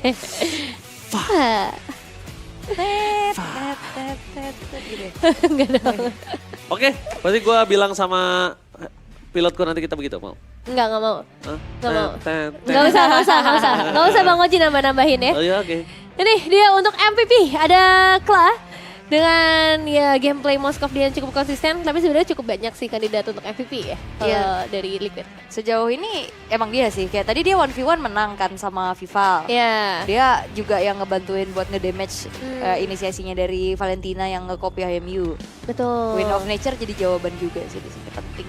Verify jadi dia nggak ditarget. Iya ya, emang bermain secara kesatuan sih bisa dibilang untuk tim Wicked, termasuk dengan hadirnya Ramichi juga tadi. Tapi kalau untuk Kelas sendiri, secara individual, wah dia bisa ngedapetin atomizations-nya dengan waktu yang cukup singkat, yang cukup surprising juga ya. Karena aku kira dengan adanya Granger ini Moskova akan sedikit kesulitan, tapi ternyata dia yang malah bisa dapetin keuntungan. Mungkin dengan rotasi yang jarang dilakukan karya God Lane ya. Yes, dan harapan dari tim Liquid untuk main lepas atau memupuskan harapan untuk tim Vitality ke upper bracket juga masih ada loh. Karena kalau tim Liquid menang lagi di game ketiga, berarti Vitality di lower. Tapi ya itu jadi plus minus juga ya sebenarnya, karena nanti ketemunya sama lower yang dari tim lain juga. Yang mungkin tapi bisa satu nyawa. Ya 1 nyawa sih, itu minusnya. Bakal merubah nasib keseluruhan, tapi kita bakal melihat juga dari segi itemizations di mana untuk teman-teman dari tim Liquid. Daiki ini udah sangat powerful sebenarnya. Beberapa kali kita ngeliat Daiki bisa nge-hold sampai 4 pemain. Meskipun secara item baru di arah Dreadnought dan Immortality saja ya. Dan untuk Ramichi, Wishing Lantern ini udah jadi item pelengkap juga. Tadi kalau nggak salah Holy Crystal diambil duluan ya, yang ngebuat memang secara output damage lebih maksimal, bahkan secara goldnya udah kelihatan gitu, 10.000 gold yang berhasil di-secure. Jika dibandingkan dengan Vival, hanya di angka 7.900. Dan bukan salah Vival juga sih, karena aku ngelihat tim Liquid ini bagus banget targetingnya dari awal. Mereka emang memprioritaskan ke sisi jungle-nya Vival, orange buff-nya dibatasi, bahkan purple buff-nya juga beda jauh sih, 9 banding 4 untuk ke arah purple buff. Itu tuh lebih ke arah ini sih menurut aku, dari plan-nya mereka yang nggak berjalan dengan maksimal sih. Karena mereka udah gunain ke arah kalinya, tapi mereka nggak bermain dengan agresif. Iya, dan nggak melakukan targeting optimal. Iya, targeting optimal. Menurut aku di situ doang. Jadi Sebenarnya kalau ngomongin Vival emang bukan waktunya dia untuk bisa bersinar. Vival ini di arah late game juga. Cuma karena mereka punya Granger dan mereka punya Vivian, kalian ini kan emang butuh follow up damage aja gitu loh. Di saat nggak ada follow up damage ya berat. Sedangkan dari tadi Vivian oke pakai Cho gila luar biasa agresifnya. Tapi ketika pakai kalian kenapa enggak? Turun dikit ya. Iya, aku jadi bertanya-tanya loh di sini. Apalagi kan sebenarnya tadi pas dapetin poin kill di atas, bareng jalan sama Chell itu udah bisa jadi combo tuh. Iya, cukup udah. Apalagi kan ada Skyper stack tadi 10 deh kalau nggak salah, ada 1 gitu kan, itu udah bisa diajak main karena iya walaupun sebenarnya secara gak langsung mau ngambil siapa juga ini harus dipikirkan kembali karena ada Matilda. Matilda ini walaupun mungkin nggak secara pasti bisa nyelamatin dari Guiding Wind, tapi kan dia bisa nge-heal pakai favornya itu loh, ada shield itu lumayan banget pasti untuk membuat kalkulasinya buyar. Jadi menurut gua itu lebih ke arah gimana cara mereka itu kenapa kombonya dilepasin. Karena Moskov ini bedanya sama kayak misalnya Cloud ya. Cloud itu mesti dia punya Battle Mirror Image ya kan. Terus juga untuk hero Harit dia masih punya zaman force. Jadi purify triggernya itu dengan kondisi yang sulit nih nge-trigger ini. Moskov, hero Jalki soalnya. Jalan kaki? Jalan kaki. Kenapa harus disingkat? Iya. Hero jalan kaki. Jadi bisa dibilang banyak banget triggernya. Cukup Dead Sonata Rhapsody, dia sekarat. Kalian gertak cuma gini dong. Gimana sayanya gertaknya? Coba lagi. Kualat lo David ya. Udah cukup gitu lah. Coba lagi. Gue yang kena mental di sebelahnya. Gue yang kena mental. Udah tinggal gini loncat langsung. Gue yang ngegertak. Kan pasti. Gue kabur. Moskov kalau udah kena knock up, purify nyala itu. Benar. Minimal ya. Cuma memang ada beberapa orang, contohnya kayak misalnya Eman gitu ya, misalnya kita lihat, itu apa yang dia baru diangkat banget tuh baru purify. Kalau nggak mati nggak apa-apa nggak pakai purify. Sabar ya. Sabar buat triggernya. Nahan ya. Betul sih, menurut gue yang sangat disayangkan. Jadi kita akan kembali ke laptop. Laptop ya Netflix. Bukan laptop. Apa tuh? Ya udah itu. Tapi ini. Nah ini nih ya, game 3 ini loh harapan dari tim Liquid untuk memupuskan upper bracketnya Vitality. Iya. Tapi karena kan udah gak merubah keadaan buat Liquid. Nah ini bakal merubah keadaan buat Vitality-nya juga. Kalau lo mendingan upper apa lower? Upper lah. Ya udah. Aku lower sih. Karena? Nyawanya cuma 1 Pin. Karena? Santai, sabar. Lower bracket 4. Lower bracket for? Lose. Upper bracket. Itu kan mereka. Iya, lower bracket for? Yang lose. Iya. Karena kalau yang win upper. Iya. Oke, kita bakal melihat dari Darting Phase untuk game terakhir match yang pertama. Oke. Jadi memang kayaknya bakal menjadi hari yang panjang ya. Semangat ya? Semangat. Selena ya? Masih. Kapan gue gak semangat, apalagi liat muka dia. Nah kaliannya ban. Gak usah lo mau main-main kayak gitu. Gak bisa ini, tolong. Jangan bom, udah biarin aja. Help. 2000 sih. Tuh, aku harus tebak-tebak. Iya. Bom manggis. Bisa tapi tebak-tebak nih, ada Selena. Tuh kan. Oh salah meleset. Coba. Nah, udah bisa. Mana? Nah. Salah, Selena nggak di situ. Oh di mana? Lah, kamu di layar kamu nggak di situ? Enggak, di sini. Salah error. Maksa banget sih. Oke. Popeyes lagi ban gak sih? Popeyes ya. Menurut aku juga Matilda sih nanti harus ditutup ya. Matilda Rapture. Iya, Rapture ya cukup mengejutkan. Tapi tetap berasa loh nyebelinnya dengan mobilitasnya yang jadi makin cepat banget. Popeyes sekarang ditutup juga. Iya Popeyes ya, nggak mau ya. Ini Popeyes gak pernah keluar nih manusia ungu. Memang ganggu sih. Tapi kan diwakilin. Moskopa, ungu juga tuh. Ya Glue juga, Yves. Lilia ya kan? harusnya ya sekalian. Iya ungu semua tuh. Apalagi Lilia baru patch kan. Bukan bang, salah ya. Magic Chess itu sebelah. Lilia rambutnya doang ungu, orangnya kagak nih Pin. Emang Moskov ungu orangnya? Enggak, bajunya ungu Lilia. Orangnya enggak. Iya. Moskov orangnya ungu. Ya ungu. Gimana sih dia orang? Orangnya ungu. Popeyes juga. Iya. Dia main apa? Bukan bajunya doang ya? Ya Allah, soli lagi. Sama Bos kopi nggak pakai baju. Skillnya. Bos kopi nggak pakai baju. Cuma pakai celana. Iya juga ya. Ilusi. Glue juga ungu mana bajunya tuh? Kalau Glue iya, full ungu dia. Bang Oji juga. Dia ungu. Bang Oji juga hari ini ungu. Iya.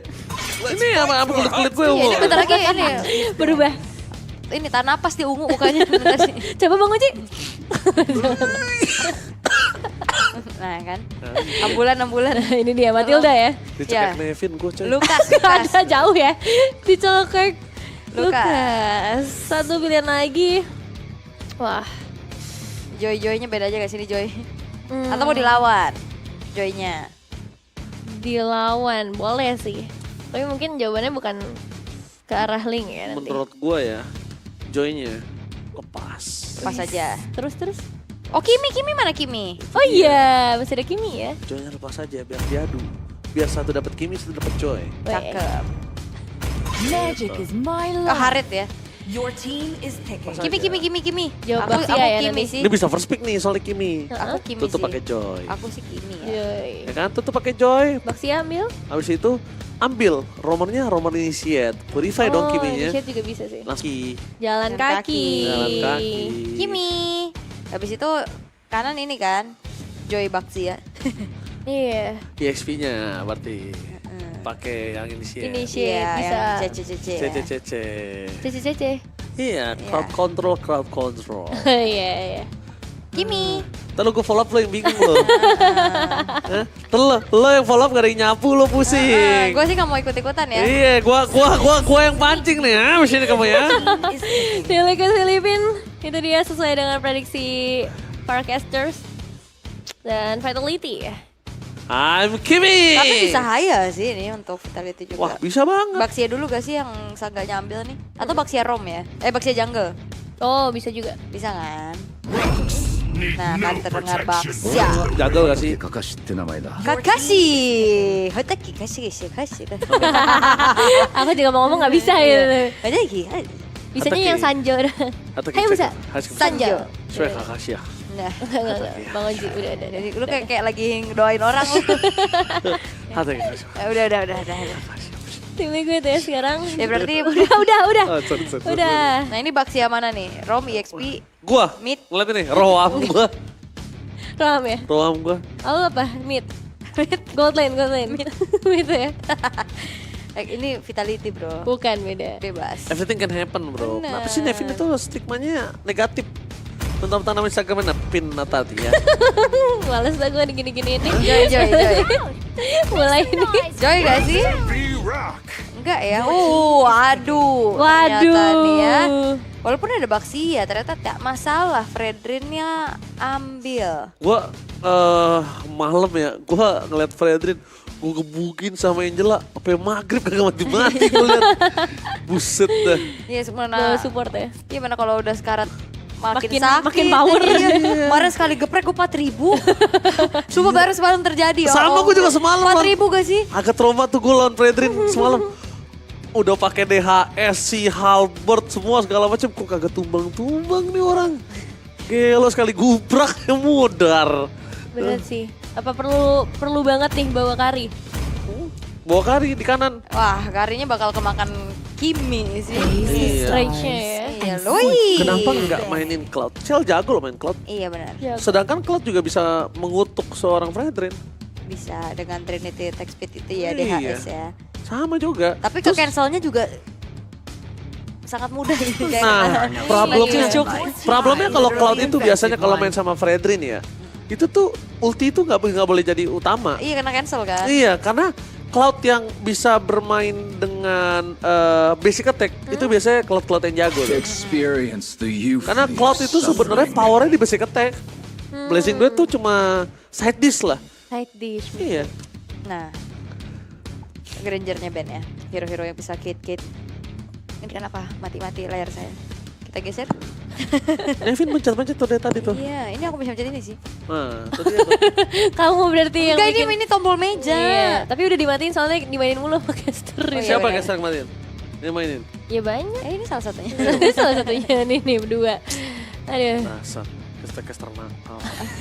Chip, setelah Chip ya, satu pilihan lagi ya, Romer. Selanjutnya tapi ternyata ke arah God Lane terlebih dahulu ada Moskov yang ditutup. God Lane belum kelihatan ya? Sama-sama belum punya ya? Baru sadar juga. Enak dia pick sekarang, God Lane-nya. Ya, ini mau ban Kari, Cloud, Beatrix atau Mati lagi. Banyak sih sebenarnya, dan dari tim Liquid juga mereka harus bawa tipikal gold lane yang punya DPS dan mobility sih. Iya, Cloud udah paling punya ya kan, DPS dan Jadi, mobility. justru buat tim Liquid juga bisa gitu kan. Bener, sama nih buat bisa Vitality kabur-kabur. juga sama. Oh, tidak ternyata Jawhead. Tetap ya. Oh, karena Nah. kemarin dibawain ya Jawheadnya Vitality. Bisa dikirim kan nanti pakai diversion kan. Aduh, capek sih itu Bener. lawannya. Tapi kalau tim Liquid pengen membawa Kiminya di gold nih ya. Oh, geser. Novaria juga bukan pilihan yang buruk ya untuk kayak open map tentunya, biar gimana rumputan ini tidak menjadi bahaya gitu untuk mereka. Boleh sih, blockingnya juga enak banget. Dan juga jauh ya, Jauh. range-nya jadi lumayan sulit untuk dijangkau sama Hayabusa. Atau bahkan sama Baxia juga ya. Safe, tapi let's see Vitality pilihan seperti apa yang akan mereka prioritaskan. Apakah memang mau save gold dulu, karena kan ini posisinya masih rebutan ya. Atau justru ada pilihan lain? Apa tuh? I am the priestess of primal lightning, the hunter of all Masih the gak evil dibuka gods. god laner ya. Iya, dirahasiakan ya. Dirahasiakan untuk si Karena Cell. poolnya juga banyak kan buat Iya. Cell itu sendiri, bahkan Bruno Ini juga. Beatrice juga bisa ngeri. Beatrice Kalau mau juga. main dari front to back bisa Beatrice juga. Ini kalau ngomongin ke arah Beatrix ya, ini malah kombonya itu bisa numbangin si Ramichi. Pakai Beatrice sudah puing. Gitu. Oke, dari tim Liquid Filipina, 2 lagi yang akan diambil. Ya, aku berpikirnya ini Kiminya di gol. Kiminya di gol. Waduh, Kari ternyata ya. Wah, nggak expect sih karya di mereka. Dan sekarang kalau ngomongin ke arah Cloud masih belum cukup sih kalau ngelawan Kari. Iya, Berat banget sih. Iya. Ada baiknya kalau memang mau dari all front to back ini, sekalian aja main Beatrix. Iya, masih karena Beatrix sih. Masalahnya dia punya Louis juga gitu loh. Depannya itu bisa ditutup sama-sama front to back. Tapi kalau mau main ke belakang, gua nggak tahu, gua nggak nyaranin Cloud sih lebih tepatnya. Beatrix kombonya sama Edith juga enak banget nanti. Iya, pokoknya Beatrix itu setidaknya dia punya penetrate burst yang besar dan range-nya jauh. Udah itu dulu. Iya. Sekarang mau pakai apa lagi dia? Kari tadi masih menjadi pilihan. Iritel susah. Iritel lama banget. Iritel tuh nggak bisa tembusin langsung ke atas sama Fredrin masalahnya. Iya, dan ngandarin ulti juga ya, dan ternyata Nathan. Debut pick ya. Buat Nathan nih. Gue nggak expect Nathan sih. Sama. Nggak ada yang expect. Bukan, masalah ini sama-sama dua-duanya nggak bisa pakai win of nature. Sama-sama adil ini. Dua-duanya DPS burst. Yang satu Nathan cuma adalah keuntungan dia punya item 2 aja, dia udah cukup. Kari nggak. Ini ibaratnya adalah versi magicnya Kari. Ya, tank killer, tetap ya. Iya, tank killer. Tapi nggak ada item yang bisa nahan dia. Beda sama juga kayak Kari. Cuma problemnya adalah 2 item cukup. Kari itu 2 item nggak cukup. Karena pasif-pasifnya dari Nathan ini sangat sakit Nathan. Gimana Nepin? Ya, kalau menurut aku dari game yang ketiga ya kali ini, kita bakal melihat untuk tim Liquid Filipina, karena memang posisi Karinya lah harusnya lumayan terancam nih dengan hadiran Loi yang bakal main agresif. Gak ada Jawhead, ada Edith juga. Yang terancam menurut gue Fredrin sama Gatot Kacanya. Gak bakal dia kuat. Oke. Dan kita akan lihat bagaimana debut dari Ramichi juga ya. Kayak di series ini kan mainnya assassin terus. Nanti tiba-tiba udah banting setir nih ke tank jungler. Dan apakah Nathan bisa menjadi jawaban? Karena main front to back agak susah juga sih untuk menjangkau Nathannya nanti. Dan itu dia permainan dari Duality yang akan bermain di depan. Kalau ngomongin karena Nathan, oke.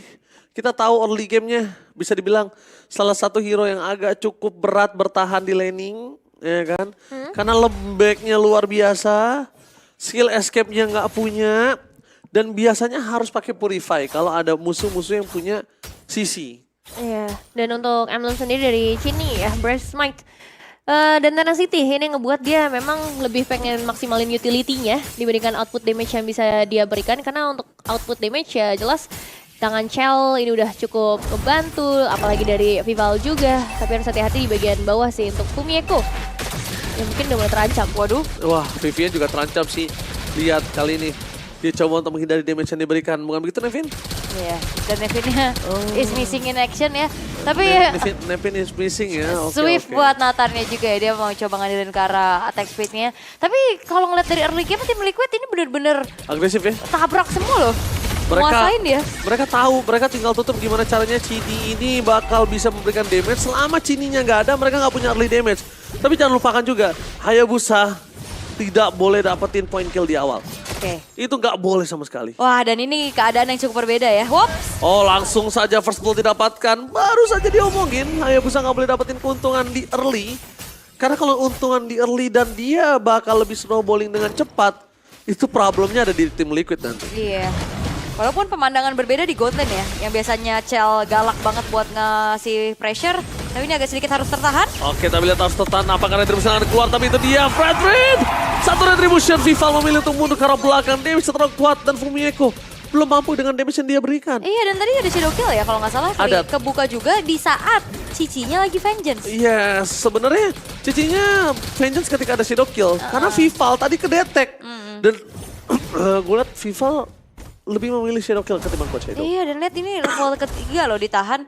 Buat Cell-nya juga dia benar-benar harus bersabar dulu. Dan apakah dari tim Liquid mereka akan bisa memberikan pressure lebih lagi untuk memenangkan game ini secepat-cepatnya. Karena kalau dibawa ke late game, ini bakal susah banget buat mereka. Buat Liquid, Iya. Waduh dilenyapin sih. Depannya gak nyampe 5 detik itu bakal udah selesai. Tapi lihat di depan Sun Traction Pulse, mundur ke belakang Vival. Masih mau lebih shadow kill. Gagal untuk mendapatkan Soju. One last hit. Berhasil mendapatkan satu defensif dengan Avatar of Guardian-nya. Tapi kembali lagi, Fredrin kali ini belum berhasil mendapatkan sosok seorang Baxia. Masih terlalu keras untuk kedua belahnya. Tebel banget ya. Tapi tadi bagus banget sih Avatar of Guardian untuk bisa melepaskan dirinya terhadap satu buah shadow kill. On point sekali dari sosok Soju. Sementara untuk tim Liquid dengan perolehan gold yang cukup tinggi nih sekarang di angka 1200. Setiap lininya juga sekarang lagi coba untuk dimenangkan. Dan bahkan kayak ngeliat dari Fumieko agak sedikit tertahan nih. Satu level tertinggal di bawah dari Daiki. Gimana kalau menurut Nevin Tifa tadi? Hah? Kenapa kok ketawa? Iya, aku menurutku ya Tifa tadi memang jadi satu Yang krusialis keuntungan siapa? ya buat Yang mana? tim Liquid tadi ya. Dengan posisi Ini PH Nevin bukan ID. Liquid PH ya. Iya. Dengan posisi ya Ramichi dapetin satu poin eliminasi juga ya. Iya. Oh gitu. Iya. Tadi berarti krusialnya hero yang mana tadi di tim fight? Iya. Cukup banyak ya yang krusial tadi ya. Padahal yang fight cuma 2 ya, oke. Tadi turtle-nya dapet siapa ya kok? Yang dapat sama Liquid Filipin kan ya? Oke, Turtle balik ya? kita ini ya. Oke, kali ini akan coba di take over dan pakar Retribution dengan point kembali lagi di tangan seorang Fredrin. Tidak ada teleport di Nevin nampaknya, Nevin. Iya. Masih belum ada teleportation yang bakal dibuka. Tapi memang dari tim Vitality dengan Thunderbelt di tangan Idit, ini udah mulai ngebuat dia lebih strong lagi. Nyayur! Wah, enak banget. Nyayur! Abis kah? Enggak sih. Ape habis, Nyayur! Ape sih. pecah turretnya dan bakal lihat di depan sana. Wah. Cel! Berhasil kembali lagi mengungguli dari gold. Sedangkan sebelumnya dia tertahan di stagnan level 3. Iya, dan ini jadi boostingan banget pastinya buat Cell sebagai asuransi di late game-nya juga ya. Yang pastinya juga item dependent banget untuk Cell ini sendiri. Sementara Fumieko sudah mulai ketempelan oleh Daiki, Avatar Guardian. Oke, for defensive dari Cini, tapi di depan sana lihat Fumieko berhasil melakukan clear dan itu dia Cell.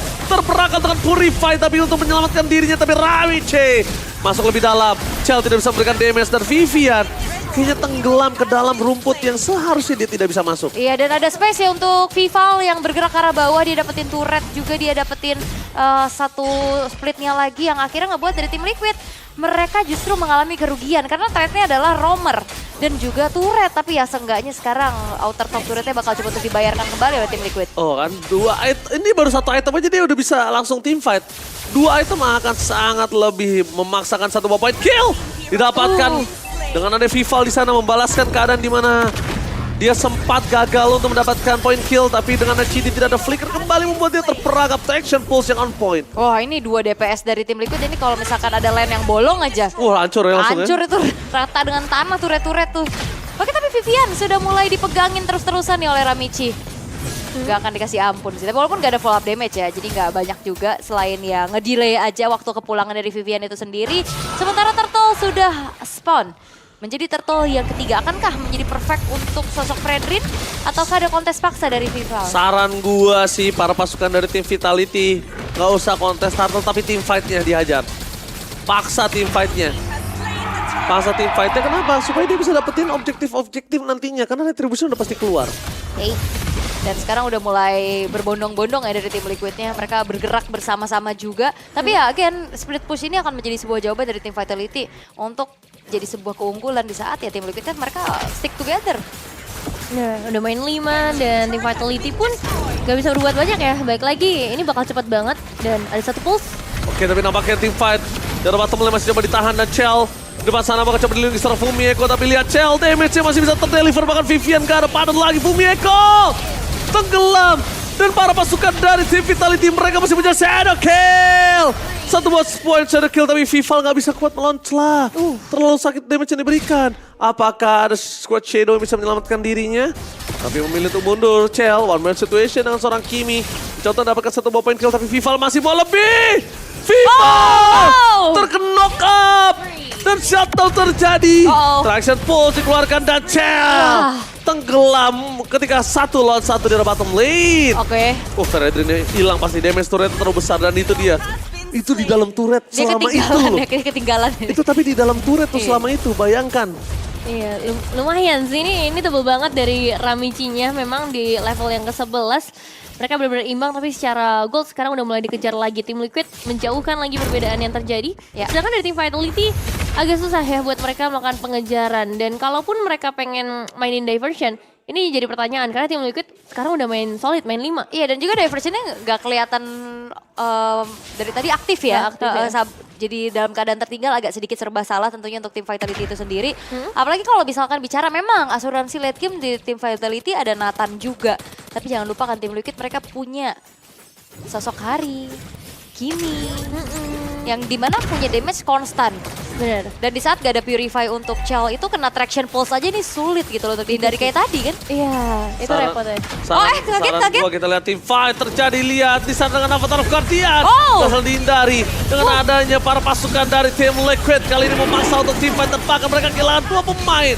Vival mendengar belakang, shutdown kembali terjadi dengan adanya Chini. Menjadi poin kill tambahan tapi last man standing. Fredrin kali ini masih bisa bertahan tapi jangan lupakan Chell. Mau Lord menit berapapun nantinya akan bisa diselesaikan sama Chell. Betul, dan itu dia sebuah diversion yang baru aja kita pertanyakan ya. Akhirnya sekalinya aktif on point. Ini bukan tentang kuantitas. Iya kan, gak perlu banyak-banyak. Lihat tuh. Itu dia. Nathan yang tidak bisa dibendung. Dan ini kita lihat dalam kondisi yang under ya. Karena memang kalau misalnya ngeliat tim fight tadi di area objektif ya, tim Liquid juga agak kebingungan nih dari targetingnya. Mereka pengen dapetin objektif floor-nya terlebih dahulu, tapi di satu sisi mereka nggak mau mundur juga gitu. Ngebuat tim fight tetap bisa dipaksakan sama tim Vitality dan agak sulit memang tadi untuk escape. Ya balik lagi ya, Kari dengan range-nya yang cukup pendek gitu. Tapi tetap harus hati-hati. Tim Vitality, mereka udah mulai bisa maksimalin diversion dari Lui nih. Ya dan ini luarnya juga gak di-clear loh. Dimana Super Wave Minion, Vivi. Traction pulse Vivian di depan sana, maka coba diselamatkan dengan Adisona Chini. Perpasukan dari tim Vitality, mereka jangan lupakan seorang Chell walaupun kuat masih butuh badan. Ketika di depan sana langsung ada Vengeance, masih terlalu sakit dan tidak bisa dibendung, kill spree yang kita didapatkan. Lord masih mampu untuk ditahan oleh para pasukan dari tim Vitality. Iya, masih ada satu wave dari Super Minionnya juga sekarang. Tapi tim Vitality mereka bermain dari tadi berempat terus ya, karena Vivalnya lagi ngedistract di lini yang lain. Oke, dan secara itemizations ya, ini balik lagi untuk Nathan 2 item pertamanya udah jadi. Tim fight kembali terjadi dengan Fumieko! Shutdown! Tebakan traction pulse membuat seorang Chini kali ini hampir saja termakan. Tidak ada Chell, tidak bisa team fight. Jangan lupakan itu. Tidak ada Chell, tidak ada team fight. Kan Chini, memang dia punya damage yang besar. Cuma kalau Chininya nggak punya badan, inilah problemnya Vitality. Dia nggak punya badan, dia nggak bisa deal damage antara Chini dan juga Chell. Ya dan sisi dari tim Liquid ini terlalu banyak sih. Ini chain sisinya sangat-sangat mengerikan, tapi ya itu dia. Permainan diversion hanya untuk bisa ngecek area rumputan aja terlebih dahulu. Dan Chel sekarang udah punya Holy Crystal, ini akan semakin kuat lagi. Atit nih baru.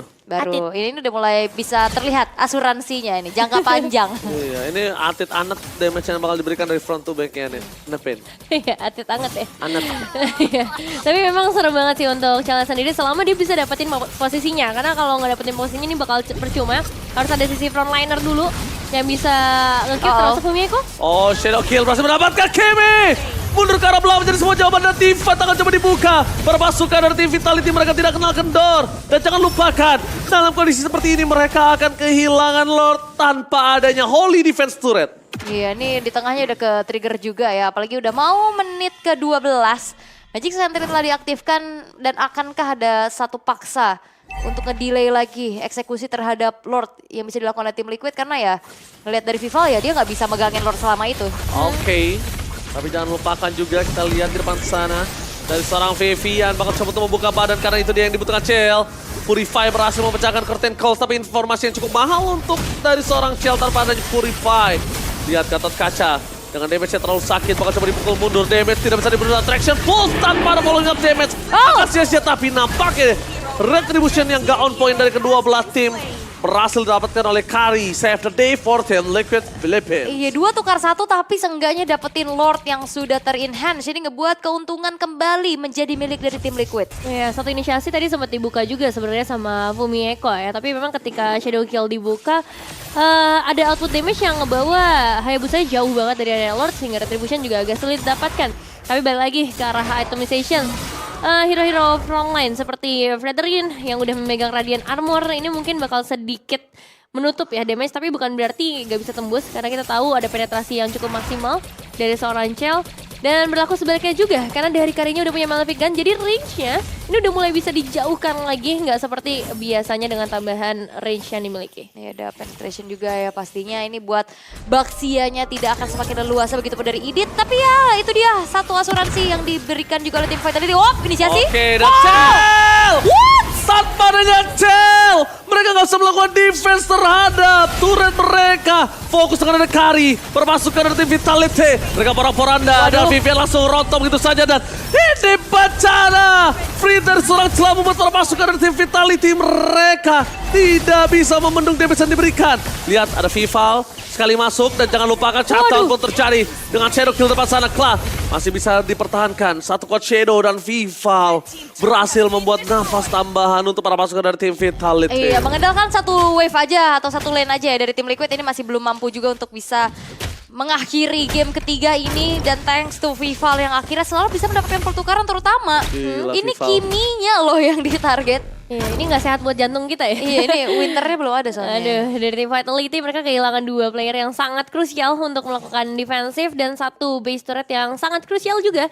Karena ini bakal jadi lane jauh mereka selanjutnya di objektif Lord selanjutnya. Tapi balik lagi ya, ketika kita ngomongin satu inisiasi, bagus banget ya. Traction pulse-nya sih. 2 langsung kena. Gatotnya tinggal tutup belakang, udah gak ada jalan untuk pulang. Team fight kembali terjadi, tapi kali ini lihat Sakaratal mau untuk seorang Fredrin, bakal coba dikejar oleh seorang Vivian. Retribution telah dikeluarkan, tapi tidak bisa terlalu lama. Dan Fumieko berhasil menutup seorang Rameche. Thanks to Fumieko, flicker, initiate power yang diberikan oleh seorang Fumieko membalikkan kembali keadaan yang sudah dirontokkan oleh tim Liquid. Iya, dan seenggaknya sekarang dari tim Vitality mereka dalam keadaan yang offense dan harusnya akan ada trade base turret yang bisa mereka ambil. Wajib. Kalau nggak ada trade ini bahaya. Minimal Vivian korbanin 1 badannya dia. Tukar 2 badan dari tim Liquid itu it's okay, no problem. Oke, dan seharusnya di base turret tengah bakal hancur sih. Oke, langsung ke arah belakang dengan Shadow Kill. Masih bisa dihindari. Vival mundur ke arah belakang, coba dikejar. Coach Shadow masih menyelamatkan dirinya menuju ke arah mid. Jadi diperhitungkan para pasukan dari tim Liquid kali ini mereka sudah kembali lagi ke lane of down. Jadi untuk menuju ke arah Lord yang selanjutnya harus mulai dipikirkan oleh tim Vitality. Yes, dan ya memang bermain disiplin ya itu sangat-sangat wajib juga tentunya. Karena tim Vitality mereka nggak paksa lagi untuk melanjutkan segi tim fightnya. Mereka hancurin base turret tengah dan mereka tarik mundur untuk setup ke area dari Lord yang sekarang sudah mulai dipok duluan sama tim Liquid. Alright, terlepas ada traction pulse kembali menangkan ada Fatal Fight masih bisa dihindari seorang Chel. Free hit, Vivian. Tapi nampaknya Shadow Kill masih bisa diselamatkan dengan berbagai poin. Sini tidak akan meninggalkan begitu saja. Fumieko jangan dilupakan, ini edit bukan sembarang edit. Damage-nya terlalu sakit dan bahkan 1 point kill didapatkan untuk seorang Soju. No front laner membuat tim Liquid harus melepaskan Lord kali ini karena mereka punya carry. Kalau mereka kontes gak wise. Iya, dan ini harusnya bakal di zoning out si Ramichi. Fendrin! What are you doing? Oh my god, untung dia nggak tumbang. Kalau dia tumbang kasusnya berbeda. Nggak ada badan lagi untuk seorang Kimi dan juga seorang Kari. Oh ya, oke.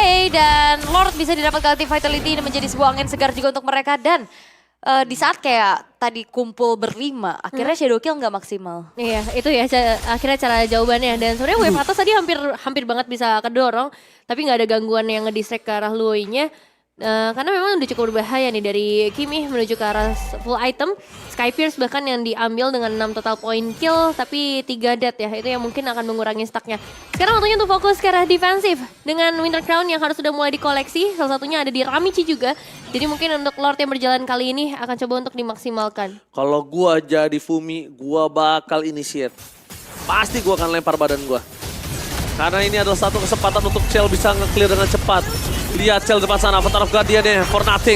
Shadow kill telah terbagi dengan Winter Crown, tidak bisa terlalu lama membuat termasuk dari tim Vitality. Berhasil meng-clear dengan sangat cepat, Daiki depan sana. Double kill dari seorang Chell, dan base-nya menjadi tujuan utama. Vitality still take the series.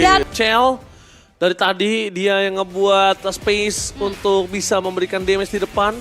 Cuma ketika dia udah ketangkep sekali, langsung lurus. Untung aja masih ada shadow kill dari Vival.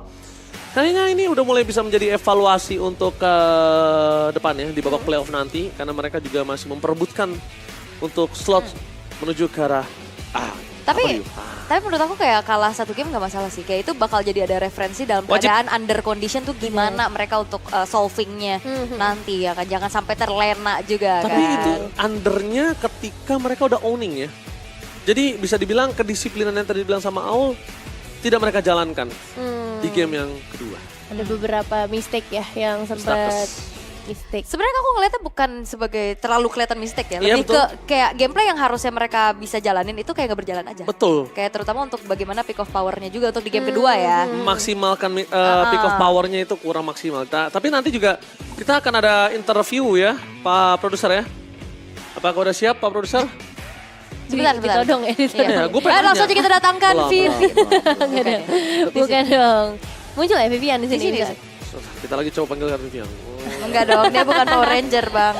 Dia gak masuk Ranger dia. Kalau Vivian masuk Ranger apa dia? Dia Ranger P. Ranger Wing, ini Ranger Emas. Saya Ranger Emas udah karat. Karatan ya. Mas Oji. Mas saya ya, udah mas. Oke. Senang banget lo ketawa lo ya. Gue tembak lo. Gak bisa. Jangan ditembak ih. Jangan. Nanti ngepin. Oke, di love aja di sini gimana? Kita panggil dulu ya. Helikopter. Helikopter sini. Oke. Ker. Oke. Halo Vitality. Halo Vitality. Halo. Vitality. Apa yang terjadi di game kedua Vitality?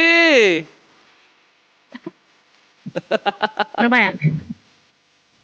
Ya kurang hoki. Oh, kurang hoki. Vivian. Doanya kurang.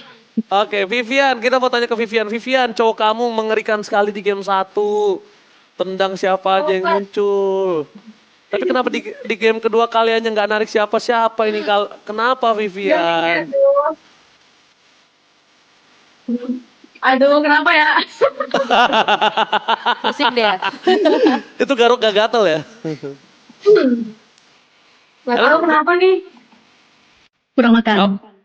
Oh kurang makan. Oke, abis ini Bang Oji beliin makan? Enggak gitu. Oh enggak. Abis itu makan aja. Makan aja. Makan sendiri. Iya benar. Ada pertanyaan lagi silakan. Oke, Cel. Cel kan kayak dari game 1 sampai game 3 kayak gendong banget gitu ya. Konsisten banget nih. Kalau Cel sih ngelihatnya god lane idola Cel siapa sih? Siapa yang gitu? Referensi gameplaynya siapa? Siapa? Kelra. Celga. Tapi gini, Vitality mendapatkan posisi yang sangat kuat nanti di babak playoff. Walaupun tadi sempat harus tegang karena tim Liquid dapetin 1 poin. Tapi menurut kalian, apakah kalian masih ada evaluasi yang akan dipersiapkan untuk di playoff nanti? Pasti ada dong. Tapi tapi apa nih kira-kira yang paling besar yang nggak bakal dilakuin lagi nanti di playoff? Iya. Peklatan. Gak mau. Apa? Bosan peklatan. Oh, yang apa peklatan? Oke. Oke, kalau gitu. Kalau misalnya kalian berada di grand final, siapa satu tim yang pengen kalian lawan? Vesaka. Vesaka. Kenapa nih Vesaka? Tiba-tiba Vesaka nih. Nggak apa-apa sih kan baru-baru ya player-nya. Biar sekali ada musuh baru gitu di playoff. Di final. Wih. Musuh baru. Oke, luar biasa Vitality. Semangat terus, semangat evaluasinya untuk berkembang lagi lebih kuat nanti di babak playoff ya kan. Karena kalian akan mewakili tim Indonesia. Oke, sukses terus. Lancar selalu Vitality. Jangan lupa makan ya Vivian ya. Semangat ya, makan. Jangan lupa. Ya, terakhir. Oh iya, Sebelum closing. Pose dulu. Itu Vival Vival gak ketutupan. kelihatan, Vival geser. Vival. Nah. Sini. Oke, yuk. Oke, siap. Gaya dalam 3, 2, 1. Cekrek. Oke, ganti gaya sekali lagi, ayo. Ganti gaya bebas yang mana? 3, 2, 1. Cekrek. Oke, terima kasih banyak kakak-kakak. Terima kasih Vitality. Sekali lagi, jangan lupa makan ya, semangat. Dadah, see you di playoff berarti ya. Iya, tapi emang jujur loh. Gue juga kalau misalnya belum makan. belum makan tuh kayak misal kita lihat di sini. Enggak gitu. Itu lebay. Kalau itu lebih kekenyangan sih kalau itu kayaknya. Gula ini ya. Gula itu kayak kenyangan ya, terlalu banyak makan ya. Iya. Oke. Nih, mumpung masih ada highlight quarter di sini. Kita bakal melihat terlebih dahulu untuk highlights dari game ketiga yang bikin kita lumayan deg-deg ya. Itu nggak lumayan, itu sangat itu. Silakan Oke, masuk ya. Udah boleh nih ya, masuk ya. Boleh. Oke, masuk ke arah early game terlebih dahulu deh. Kita lihat ya, ini satu teamfight yang tadi sempat dibahas dari Bang Oji juga.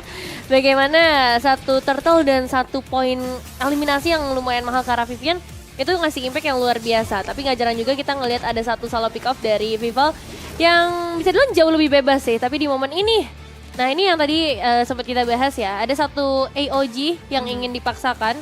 Bentar. Nah, muncul. Satu AOG yang ingin dipaksakan karena ya refleks untuk nge-save Daiki mungkin ya. Tapi sebenarnya dalam posisi ini mereka udah cukup dipastikan bisa ngedapetin ke arah Lordnya. Jadi kalaupun mereka mundur, keuntungan sebenarnya bisa dipegang sama tim Liquid Philippine. Nah, yang akhirnya ketika AOG-nya masuk ya 5 pemain dari Vitality udah jelas akan langsung menangkap. Dan Zaishi ini masih mencoba untuk maju. Itu mungkin jadi satu hal yang ngebuat kerugiannya jadi makin besar. Yang harusnya bisa dihindari gitu. Dan next, masuk ke momen di menit yang ke-11. Vival seperti biasa dia bisa nge-deliver damage dengan sangat maksimal. Tapi pengejaran demi pengejaran juga terus ya dilakukan. Tarik ulurnya bagus banget. Tapi ini dia, Attraction Pulse yang bagus banget. Narik langsung ke arah 2 pemain. Dan di situ tuh bener-bener dua-duanya damage dealer, Chell dan juga Chini. Jadi nggak ada harapan lagi untuk mereka bisa defensif sebenarnya. Tapi untungnya secara wave minionnya ini masih ketolong banget, masih bisa ketutup dengan satu inner turret di area mid lane. Dan masih ada Vival yang bisa nutup Zaishi-nya. Karena kita tahu Zaishi ini bisa ngedorong banget ke arah turret. Masuk lagi ke area perebutan di arah Lord. Ketika Vivian udah tumbang, ini trade-nya juga nggak terlalu gimana banget. Karena hanya satu pemain juga dari tim Liquid Philippine yang harusnya berhasil di take down tadi. Tapi yang paling berpengaruh adalah dari arah Lordnya. Wave sebenarnya di area atas ini udah tebel banget sih. Cuman tetap ya pada intinya karena mereka punya Luoyi, defensif juga masih akan sangat mudah gitu. Dan akhirnya mereka bisa ngebawa Lordnya dengan sangat baik. Untuk momen finishing nggak banyak yang sulit karena Vivalnya juga langsung masuk ke arah Kla. Jadi nggak ada yang bisa nge-clear dengan cepat. Apalagi Kla kan cukup diharapkan ya untuk melakukan clearing ke arah Lordnya. Tapi dengan satu movement kecil itu aja, efeknya berkelanjutan dan mereka bisa dapetin langsung 2-1. Ingat, dari kecil lama-lama jadi besar. Benar. Ya, jangan lupakan. Iya, inget kok. Iya, pokoknya semua itu dari kecil awalnya. Semua masalah kecil jadi masalah besar. Iya. Semua usaha kecil jadi hasil yang besar. Kalau nggak ada usahanya gimana Bang Oji? Kalau nggak ada usahanya, jauh mungkin di Bandung. Jadi katanya tadi kita bakal menyaksikan. Kalau gak ada usahanya mungkin harus kehilangan dulu baru usaha. Iya. Atau dibakar. Oke, yuk kita bakal bahas lagi ya kepada hal selanjutnya ya. Ada MVP yang bakal kita bahas langsung Kita bakar MVP-nya ini dia. Kita kesini geser. Nah, MVP-nya siapa nih kira-kira? Vival Yang kah? dari tadi ngebakar lah, udah pasti. Oh. Iya. Oke. Sampai kebakar juga tuh bus belakang ya. Iya, karena kan tadi juga dia karena itu. tadi flicker terus dia langsung ngebakar juga kan damage-nya. Oke, sebenarnya aku gak tahu nih apa, cuman ya udah lah ya. Gak tau konteks, ya TTA ya. Tapi ini dia untuk Fumieko dengan itemizations yang sudah sangat optimal. Membara dia, membakar Land of Down hingga mendapatkan kemenangan. Itu dia, Fumieko. EXP laner bukan berarti tidak bisa bersinar, brother. Iya, bahkan dia kasih punya damage juga kan. Benar, lihat. Dengan item yang dimiliki 529 KDA, Fumieko deserve MVP. Iyalah, Blade Armor juga udah ada di sana, Guardian Helmet, dan secara damage ya ini sosok XP laner yang emang secara edit bisa nge-deliver damage dengan sangat maksimal kan. Makanya berapa kali ngejar juga dia. Tadi Pak Flicker kan, Iya. lagi mode keluar dari Philax ya kan. Ofensif banget lah permainan dari Fumieko sendiri, dan beberapa kali onwardnya juga jadi satu pembuka bencana selanjutnya ya. Yang ngebuat teamfightnya jadi lebih mudah juga karena inisiasinya udah diselesaikan oleh Fumieko sendiri, inisiasi tambahan bisa dibilang. Ya, dan Blade Armor ini jadi jawaban banget sih. Cancel semua ya, Sangat balik ya, lagi ya. Blade Armor adalah kunci ya. Untuk ngadepin marksman dan juga damage dari Ramichi ini juga lumayan ketahan. Tapi let's see, secara itemizations yang sudah dibawa juga ya, Kla. Sudah lengkap sampai menuju ke arah Immortal. Tadi Malefic Gun ya, yang aku notice juga ini akan langsung ngejawab sebenarnya untuk range-nya. Namun, secara defensif, Team Vitality juga mereka udah cukup ready. Kalau ngomongin dari Vivian, ya Blade Armor dan Radiant ya, ini akan tetap jadi itemizations yang favorite. Gak cuman ke arah physical damage, tapi damage dari Zaishi juga sudah langsung tertutup. Jadi kayak secara natural, Bastia udah counter Kimi, tambah lagi dengan Radiant Armor, ya udah nggak bisa terlalu maksimal. Bahkan ditambah lagi dengan Sky Pierce dari Zaishi, yang kena death 3 kali, itu ngebuat stacknya nggak terlalu tinggi juga. Dan ya celah-celah seperti ini yang bisa dimanfaatkan oleh Team Vitality. Karena kalau di-compare juga dengan adanya Chell, full itemizations yang udah full penetrasi juga. Jadi untuk typical hero seperti Soju bahkan yang nggak ada defensive, cuma ada Athena Shield. Dan Daiki yang cuma Radiant Armor, itu ngebuat damage-nya bisa masuk sepenuhnya. 17 menit ini agak lebih lama ya dibanding di game-game sebelumnya ya. Agak keras ya, karena Team Vitality juga tadi sempat mengalami keadaan yang tertinggal. Tapi ya, in the end match win tetap bisa diamankan juga oleh mereka dengan Rich Girl sekarang. Rich Girl. Chell dengan 825. Chellra katanya. Chellra. Emang salah satu idola kaula muda ya. Tapi kayak panutan Golden untuk sekarang ya. Kayaknya masih... Gua jujur suka Kera bukan yang pas sekarang sih. Gua pas dulu. Karena dulu tuh dia liar. Berarti sekarang udah gak suka? Biasa aja. Padahal dia jago-jagonya sekarang. Dulu tuh liar, dia flicker-flicker ke depan. Tukar satu. Wah. Kayak God Laner gak bisa diatur. Nah itu gue suka tuh pas lagi kayak gitu. Dulu tuh head-to-headnya masih apa sih? Ohab. Bener. Satu lagi siapa ya? Aduh aing lupa ya. Ranger Mas? Nggak mungkin lah. Nggak mungkin. Kita kan top global feeder. Jadi itu dia. Buat kalian semua, Team Vitality berhasil tetap berada di arah upper bracket. Oke.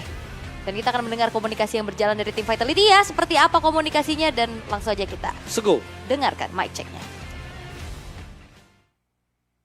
Bisa di udah roda. Dapetin hit, sama door ya. Nadakin. Ambil bom boleh sih guys. Masih nggak kelihatan saya. Sejak. Sabar. Guys. Ini lihat bisa sih guys. Menangin fightnya nih, bisa. Sama lagi. Saya belum ya. Ayo tim. Let's go. Clicker ya harus ya. Saya nggak ada apa-apa. Saya nggak. Nice. Bisa sih. Ada klik. Agak bisa jangan. Lantai. Jangan. Bisa 3 boleh ini depan. Nggak ada klik. Ya depan dulu, depan. Gak tarik ya sih ya. Awas guys. Gak ada flicker ya. Aman ya, aman. Bisa. Enak aja nih. Bisa. Lihat limitnya. Mungkin bisa kan? Baru aku. Masih depan ya, lihat depan. Udah ulti ini. Lihat ya, gue ya. Bisa di depan. Gue rawat belakangnya. Nice ball. Di depan kita front to back. Kemana? Ganti. Ya. Sabar. Nice. Slow. Gak ada yang plot. Nice. Ini di depan. Nice. Gue gak ada retri ya. Orang dulu. Kita udah bagus sih.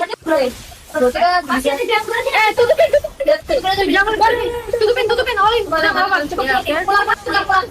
ya. Boleh nih ada loh. Ini sama depan ya. Kalian aja. Kayak kali nih. Tuh ya, kayak tadi. Gue udah diikat guys. Aku front back aja. Cici ke gue. Udah jajan. Udah guys, makan depan. Aman guys, depan. Bisa.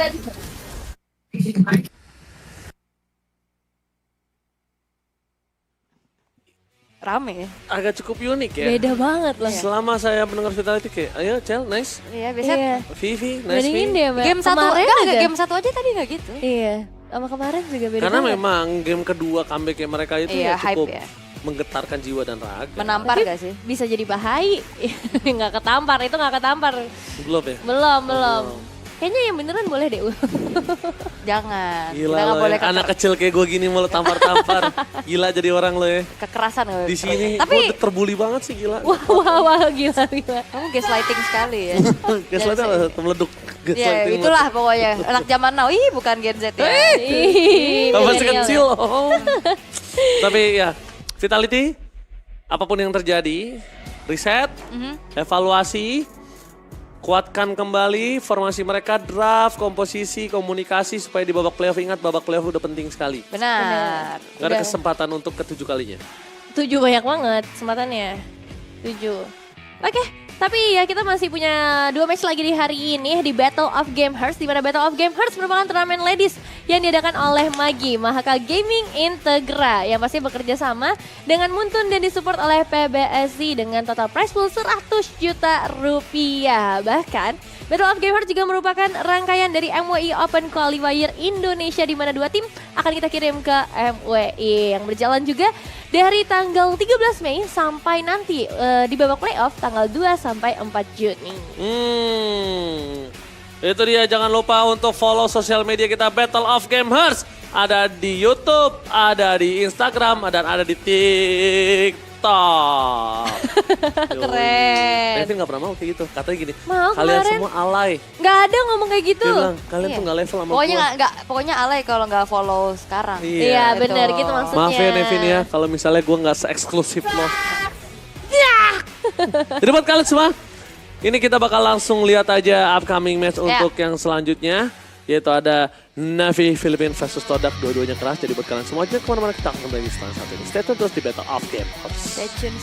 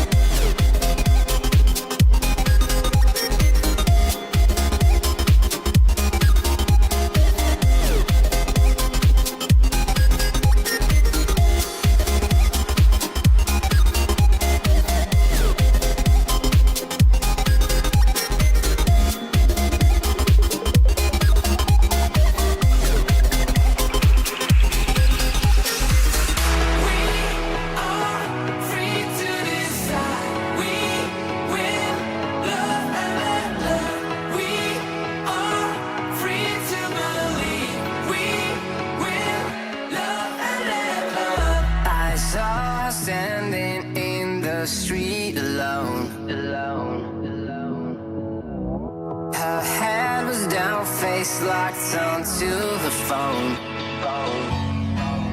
And I wished I'd had a number so I could be color unknown. And then I tell her to look into my eyes and never let it go.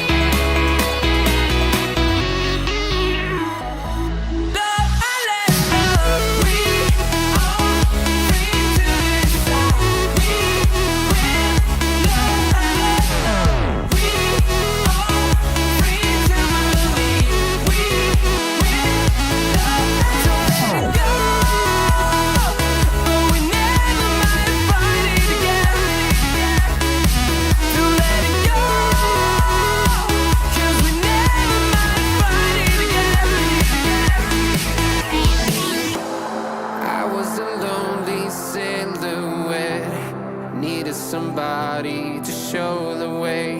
Yeah, I was a heartbeat with no sound till you came around. Yeah, you showed me colors, light in the darkness. You were the only thing I needed. Then we got older, but we stayed the same. Swear that we never lost the flame. Nostalgia, you're an echo in my head. Oh, nostalgia, like a symphony of our memories. Oh, nostalgia, don't you ever slip away. Oh, nostalgia, like a symphony of our memories. Oh,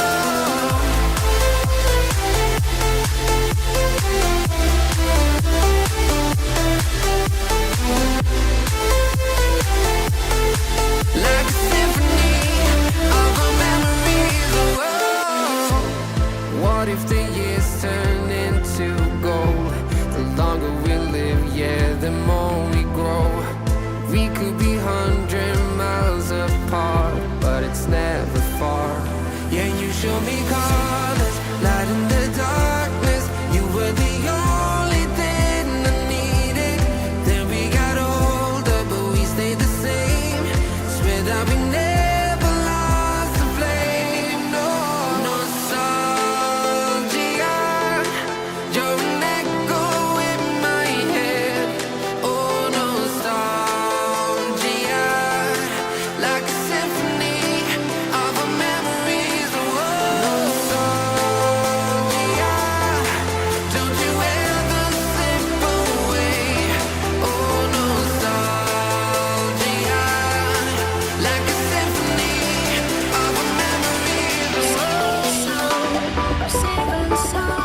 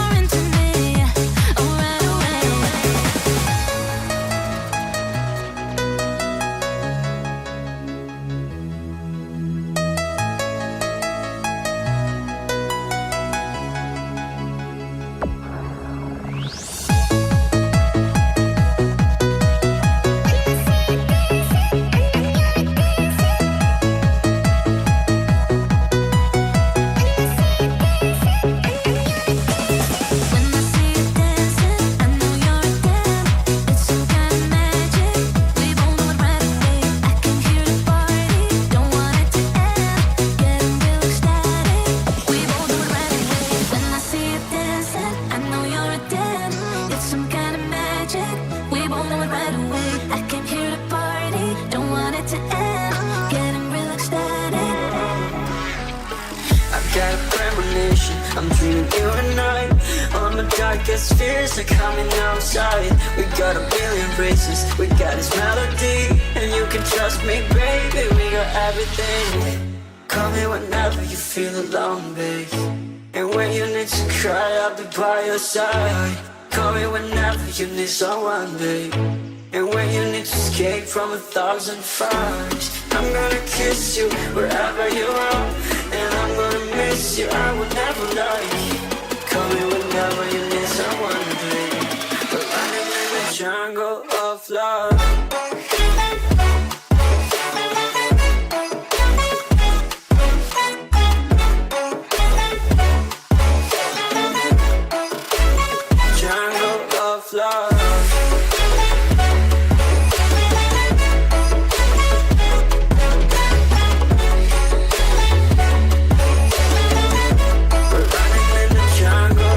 Listen to my conditions, I got you on my mind. You were stuck in my head and I don't know why. We got a billion races, we got this melody. And you can trust me, baby, we got everything. Call me whenever you feel alone, babe. And when you need to cry, I'll be by your side. Call me whenever you need someone, babe. And when you need to escape from 1,000 fires, I'm gonna kiss you wherever you are. And I'm gonna miss you, I will never lie. Call me whenever you need someone, babe. We're running in the jungle of love.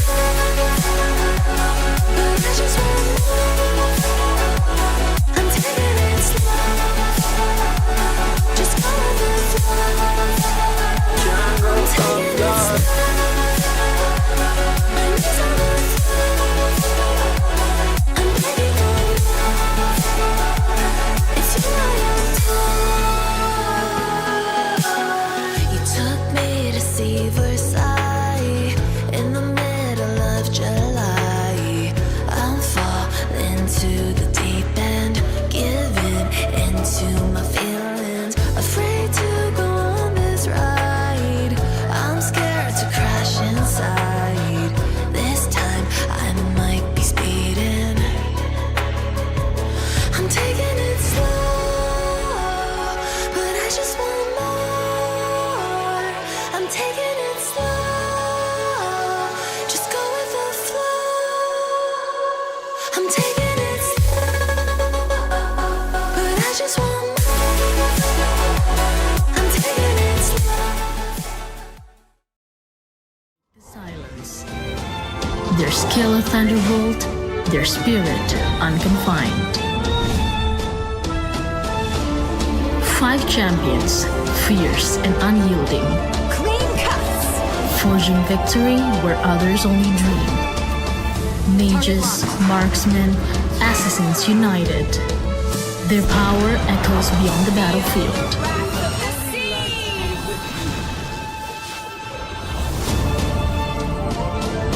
This is not just a victory. This is revolution.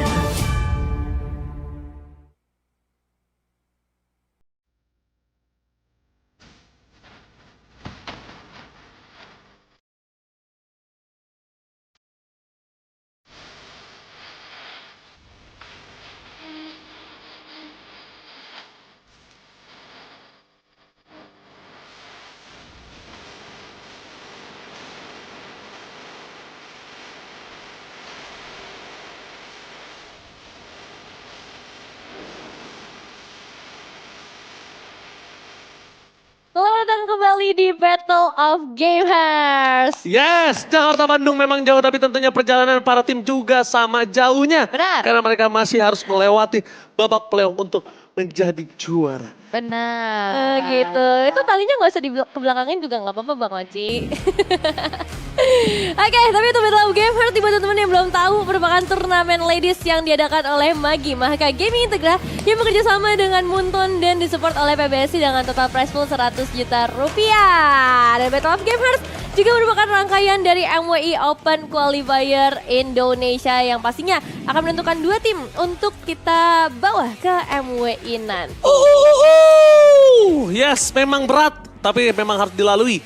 untuk para mereka yang sedang berjuang. Apalagi tadi Vitality berhasil mendapatkan kemenangan dengan sangat berat.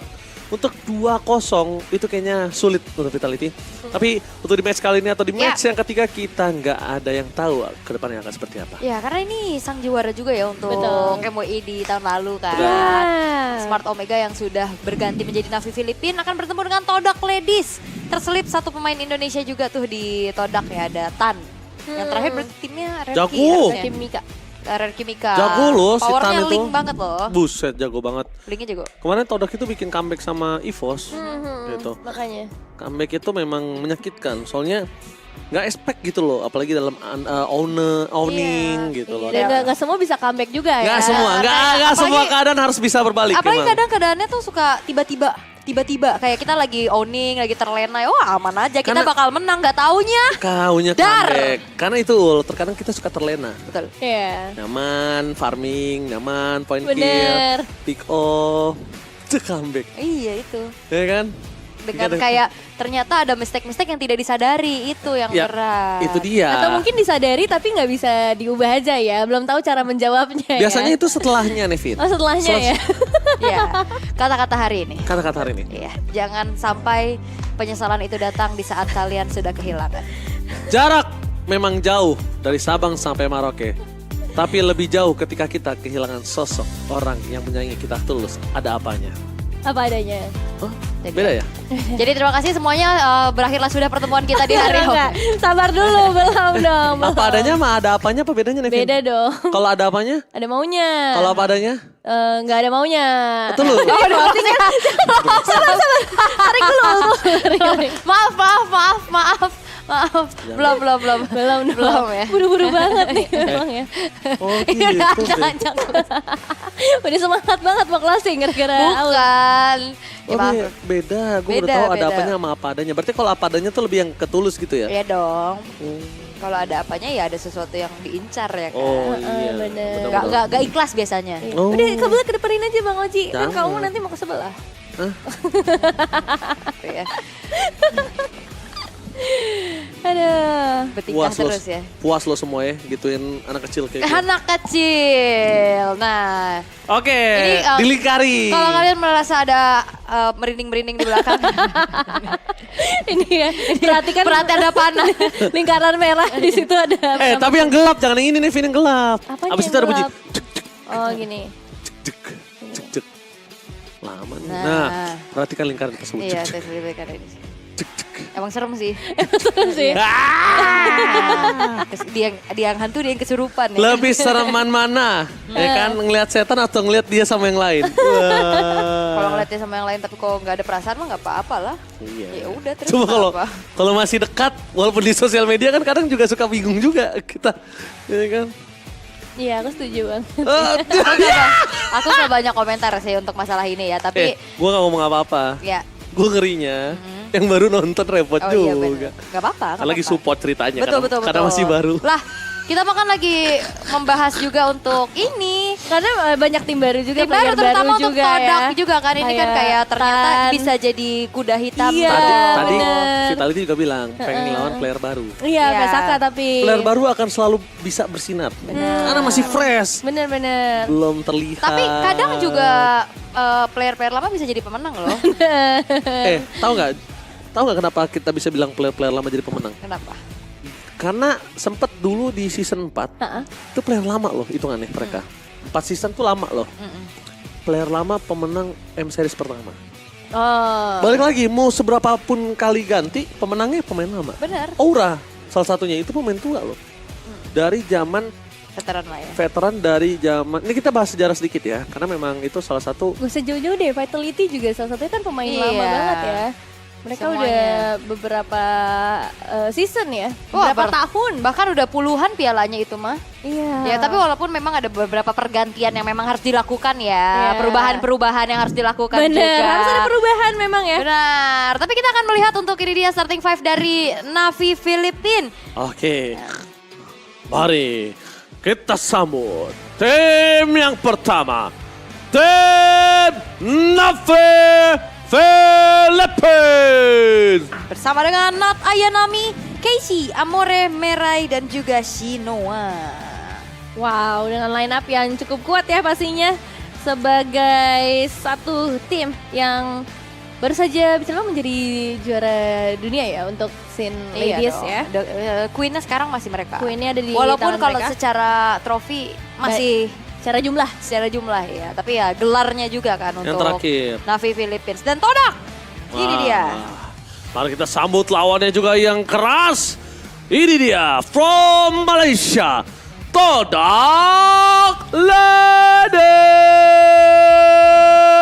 Quintan, Ecstatic, Rosemary dan juga Miku.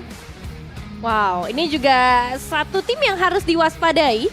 Karena secara posisi, secara match-match yang sudah mereka lalui, mereka berhasil memukau kita semua. Terutama dengan hadiratan juga mungkin jadi satu hal yang ngebuat Todak ini ngebawain satu hal yang fresh. Iya dong, oke.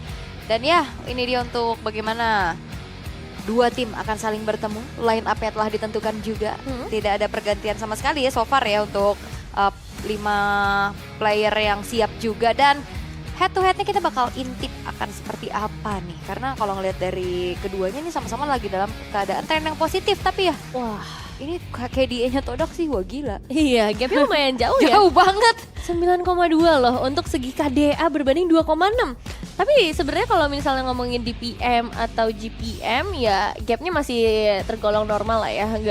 Nggak terlalu jauh, mungkin di sekitar 60%-an. Dan untuk objektif kontrolnya, Lord lebih banyak untuk Navi Philippines, tapi untuk Turtle ini bisa cukup imbang. Jadi kita bakal ngelihat harusnya early game yang cukup sengit. Dan kita bakal bahas juga dari top 3 pick and ban heroes-nya. Seperti apa yang tadi Aul juga sempat bahas ya, power hero dari Tan, ada Link. Yang di sini sampai masuk ke arah top 3 pick. Dan itu yang mungkin nanti bisa dipikirkan apakah akan masuk ke deny pick atau bahkan mau masuk ke arah banning. Karena kalau misalnya ngomongin secara gold laner juga, ini bakal jadi head to head yang menarik nih antara Shinoa dan juga seorang Miku. Dan ini mungkin Miku penyebab KDA timnya tinggi banget ya. 7,6 loh. Ini aku penasaran sih. Apa tuh tanggal 4 bulan 4. Apa ya? Tangannya Shinoa. Oh astaga, dari sekian banyak di layar ya Aul ya. 1900. Oh, 1900 itu 2000 ya? 2000 gak sih? Ya maaf deh.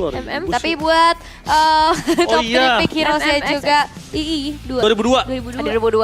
Seumuran sama Nevin. Nah ini Lah, di atas gue 2 tahun. Kalau ngelihat dari Shinoa ya kayak sebenarnya eksplorasi pool hero-nya jadi makin luas loh. Iya. Kayak dulu kan kita ingetnya dia mainnya kan Melissa, betul. Bruno, Ixia. Udah cukup lama ya. Iya tuh udah lama banget kan. Tapi Melissanya mematikan banget. Bener. Traumatis tuh Melissa. Traumatis.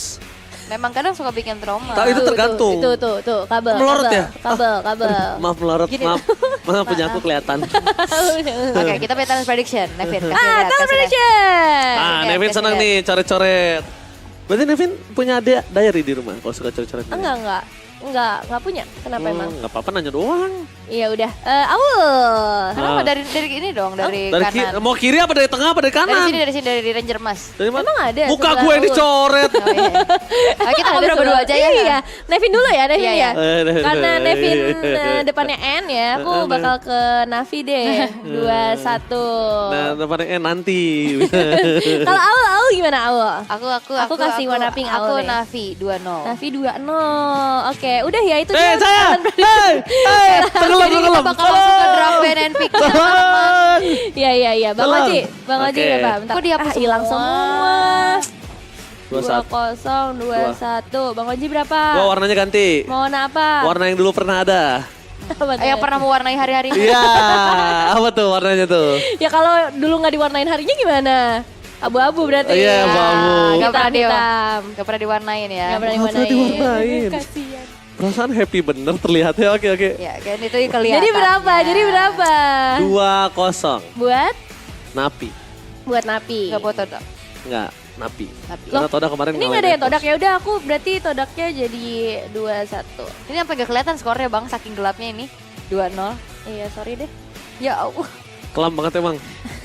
Cuma sekarang udah lumayan berwarna ya. Oh, sangat berwarna dong tentunya, apalagi ada Iya kacau Gamehers malah. Kacau malah. Battle of Gamehers mewarnai hari-hariku. Nah, ini dia untuk talent prediction-nya ya dari para casters yang bertugas. Ada perbedaan, Nevin 2-1 untuk Kodak. 2-0 untuk Navi. Dan itu dia untuk caster prediction. Terus juga kita bakal gini ya Nevin. Kita gak usah anggap dia aja gimana? Iya makanya. Gue udah mulai capek. Iya kan? Menguras energi kan? Enggak lah, gimana bisa menguras energi? Tapi kan kalau masih jauh di sana, ntar pulang baru menguras energi. kita intip dulu untuk ininya deh. Mana ya? Nevin senyum mulu ketawa, karena bahagia banget. Happy. Emang happy banget sih. Dari kemarin enggak emang? Happy. Ini dulu, sorry. Happy. sorry maksudnya. Sekarang di grup apa sih ini? Gue kan jadi penengah aja di sini. Gue juga, gue di sini penengah. Grup B. Grup B ya.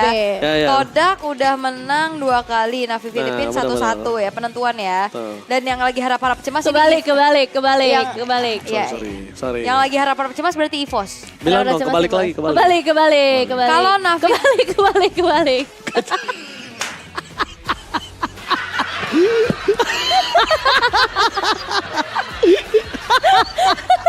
Karena kayak ngejar Aul ya. Ayo. Yang ini harus dirayu. Ayo tanggung jawab. Ayo, kita rayu. Aul.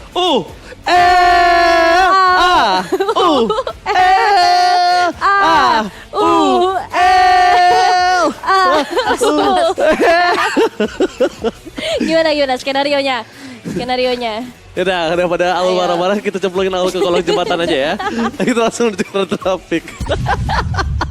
Gimana skenario-nya nih Aul nih? Kayaknya kemarin biasa-biasa aja nggak guys? Kok sekarang agak riwa ya?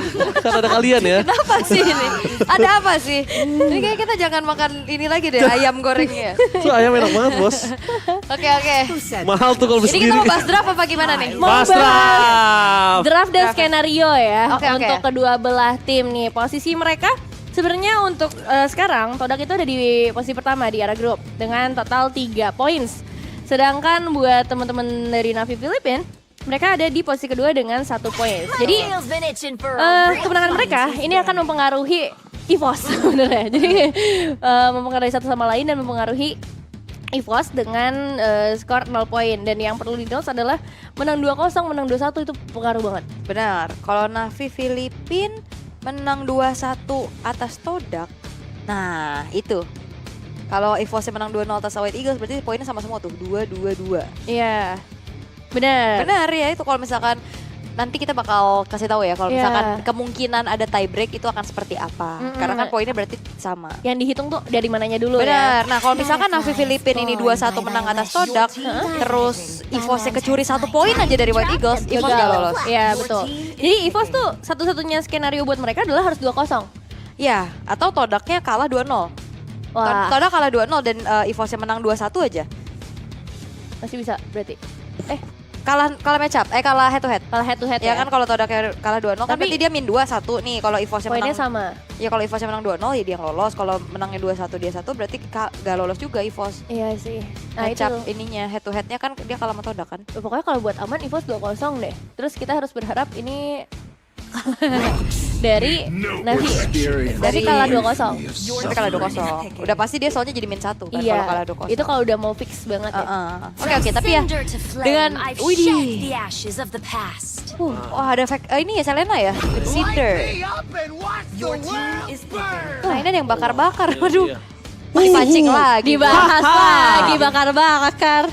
Iya bakar semangat tentunya. Bakar semangat, buat keduanya. Haha. Api. Haha. Itu tapi Xbox begitu, bener gak? Iya benar. Tapi kalau dari zaman dulu Baxia nih memang lumayan bisa dijawab sama Xbox kan. Bener kehalang ya. Jadi tapi XP mungkin kalau Xbox sekarang. Kalau Baxia kan bisa di roam.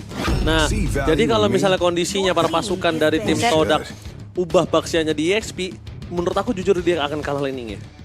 Dia akan kalah laning, dia akan berat banget untuk bisa kembali lagi ke posisi yang awal. Itu akan sulit. Karena dia udah pasti kalah di laning ya. Nah ini tebel-tebel banget lagi dari Todak, buset. Peredrin Baxia. Lumayan ya. Iya ini bakal ngebuat dari Grangernya free banget harusnya, tapi seenggaknya dari Navi Filipina mereka punya joy buat masuk ke belakang. Kalau mainnya front to back susah. Tapi Selenanya yang agak pusing sih ini.